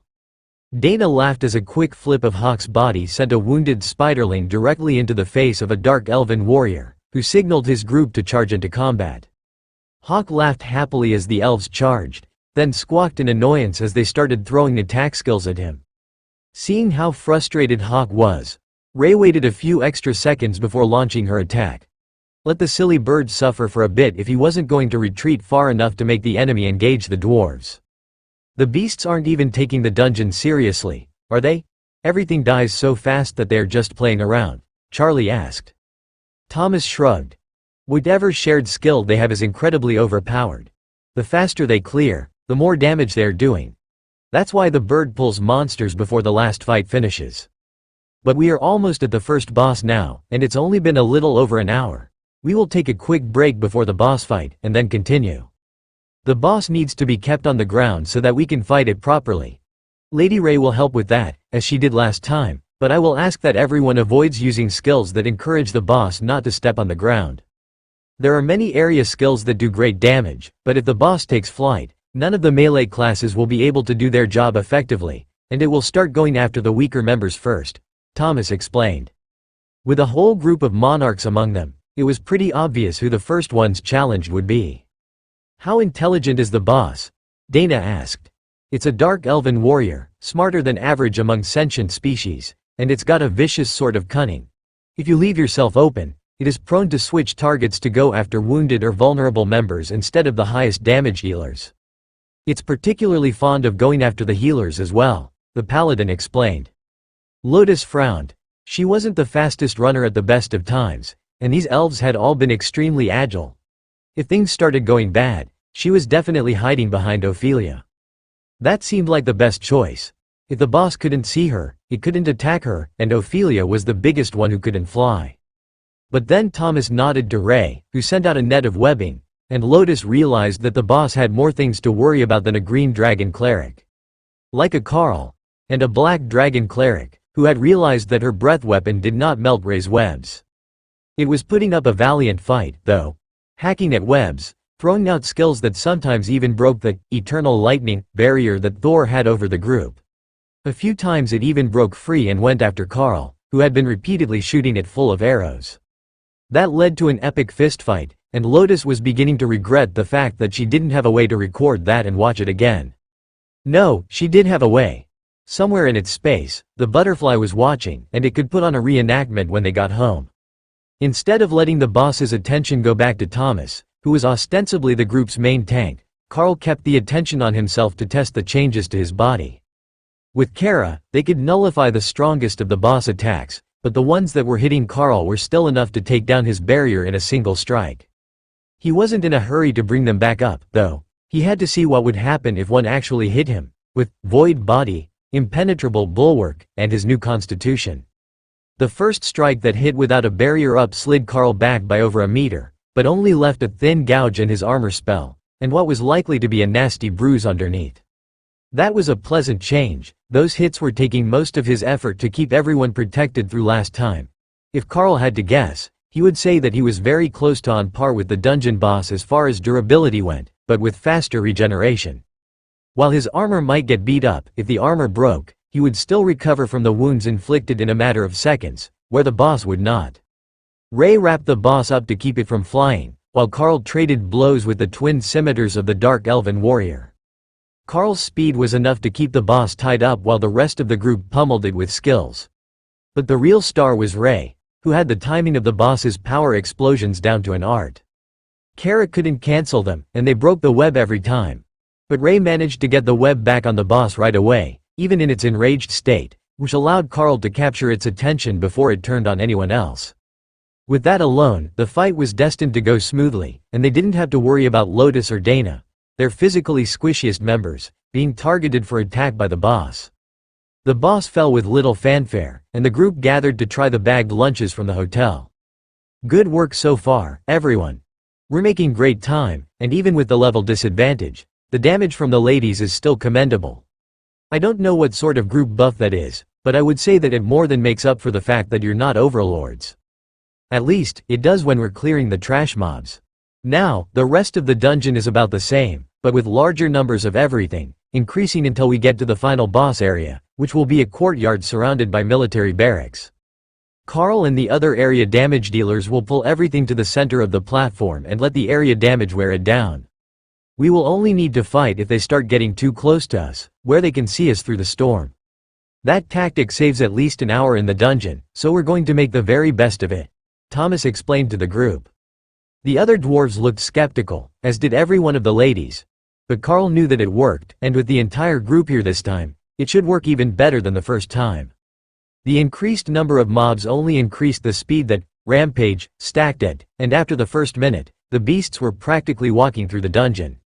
With Kara throwing around void blasts, Remy using chain lightning, and Hawk throwing fireballs at anything that moved, the dark elves really didn't stand a chance. Eventually, it got to the point that they weren't even waiting to pull groups anymore. As soon as the numbers got low, Hawk would go and get more. So, they usually had 2 groups in combat at any given time, with Thor reinforcing the front line of paladins using his massive body. As Thomas said, he made a much better door than a window, and the behemoth practically plugged the street, leaving the spider riders to go around one side of him or the other. Both sides had dwarven shields waiting to stop them, as well as multiple ranged attackers, while Carl and Dana were both standing in the air above Thor's back height so they could rain spells down on the battlefield. Carl could feel that the others were already well into the monarch rank, despite how recently they had advanced, but it would be quite a while before they could make it to overlord. By his guess, it would take close to 100 runs through the dungeon, with their current ratio of damage and healing, to move through the full rank. So, perhaps 80 more from where they were now. But there was no way for him to tell if that faint increase in power level that he was feeling from them would happen on every run, or if it was an advantage from the first visit to Bara Dungeon. Finally, they made it to the final pulls, and Carl explained the plan to both Hawk and Remy to ensure that there was no miscommunication. Carl and Remy would start up the apocalypse spells, blanketing the area. Then Hawk would pull all the mobs into the spell. At that point, everyone who could use it would start casting Meteor Storm, or an equivalent spell into the chaos. It was going to be one of the most insane spectacles that the dwarves had ever seen, but it should get rid of all the elven warriors at once. Thomas lit a tobacco pipe as the show started, and the other dwarves gave him matching confused looks. They were clearly about to be swarmed with dark elves, but the main tank was stopping for a smoke break. What level of confidence was this? Then, the meteors began to fall on the courtyard, and a massive lightning zone appeared on the ground, while a lightning element, blockade, hid them from sight, as well as giving them an extra layer of defense, should any of the soldiers make it this far. And that is how you clear a courtyard. Now, let's get the pillars up and prepare for the boss. Half an hour later, the group stood victorious over the body of the final dungeon boss, checking their loot. Lotus frowned at the assortment of random overlord-ranked uncommon and rare items in her inventory. It wasn't her fault that there was nothing for her to do. She was the healer, and nobody was taking damage. But still, she didn't get a single cool thing out of the whole dungeon. Dana did. She got a tiara. A good tiara, epic grade. But Ophelia had struck out as well, so Lotus was somewhat assured that the dungeon wasn't only picking on her. Thor and Tessa got matching rings with lifelink, which allowed the one with less health to share the health pool of the more durable partner. It was an ability that Carl could add to items as well, but Thor looked adorable putting the ring on Tessa's finger, so Lotus thought it was better this way. The rest of the group, including the dwarves, had tactfully decided not to say anything about what appeared to be a proposal from a behemoth to a war cleric. Carl wasn't sure how Tessa had taken it, but he didn't doubt that if she took it as a marriage proposal, Thor would be fully on board with that. Did anyone get anything that they would like to trade? Sometimes it does give items that aren't suited to your class, Thomas asked. Everyone shook their heads. The loot today wasn't great, so nobody in the group would actually need it. But Ray transformed into her humanoid form and handed Thomas a pile of black cloth. To make you less shiny. A gift from me, she explained. Thomas shook out the item and found that it was a pure black tabard, with short sleeves and a spider web pattern in dark gray. It was also a rare grade overlord ranked item, and had bonuses for self-mending and stealth. Did you make this? Thomas asked, startled. Even before he had equipped it, the item was clearly made for a dwarf. Ray nodded happily. I made it while we were on lunch break. Try it on. Thomas tossed the cloth over his head, and it equipped instantly, covering his shining plate in black cloth to mid-thigh. He twisted and turned to check his appearance, and realized that his armor no longer clanked and creaked. Nor did his footsteps thump when he walked. Ray smiled happily. Much better. All the paladin, none of the extra noise. Charlie and the other dwarves began to laugh. Stealth dwarf. That made Thomas snort in amusement and confused Ray. Dwarves are never sneaky, you see. We have a surprisingly low number of rogues and thieves among the mountain folk because we're so bad at sneaking around, Thomas explained. Ray smirked at the paladin. Now you are the sneaky dwarf, in the name of righteousness and good ale. The dwarves cheered, while Tessa rolled her eyes. The beasts returned to their spaces, and Carl led the group out of the dungeon. The guard gave them a startled look as they left. That was a quick one. Did it not work out with the monarchs? Thomas patted him on the shoulder. On the contrary, we are already done the day's run. We even had the beast master call out an army of illusions to mine out the surface ore. Today was a good day. They had let Carl keep the ore, but the guard didn't need to know that. Carl had sent all the ore back to Ashbringer, whose storage piles in the guild bank were nearly full again. The shop's guild bank vault apparently wasn't intended to be bulk storage for an ore mine.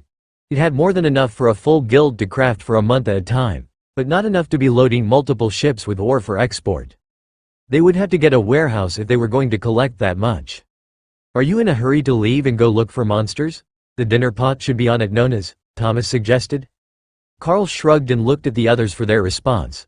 I think that should be fine. One day of delay isn't going to make a huge difference. The dwarves led them deep into the mountain, where they found a solid stone inn, obviously one of the original structures of the city, as it was carved straight from the mountain, and not built inside an artificial cavern.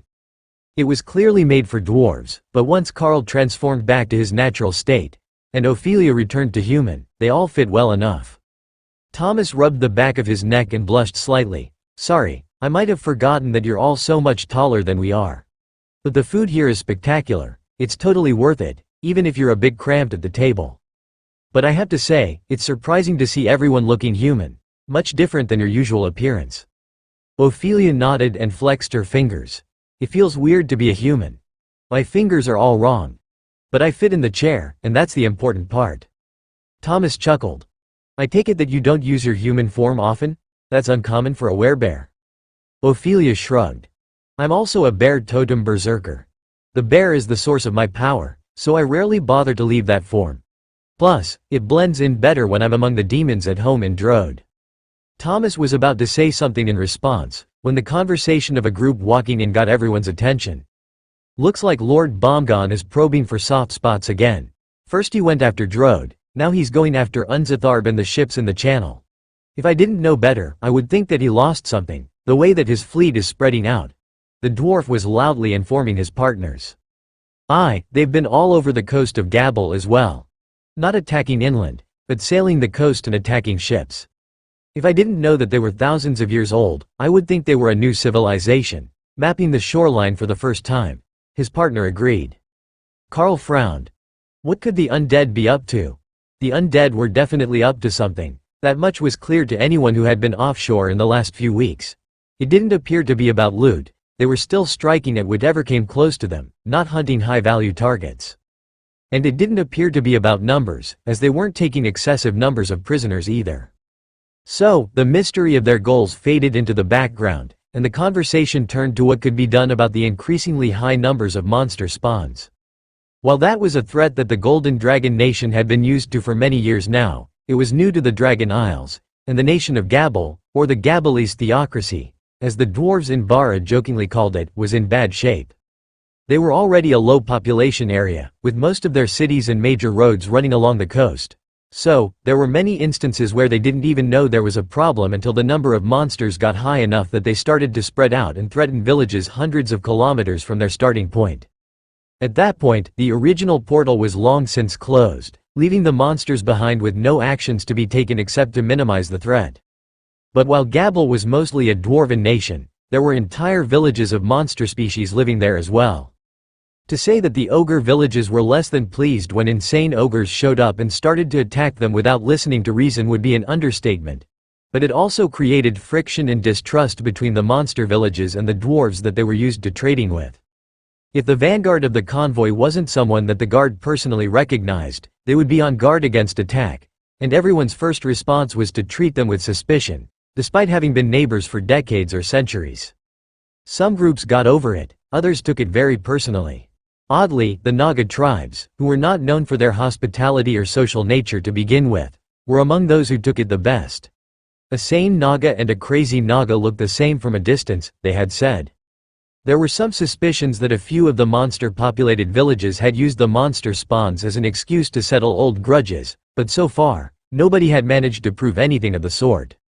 So, if we just wander around the inland areas, and stop to talk to the villages, we should be able to find the worst of the problems, Carl asked as the waitress brought out a skillet full of honey-soaked cornbread for them to snack on. One of the dwarven locals nodded. That would be the easiest way. There are roads, of a sort, connecting them, so it's not hard to get from one to another. But where you find damage to the roads, you'll most likely find a monster spawn. They seem to have something against all forms of development. Carl nodded. The monster spawns are known to attack buildings as well. And it's not always monsters. I have heard of some that were magical beasts as well, but just as insane as the rest. The dwarves shrugged. It's hard to tell unless we actually see them appear. There are plenty of things in the wilderness that can drive the animals insane, including the undead. Dana chuckled. So basically, it's hard to tell if the root cause is the spawns, or if there are other creatures driving them insane. So for the most part, the beast attacks get written off as a general threat, and not part of this phenomenon? Thomas nodded. Exactly. But if you head towards the middle of Gabble, you will find plenty of trolls and satyrs living in small villages. They're easier for most groups to get along with than the north.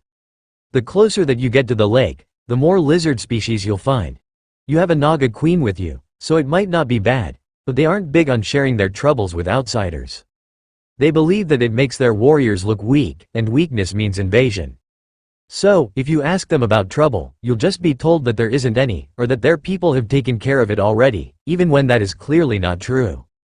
It's a bit of a running headache for their nation's armies, I'm told. But you will also find more dragon clerics there, and you can ask them. To the east, taking up most of the middle of this island, is Sholaha, and it's run by the Dragonkin.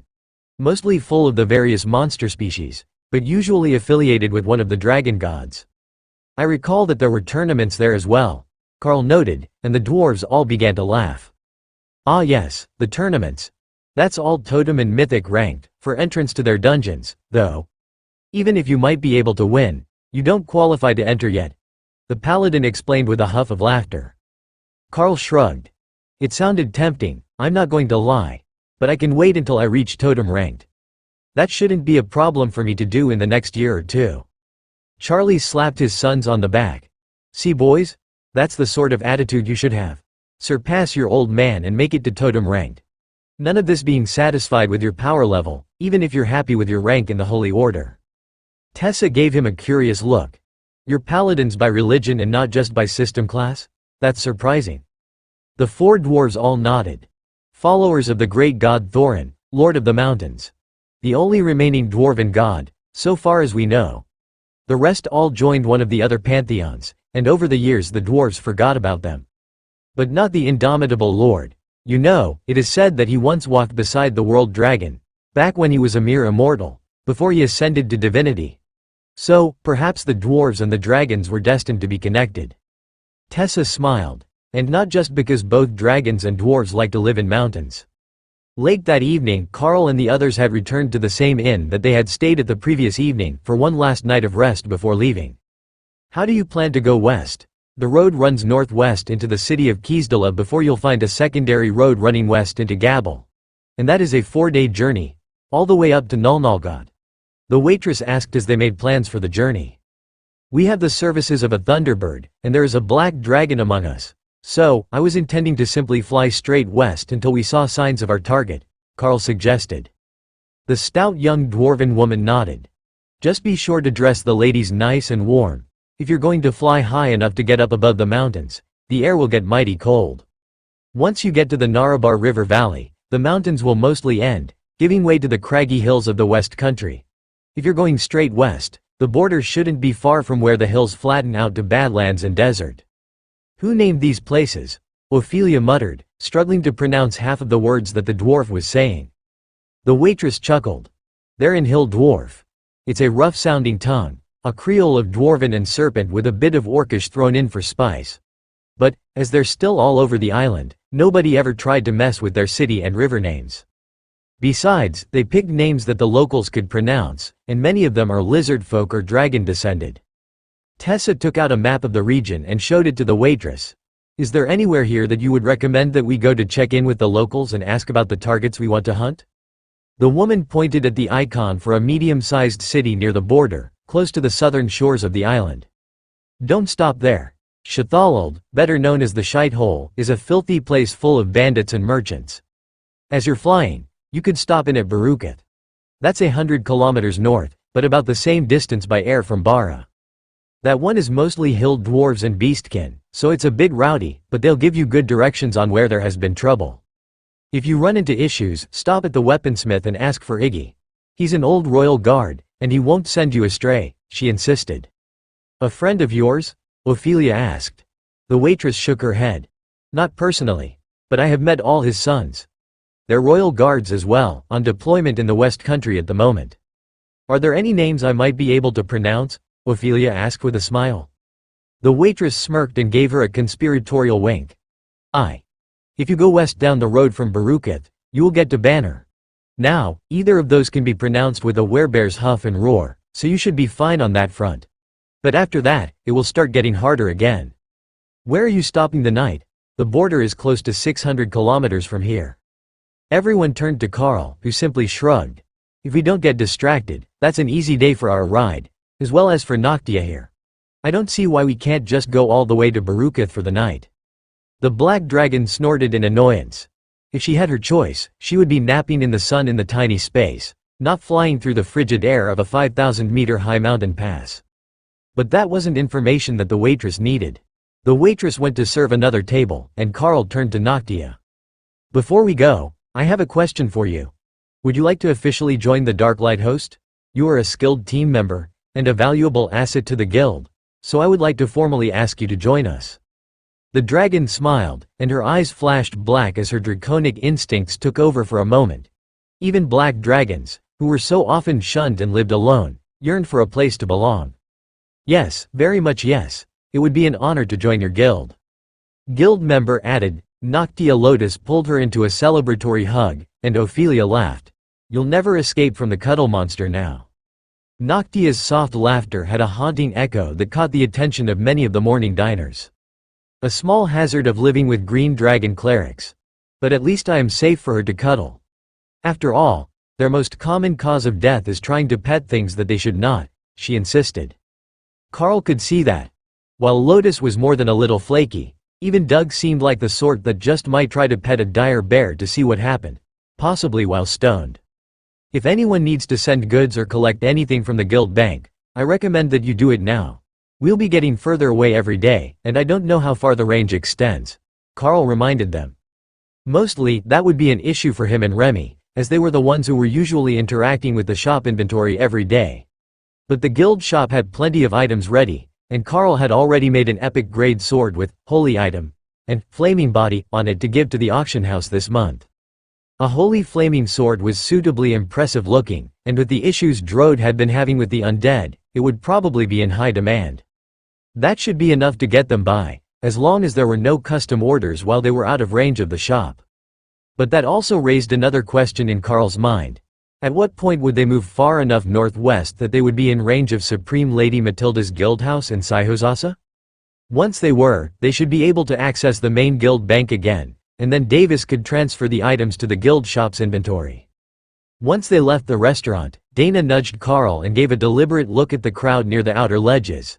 They couldn't open the tiny world there and risk someone thinking it was a portal. Common courtesy was to allow people traveling to the same area when you happened to open a portal to pass through, and it would be awkward to explain that it was actually a separate space, capable of supporting life. That was not a common sort of skill, and there were still enough powerful people around that Carl couldn't rule out one of them trying to kidnap him to force him to teach them the way of making the tiny world. He hadn't been too concerned about it with the dragons, as they only had to ask the blue dragons at the libraries if they wanted to know the answer. But others would not have that same level of access to information that an ancient dragon of the Dragon Church had. Carl turned them down a narrow alleyway, and opened the tiny world across an archway, so they could walk through without looking suspicious. Once everyone was inside, Carl closed the portal and kept walking down the alley, as naturally as possible. If someone had been watching, it would be a mystery where the others went. Unless they thought there was a hidden entrance to something in that alley. But if there wasn't, it would just look like an outsider taking a shortcut to get to the light of the mountain's surface. Carl made his way through the side streets and to the outer ledges, where the crowds were even heavier. That could be a bit of an issue for departure, but Hawk had a plan. He simply appeared 100 meters from the mountain in the open air and circled, while Carl used swims through air to walk over to him and take a seat. "Oi, now that's just cheating," Carl heard one of the dwarves complaining as he walked off the ledge. Looks like fun, though. Can you imagine the look on my wife's face if I just walked off the ledge and didn't fall? Pure disappointment. Carl missed the rest of the conversation as Hawk turned west and gained speed. The warning that the server had given them the previous evening became relevant instantly. In front of them, only a few kilometers to the west, was a spine-like ridge of mountains that extended to the ocean, and then off past the horizon. "Hawk, go south along the shoreline, and follow it until we're past the mountains. Then we can come back northwest to the course we had planned," Carl instructed. It would be a few hundred kilometers of extra distance to cover if they simply went around the mountain range's southern edge, but Hawk was fast, and they could still make their destination by dark. "I can fly that high, it's not a problem. The air gets a bit thin, but my flames will keep us warm," Hawk offered. "Alright, then let's take the direct route. Maybe we will see something interesting in the mountains. Those hills are pretty steep, and with no roads running over them, there might be some hidden treasures out there," Carl agreed. Hawk climbed as they approached the mountain pass, a portion that was only a little lower than the rest of the visible ridgeline. But by the time that he was over the peaks, the elevation was making it hard for even him to keep climbing. Carl quietly buffed Hawk with swims through air to make his flight smoother as they passed through the wall of clouds that were being pushed over the peaks, and their altitude finally began to increase again, putting them safely over the hills. How and why there was such an impressive range of mountains in the center of an island was a mystery to Carl. They weren't heaved like volcanic mountains, and there was no visible fault line like a mountain range formed by plate tectonics. But as Hawk passed over the other side, Carl saw that the wall was nearly vertical, and there was a deep slash in the ground, where a river flowed. If he followed the double ridge of mountains, and then the river, the answer became clear. The entire 500 and some kilometers of steep mountains were caused by a single powerful strike at the ground. Something of unfathomable power had split the ground past the horizon, and bent the land upwards. The scar had cut so deeply that the upper layers were mostly shale and sandstone, but the river bottom was filled with volcanic rock. If Carl's understanding was correct, the cut must have been kilometers deep when it was first made, and then the majority of it filled with magma from whatever underground pocket had been hit. Hawk listened into Carl's logic and examined the ground. "That's impressive power. One day, we will be able to do that. Make our own mountain range," he bragged. Carl smiled and patted the feathers beside him. "I'm sure we will make it there one day. But that sort of power has to be a demigod or something. I don't think that even the Chaos Dragon could make a mountain range in one hit." The second ridge wasn't quite as high as the first, so Hawk began to descend to an altitude where it was easier to fly, but Carl kept the flight skill active to make it easier. Swims through air wasn't a fast movement skill on its own, But for a flying beast like Hawk, it was a boost to his already impressive flight abilities, and once they were under 4,000 meters, the Ghostfire Thunderbird could really show off his prowess. In under an hour, they were coming up on the Narabar River, where Hawk spotted the most glorious sight that he had ever seen. There are mice. Whole armies of mice. Carl laughed and leapt up off Hawk's back to float in the sky. Go hunt for your lunch. Start with the ones that are harassing that farmer. I can see that he's trying to defend his fields against them. Hawk dove towards the farm, and the dwarves working the field looked up in horror at the massive flaming bird coming for them and their livestock. Then he banked hard and let loose a stream of blue fire through the giant stone rats. Fur burned away, and anguished howling filled the air, even thousands of meters away, where Carl was watching the scene. The beasts put up earth barriers to defend themselves, or tunneled underground. But the farmers were ready for that tactic, and an earthquake-type spell collapsed the tunnels and forced the rats back to the surface. The giant stone rats were a royal-ranked menace to dwarven society with their earth magic and voracious appetite. But they also left networks of tunnels near the surface that were a threat to livestock, who often stepped on a shallow tunnel and fell through. That could cause broken limbs, or even trap young animals. That alone was enough to put the species on the most hated beasts list for farmers everywhere. However, as Carl watched the battle, he realized that calling these things rats was more of an epithet than a description. They were quite furry, with no tails. More of a hamster than a rat. Not that Hawk cared. They were still a form of mice to him. He was collecting bodies by the dozen as he roasted them from above, and he had put out a few hellstorm vortexes on the road so that they wouldn't damage the crops. Kara was laughing in her space as Hawk went wild, trying to hunt as many of the giant stone rats as he could before they all ran away. They had already started to scatter, and Hawk was having to hurl fireballs further by the second, but the farmers were celebrating the surprise intervention by a passing bird monster.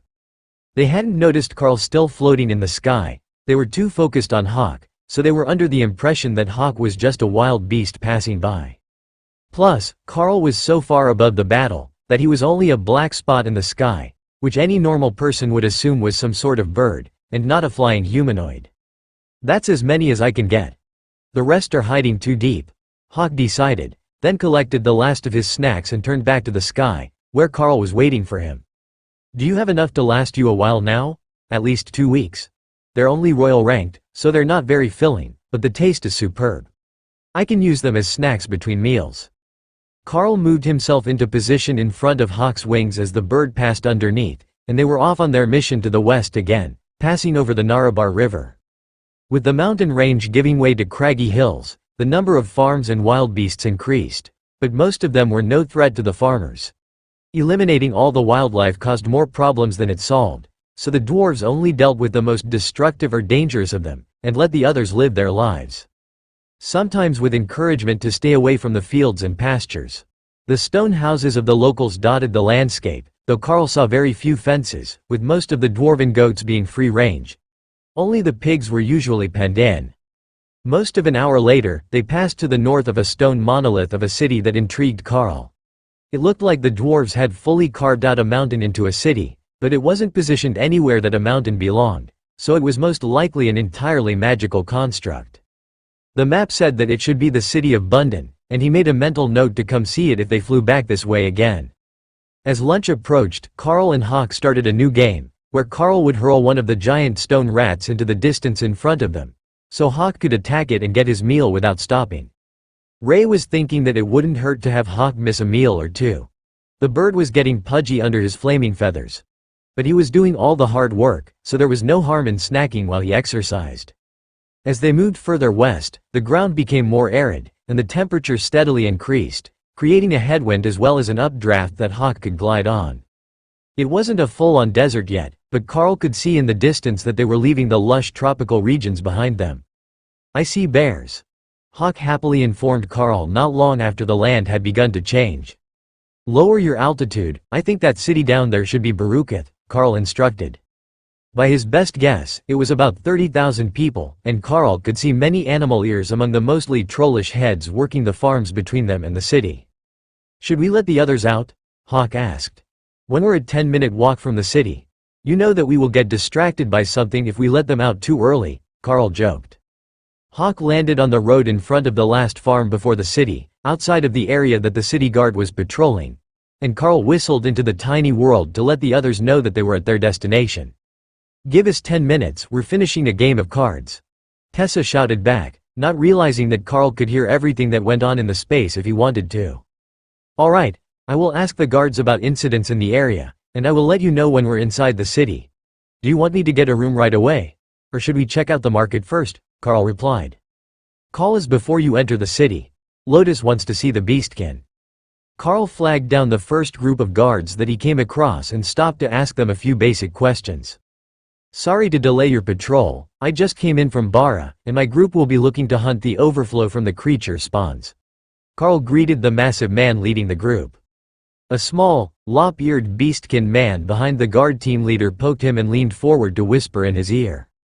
"That man is dangerous.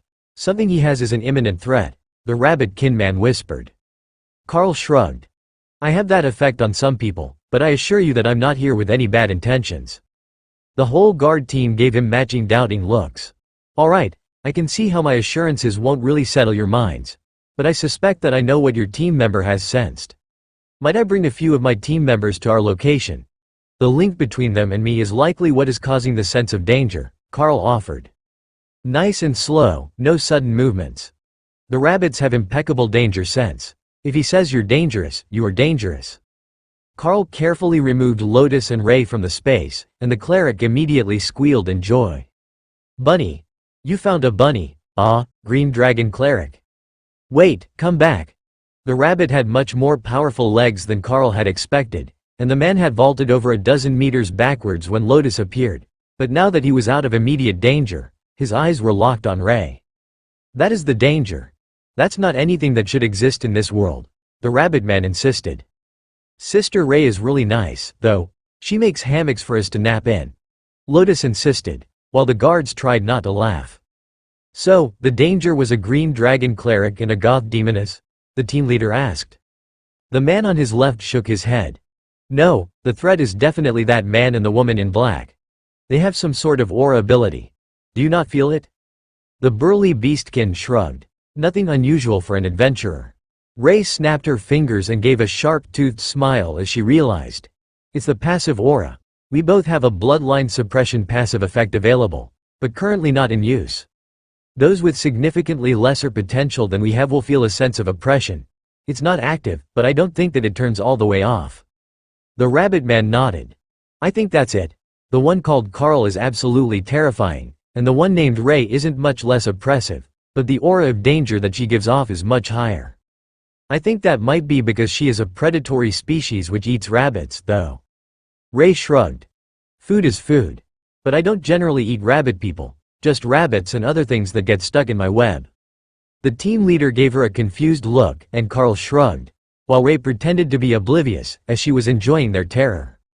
Lady Ray is a blood destruction demonic spider. The aura is innate to her species, so anything that couldn't reach at least totem rank without the system will feel the effect to some degree, Carl explained.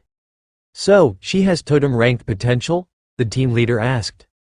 "She should be able to make mythic rank without too many issues. I'm guessing that your lieutenant is from a less predatory species than you are?" Carl tried. The leader nodded. "A fox. Compared to a grizzly beast man, they're certainly less dangerous without the system, though they are still predators." Everyone was so concerned about Ray that they had completely forgotten about Lotus, who was creeping up on the rabbit man with a cookie in her hand, as if approaching a skittish animal. The man turned to stare at her, as if he was looking at an idiot. "You know that luring grown men with cookies doesn't work like it does on small animals, right?" he asked. "They're cranberry oatmeal," Lotus replied, slowly making her way forward. The guard paused, clearly tempted, then reached out his hand. He took the cookie, and Lotus petted his ears before he gave her an annoyed look and retreated again. The rest of his team was definitely working hard not to laugh now, but the man was very pleased with his cookies, and Lotus had gotten what she came for. In her mind, the adventure was complete. No more adventure needed until they found more beastkin. Carl brought the rest of the group out of the separate space, so there were no surprises for the local city guards, and the rabbit's attention snapped in his direction again. "Oh, false alarm. I thought we were being attacked, but it's just a black dragon. Everyone else here is good, boss," Only those two auras are giving me the creeps. The green-haired paladin definitely isn't a threat, the rabbit man insisted. That made everyone in Carl's group laugh. You have a point. Thor is probably the least threatening person that I know. He's good to have in a fight, though. Carl agreed. Invincible bulwark behemoth. Thor clarified. The team leader did a double take, and looked Thor over again. That is quite the interesting group that you have assembled. As we've generally confirmed your safety, I believe that you wanted to know about the monster spawns, correct? There haven't been many around the city so far. The issues are worse in the center of the nation and the north. But 50 kilometers north, there have been reports of insane goblins. Imagine that, goblins with enough courage to attack farms? They're not strong, but plentiful, and the farmers are willing to pay a bounty for each left ear that you bring them. Other than that, you'll likely have to go further north a couple of villages to get a better report. Carl nodded. Thanks. With a group like this, it might be a bit of a waste to take out a bunch of common and awakened rank monsters. But I can certainly see how they would be a menace to the farmers. After all, everyone needs to sleep at some point, and they work long days. The guard team leader nodded. Exactly that. Welcome to Barukath. I will give you a clearance token for your group now. It will get you through the gate without a secondary inspection. The token turned out to be a small stick with the number of party members and rank written on it with ink, and then a brief shorthand note that Carl assumed was their descriptions in a local code. But when the bunny girl at the gate began to giggle, Carl realized that it was most likely a warning about Lotus, and not anything to do with their actual threat level to the city.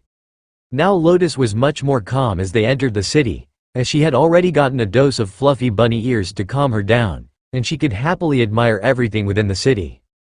Interestingly, it turned out that there were far fewer trolls inside the city than on the farms, and the population was a little over half dwarven, with the rest being almost all beastkin. Fortunately for Carl and the others, that also meant that the city was sized for larger bodies, as the larger beastkin species were often close to 2 meters tall. But it also meant that Ophelia's bad luck streak was back, and she was getting all the attention of a supermodel in the slums, with heads snapping to watch her go by. This is ridiculous, she muttered as Lotus dragged the group into a pastry shop. You could transform back.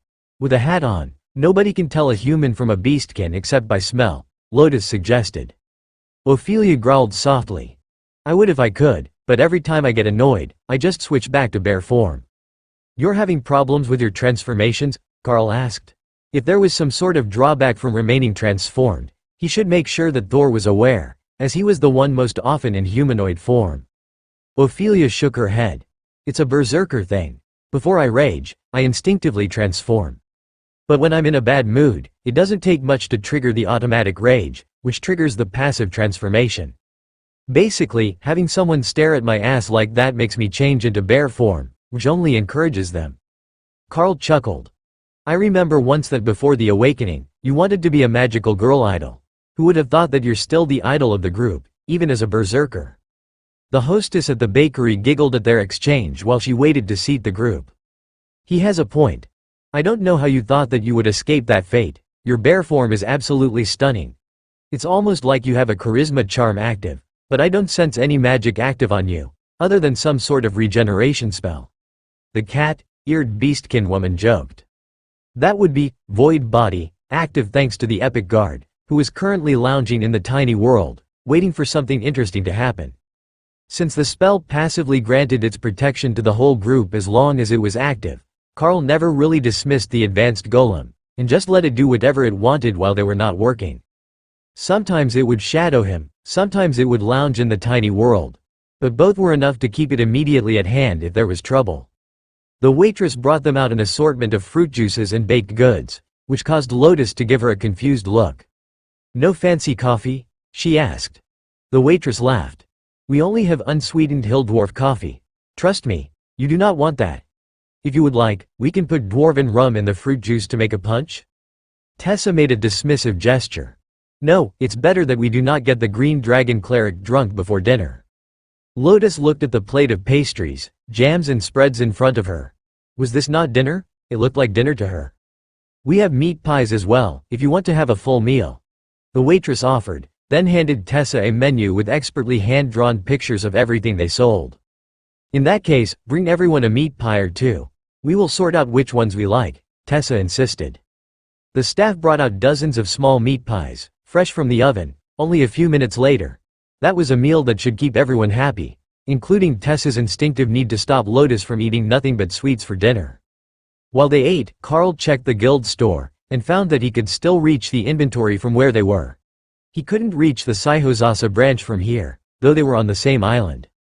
They were close to halfway between the two, but the scale of the maps wasn't precise enough for Carl to tell exactly where the halfway point was. What they had wasn't one large continental map, but a stack of smaller regional maps, and all of the scales were either different or not specified at all. Once they had eaten, Carl led the group out towards the city's market. According to what he had overheard, there were few retail store-type shops here. Instead, the dwarves preferred to work in a private workshop, then bring their goods to the market when it was time to sell. That way, nobody bothered them while they were working, and they could make the most of their time, with the market day being a form of day off from their actual work. It was a different system from what Carl was used to, but it seemed to work for them. The setup also meant that the market changed day by day, so they could find new things every time they visited the city. That was an opportunity for the Darklight host, if they did eventually want to expand to new markets. Spreading their goods across the Dragon Isles would help build up a reputation that would ensure that they were welcome, no matter where they went. A hidden benefit of being a crafting guild as opposed to an adventuring one, which the locals would only remember the existence of when there was trouble. While Carl had thought that exploring a new city would be a relaxing experience, he had forgotten one vital factor: who he was traveling with. Moments after they entered the market, Ray was gone, off to haggle with a dress merchant, using cloth as a tool for barter. The people here would most likely accept the bara gold coins that they had gotten from the dungeon, but for Ray, it was more efficient to offer the dressmaker fine silk in exchange for mundane clothing with new styles that she did not already possess the patterns for. And she was not afraid to drive a hard bargain. Carl could see that the dwarven woman running the stall had an iron-hard expression on her face, and the crowd was avoiding the area, as Ray was letting her aura slip. But their words were still civil as they argued about the relative worth of the dresses made of regular cloth versus the value of fine silk. There really was no need for Ray to go so hard on the woman, as the final price was likely to be one bolt of silk either way. But Ray was determined to get one more dress out of the bargain. When the old woman began to get annoyed with her haggling, Ray relented, and the deal was finalized. Then she moved on to a stall selling leather satchels and purses. The man running the stall gave the dressmaker a pleading look, but the old woman simply smirked at him and left him to Ray's tender mercies. Carl suspected that he was not going to get off as easily as the first vendor had, but he had no use for silk, and they were arguing over the price in gold and silver coins. Ray is going to traumatize the vendors, Dana noted as the rest of the group went to look at stalls selling bulk stone for crafting, as well as rare magical herbs that Remy could use, or Thor thought might be tasty if he grew them in his space. A disappointing amount of the product was dried, but some was fresh, and many of the plants were harvested with flowers in full bloom, and still had their seeds. The seeds themselves were part of the medicinal value of the plants, but for Remy and Thor, they were also the best way to regrow the rare herbs and plants. Butterfly nudged Carl's mind, indicating a lonely stick set aside in the vendor's stall and labeled, "Branch of Rejuvenation Bush."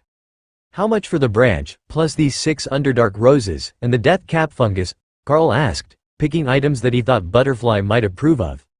The death cap fungus was one of the plants that she had picked from the Bara dungeon, but there wasn't much of it there, so another cap full of spores might be valuable to her. The roses were just pretty, jet black with blood-red rims on the petals. "You have much less expensive tastes than your Naga friend. 16 silver for the lot," the shopkeeper insisted. "She is an alchemist. I am a gardener. Our needs are somewhat different," Carl joked, then passed over the coins. The shopkeeper frowned when he saw that Carl gave him dungeon silver, not local currency, or even Bara coins. But he didn't argue about the value of the metals, and just let it go.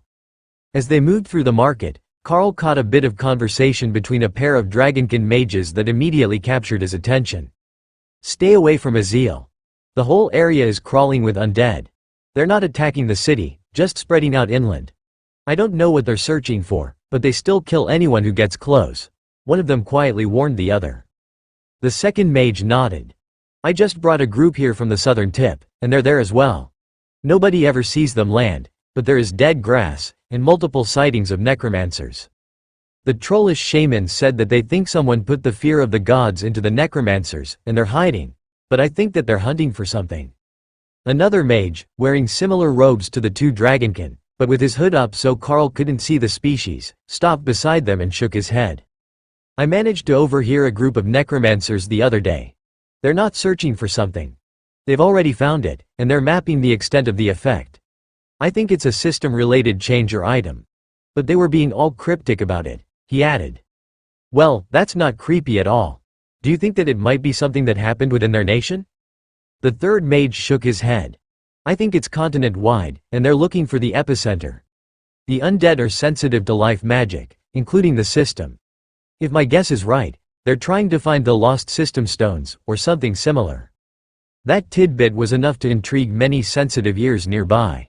Finding the system stones or something else that could boost the effects of the system would get them the sort of power and recognition that the average person could only dream about. But it might also boost their growth to unprecedented levels.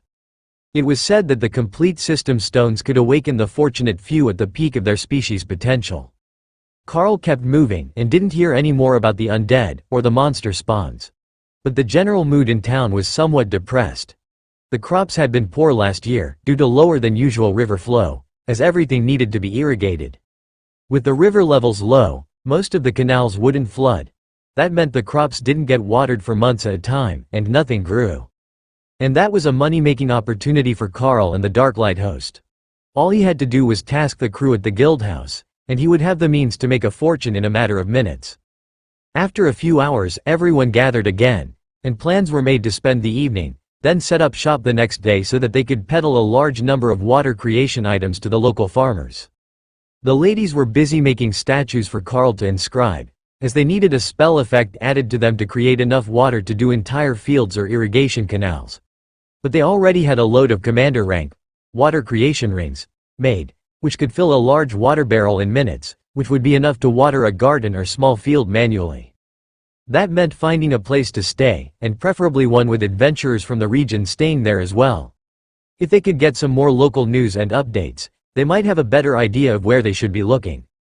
Other than just heading northwest into the middle of the country, where nobody had been clearing the spawns for lack of local population.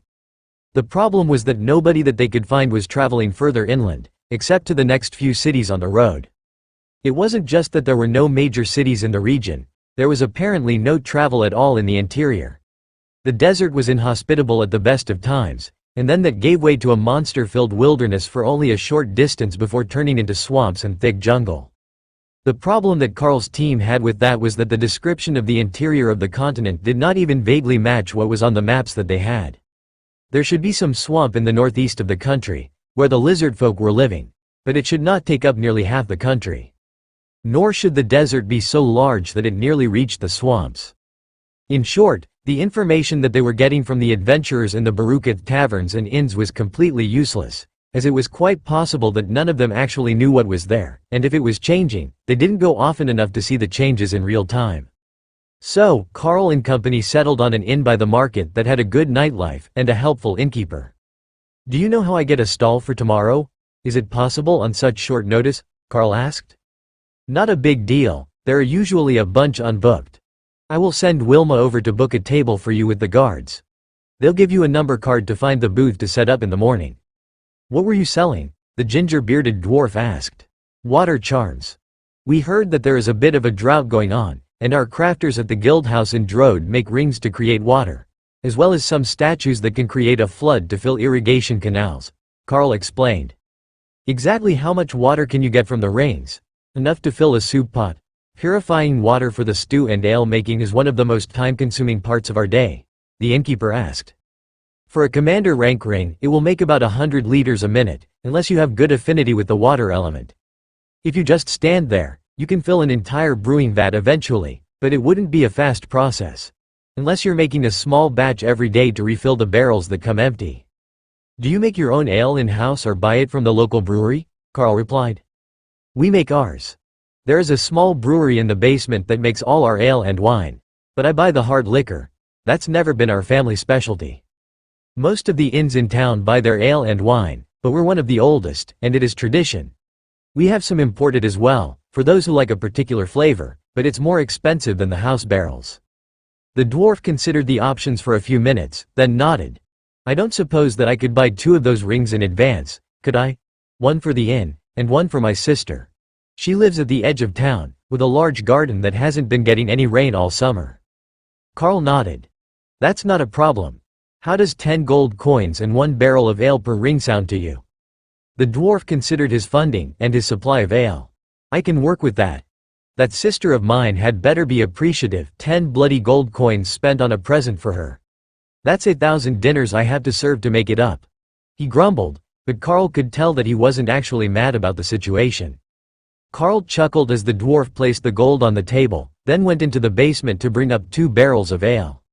Why are you trading him for ale? Ophelia whispered once the dwarf was out of sight.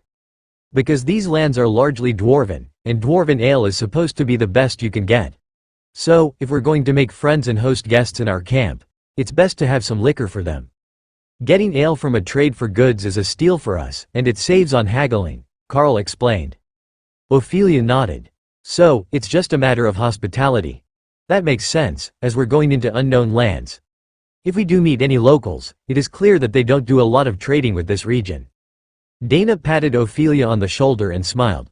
Besides, we could use a nice barrel of ale for movie nights. I talked to one of the Butterfly's illusionary dwarves today in the tiny world, and she's willing to put them on for us. Ophelia smiled. She will have all sorts of new stories soon, with us all traveling together. Butterfly does an incredible job of them. The rooms were clean enough that nobody considered just going to the tiny world for the night, and the team was up bright and early to head for stall 808, their assigned spot for the day. The stall was one near the core of the market, a prime location next to a number of magical reagent vendors and other high-value goods. That had to be deliberate, as the city guards had chosen the stalls for everyone, so they had caused this grouping. Or, perhaps there were designated sections based on the trade goods you had. But either way, it worked out well for Carl and the ladies, who were already attracting attention even before they had started setting out the actual goods. Ray had made a black silk cover for the rough wooden stall table, and then hung a thin white silk sheet over the top and sides, so they would have plenty of light, but less direct sunlight. She didn't want anyone getting sunburned.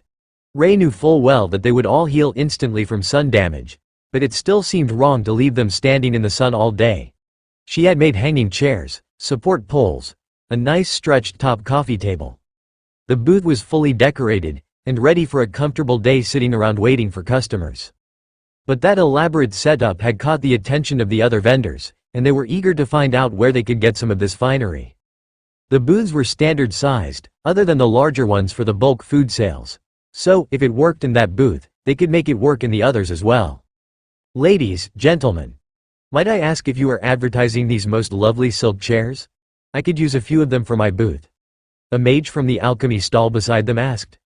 Ray shrugged. They're not actually what we came to sell, but I can make you a few. She held out her hand, and webs spun in front of her, creating 2 awakened rank silk hanging chairs. There you go. No charge, just be comfortable, Ray insisted. The alchemist bowed to her and hurried to go hang the chairs in his booth, which the apprentices were working to decorate.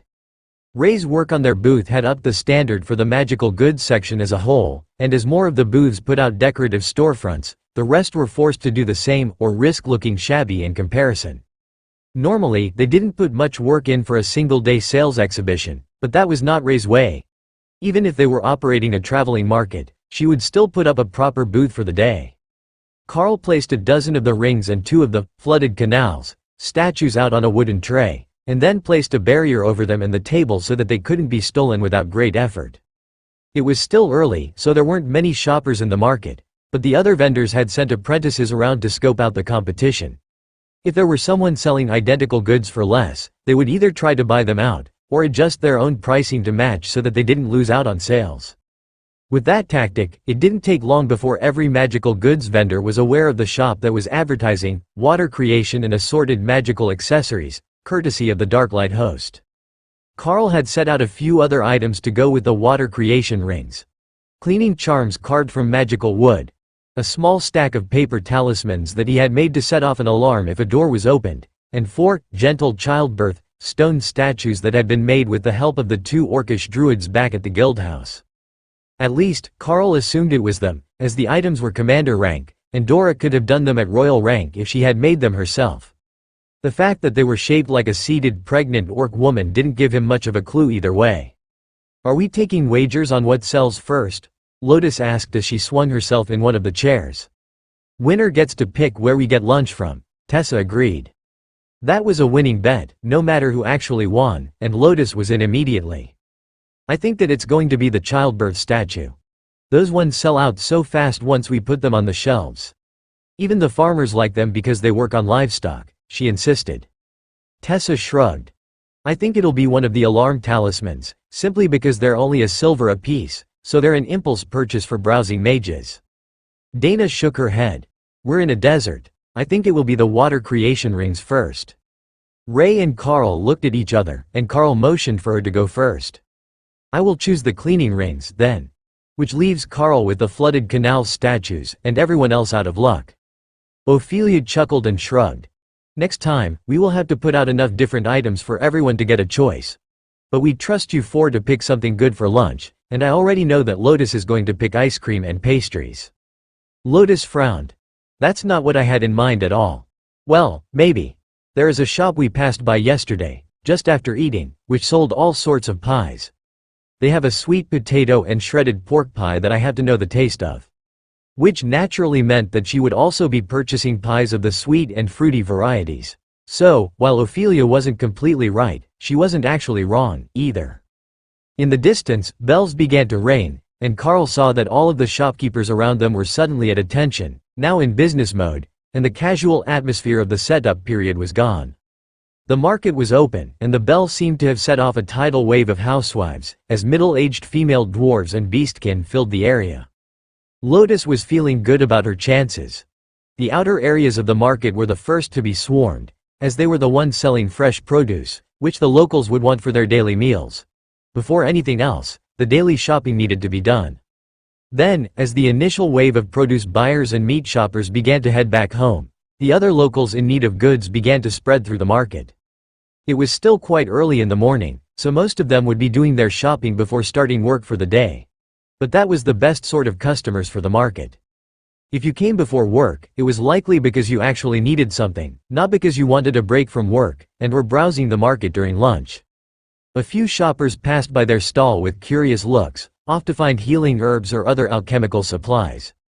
That was annoying Remy, who was working in the lab in the tiny world. They could be selling potions too, but they weren't. That seemed somewhat unfair to her. She had plenty of stock. But they were only selling like 4 different kinds of items today, just testing the market.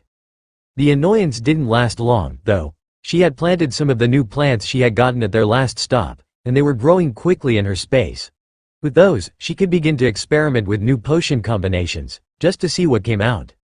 The anti-aging cream had been a brilliant failure, and Remy had high hopes that with a bit of runic infusion, she could come up with another item that would revolutionize a market.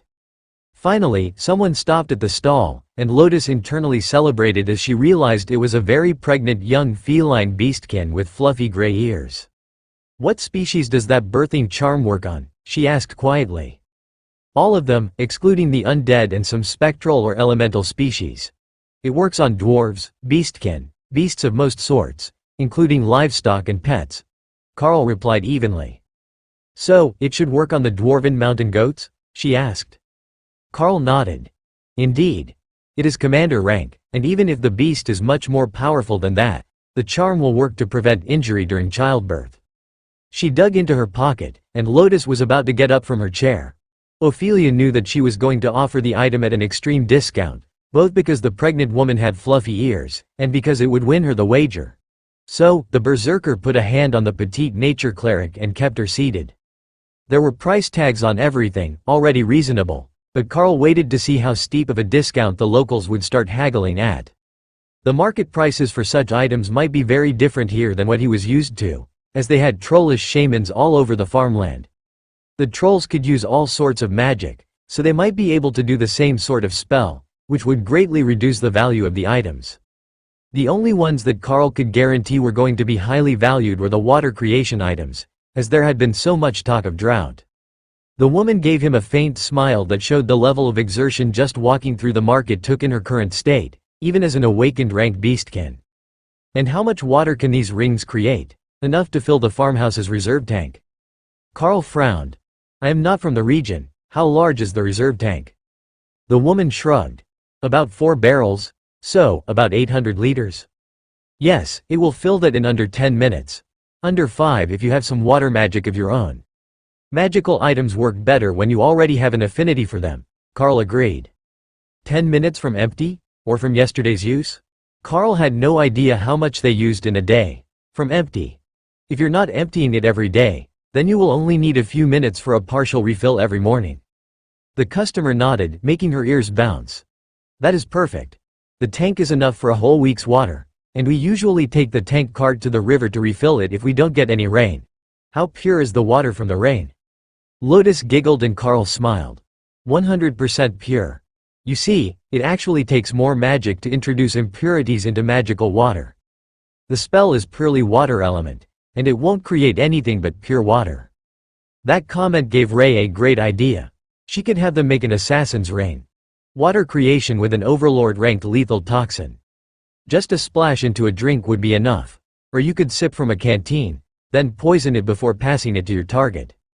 Diabolical, but effective, as long as they didn't sense the activation. Maybe the idea needed refining.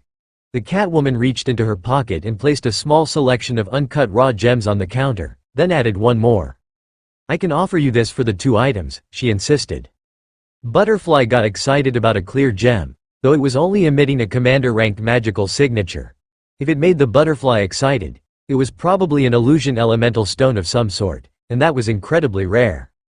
Most likely, the woman didn't know what she had, or assumed that the stone was no more valuable than others of similar power levels. But to Carl, it was worth far more than the trade. The others were mostly commander-ranked earth gems, but there was a single nature stone in there as well. That could be carved into a spell gem for a healing item. You have a deal. Carl agreed, and took the purchased items out of the case. The pregnant beastkin waddled away, and Lotus cast a long-duration healing spell on her for good luck. She didn't look like she was going to make it out of the market without it, much less all the way to whatever farm she lived on. But that left them with a small problem. There were 2 items in the first sale, so how did they decide who picked lunch? While Lotus and Dana argued over who would get to pick the spot for lunch, Carl attended to the next shopper to stop at their stall.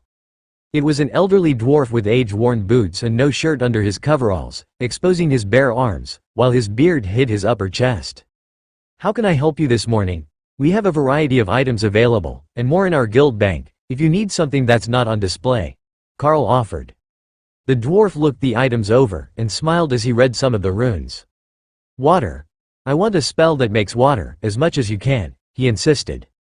Carl gestured to the overlord-ranked statue on the counter. That's about as much water as I can make for you, without causing property damage, that is. The filthy dwarf laughed. Well, I suppose that would be a consideration if you were making enough. How much is that spell intended to make? 8,000 liters a second for 1 minute per activation. It takes a fair bit of mana to make it work, but it's designed to fill irrigation canals without causing them to overflow their banks. The dwarf nodded, then smiled. And if I asked you to make something that would be much more water, could you do it? If you wanted to fill an entire lake behind a dam or something equally insane, I could personally create you about 7 million liters a minute. But I don't have any material available that would stand up to a spell of that magnitude, Carl explained. A few passing shoppers stopped to stare at Carl. Did that translate wrong? I heard that as millions of liters, one of them commented. The trollish shaman beside him nodded. I heard it that way too. Carl smiled and focused on speaking directly to the troll. Yes, as an overlord, the 1,000-year flood spell creates 7 million liters a minute. It would be more impressive if I were a totem, but that's what I can do with it.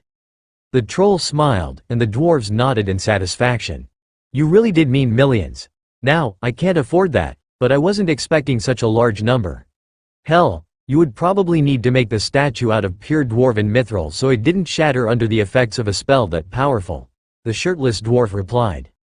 What does a kilo of dwarven mithril go for? The troll asked. About 100,000 gold coins? The dwarf beside him replied, then burst into laughter. The troll shrugged. Guess I can't afford it either. We could trade you the city for it? They all burst into laughter, along with a couple of the nearby vendors. Realistically, it would be about 2 gold coins for every resident of the city to buy the materials, but the majority of the people in town made less than 1 gold coin a month from their jobs. Purchasing such a ridiculous item was simply out of the question, even if they had somewhere to store all that water. "Spare me some coins, and we can split the use of the statue," the shirtless dwarf suddenly demanded of a passing farmer, who was giving a newly purchased pitchfork a loving expression. "The what now? What are you on about?" the farmer demanded. "Water creation statue. It's enough to fill the irrigation canals between your farm and mine. I can't flood them without flooding your side as well, so shouldn't we share the cost?" The loud voices were drawing a crowd, and a large troll in silk pants pushed past the crowd to stand behind the dwarves, who he could easily see over. "That is the good thing. I heard from the shaman that there is a water thing here," the brute insisted. "We have 2 kinds. Enough for a farmhouse, and enough for a few square kilometers of fields." "Which one do you want?" Carl replied. "Fields. Got 70 kids. Need more water for the fields." 70 children? The man needed a new hobby. "All right. This statue will keep the irrigation canals between your fields filled all the time," Carl agreed. The troll made to snatch the statue, but his fingers hit the barrier, and he cursed in pain. "Money first, then I will give you the goods. That's just common sense," Carl reminded him. He was clearly used to simply taking what he wanted, but that was not going to work today. The trollish brute frowned, then motioned for someone to come over. A group of trollish women in patched dresses scurried over to the stall. "Yes, father?" one of the women asked. "He won't give me the thing. He says pay first. Can't take it without money," the brute complained. The young woman had the grace to look embarrassed on his behalf, then turned pale when she saw the price of the statue. "Father, that's 1,000 gold coins. We only brought 50 silver to town for the shopping," she explained. The big troll harumphed, and then took a chest from his inventory and dropped it on the ground in front of her. "Give him things, get the treasure." Carl wondered just how troll genetics worked. There was a good chance that he had met houseplants smarter than this man. But all of his daughters seemed to be articulate and intelligent, though shabbily dressed. Maybe it was a side effect of the brute class? Or the brute class was a side effect of his lack of brainpower? The women began to sort quickly, and handed Carl a whole bag full of commander-ranked rough gems, with a few overlord-ranked earth gems on top. They had to be sitting on a natural gem vein here, as that was the second time in a row that he got paid with the same items, and these ones weren't even clean. They were also worth much more than 1,000 gold coins in Drode, so Carl accepted the payment and handed the statue to the daughter who had paid him. The brute roared in victory, then snatched up his chest of valuables and stomped away, while the ladies bowed apologetically to the crowd. The shirtless dwarf sighed. Well, it was a nice thought. Then Carl placed a new statue where the last one had sat. "Wait, you have more?" Beside Carl, Ray smiled at the crowd. "Of course we have more in stock. Our guild makes them, after all.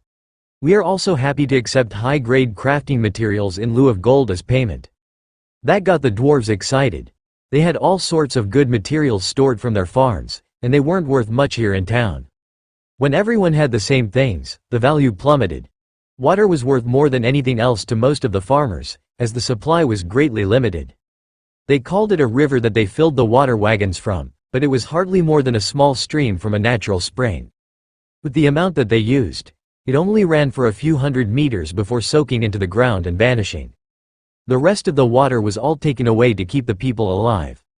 The sand trolls needed very little water for themselves, but the crops needed it. Normally, they relied on rainfall, but that had been getting more scarce by the year, to the point that many had already begun to abandon the higher areas. They would move to a lowland, in hopes that it retained more moisture, or just move to the coast and start over from nothing. The shirtless dwarf had managed to find more neighbors, and between them, they had come up with a large pile of black-veined overlord-ranked mana jade. "What about this? The striped jade comes from the quarry as well, and it should be good for making statues," one of the dwarves asked. "How much do you want for it?" Carl asked. 10 gold coins a kilo." Carl tried not to smile as the dwarves around him burst into laughter. "Oi, shut it, you bunch of jackasses. It's called negotiating," he insisted. 10 gold a kilo. One of the others mocked in a sing-song voice, which made the others laugh even harder. "If you want the scrap jade from the mines, I'll trade you for half that price," someone in the back shouted. You live in the city, what do you even want a water statue for? I don't, but I'd pay just to see the look on your face. Carl let the dwarves argue among themselves, until finally the shirtless dwarf moved closer to whisper to him. There's 500 kilos of stone on the ground there. I'll trade you for the statue while they argue, he whispered. Pass me the stone, and it's a deal. Tessa rolled her eyes as the stone vanished, then appeared in the guild's branch location inventory. That was even more shameless than taking the Mana Jade countertops from renovation sites, like they had last time. The dwarves realized that the stone was gone, as was the statue, and turned on the shirtless dwarf. You shameless bugger. What did you bribe him with? You'd better not have promised him your daughter. You know my boy is sweet on her. One of the men demanded, then glared at Carl's group. Ophelia burst into laughter, and Dana covered her mouth to hide her amusement. I'm not collecting a harem, it just happened this way when we formed a traveling group, Carl offered, but the dwarf didn't look any less suspicious. Carl set out another statue, and the spectators paused. Just how many of them did you make? One of the dwarves asked. A half-dozen or so. That should be enough to fill all the canals around the city, so I figured that it would be enough for today's market. The others, who had been arguing about the value of their trade goods compared to huge amounts of pure water, began to plot together. They could definitely come up with enough to trade for the statues if Carl was willing to be this flexible with payment. But Carl noticed that not all the faces in the crowd were pleased ones. There were a few suspicious individuals who were looking increasingly angry as the chance that more farmers would obtain the water statues improved. Ray was the first to take action, as she used Night Haunter to turn invisible and incorporeal, before asking Butterfly to cast a better invisibility on her. Then she stalked off to see what the suspicious ones were saying to each other. They were most likely planning to rob the farmers to steal the water statues and keep water scarce. But if they were planning to go after Carl to keep him from selling more down the road, she would take action. The Lord will not be happy. What use is the curse if someone starts passing out water magic? These dwarves are stubborn enough that even a few of those rings will keep them on the land for a generation. If they can water their crops, who knows how long it will take to get rid of them? Ray smiled. Just a few more words. As soon as they threatened to go after the group, she had all the justification that she needed. Forget that, if they bring back enough water, they're going to break the curse entirely. With those damned shamans working against us, all it will take is one major storm front for the entire curse to start crumbling. How long until we can get Lord Bomgon to start sending us some of those necromancers? They can't stay and curse the coastline forever, the other man replied. That changed Ray's plans. Carl, make up an excuse and work with Remy to make the largest thunderstorm that you can. Like, cover everything all the way to the horizon. Is there a good reason for this? Carl asked. Of course. Plus, I need a soundtrack as I work. Carl chuckled and let Ray go about her business. The crowd in the market barely noticed as the two men simply vanished, and there was nobody working in the warehouse where they reappeared. They were all taking the day off to sell their wares. Gentlemen, it is a pleasure to meet you. Or I should say gentlemen. The other was a bit too frail and he's already dead. Now, I have a few questions for you, and I do hope that you can answer them in an honest and prompt manner. There is no reason that this has to be a painful process. The terrified spy looked upward at the much taller form of Ray in heeled boots, then over her sharp-toothed grin to her blood-red eyes, as Ray increased the effect of her aura to its maximum. Then, he promptly wet himself and passed out. Fine, I guess we're not doing this the easy way. Ray muttered, then slapped the man to wake him back up.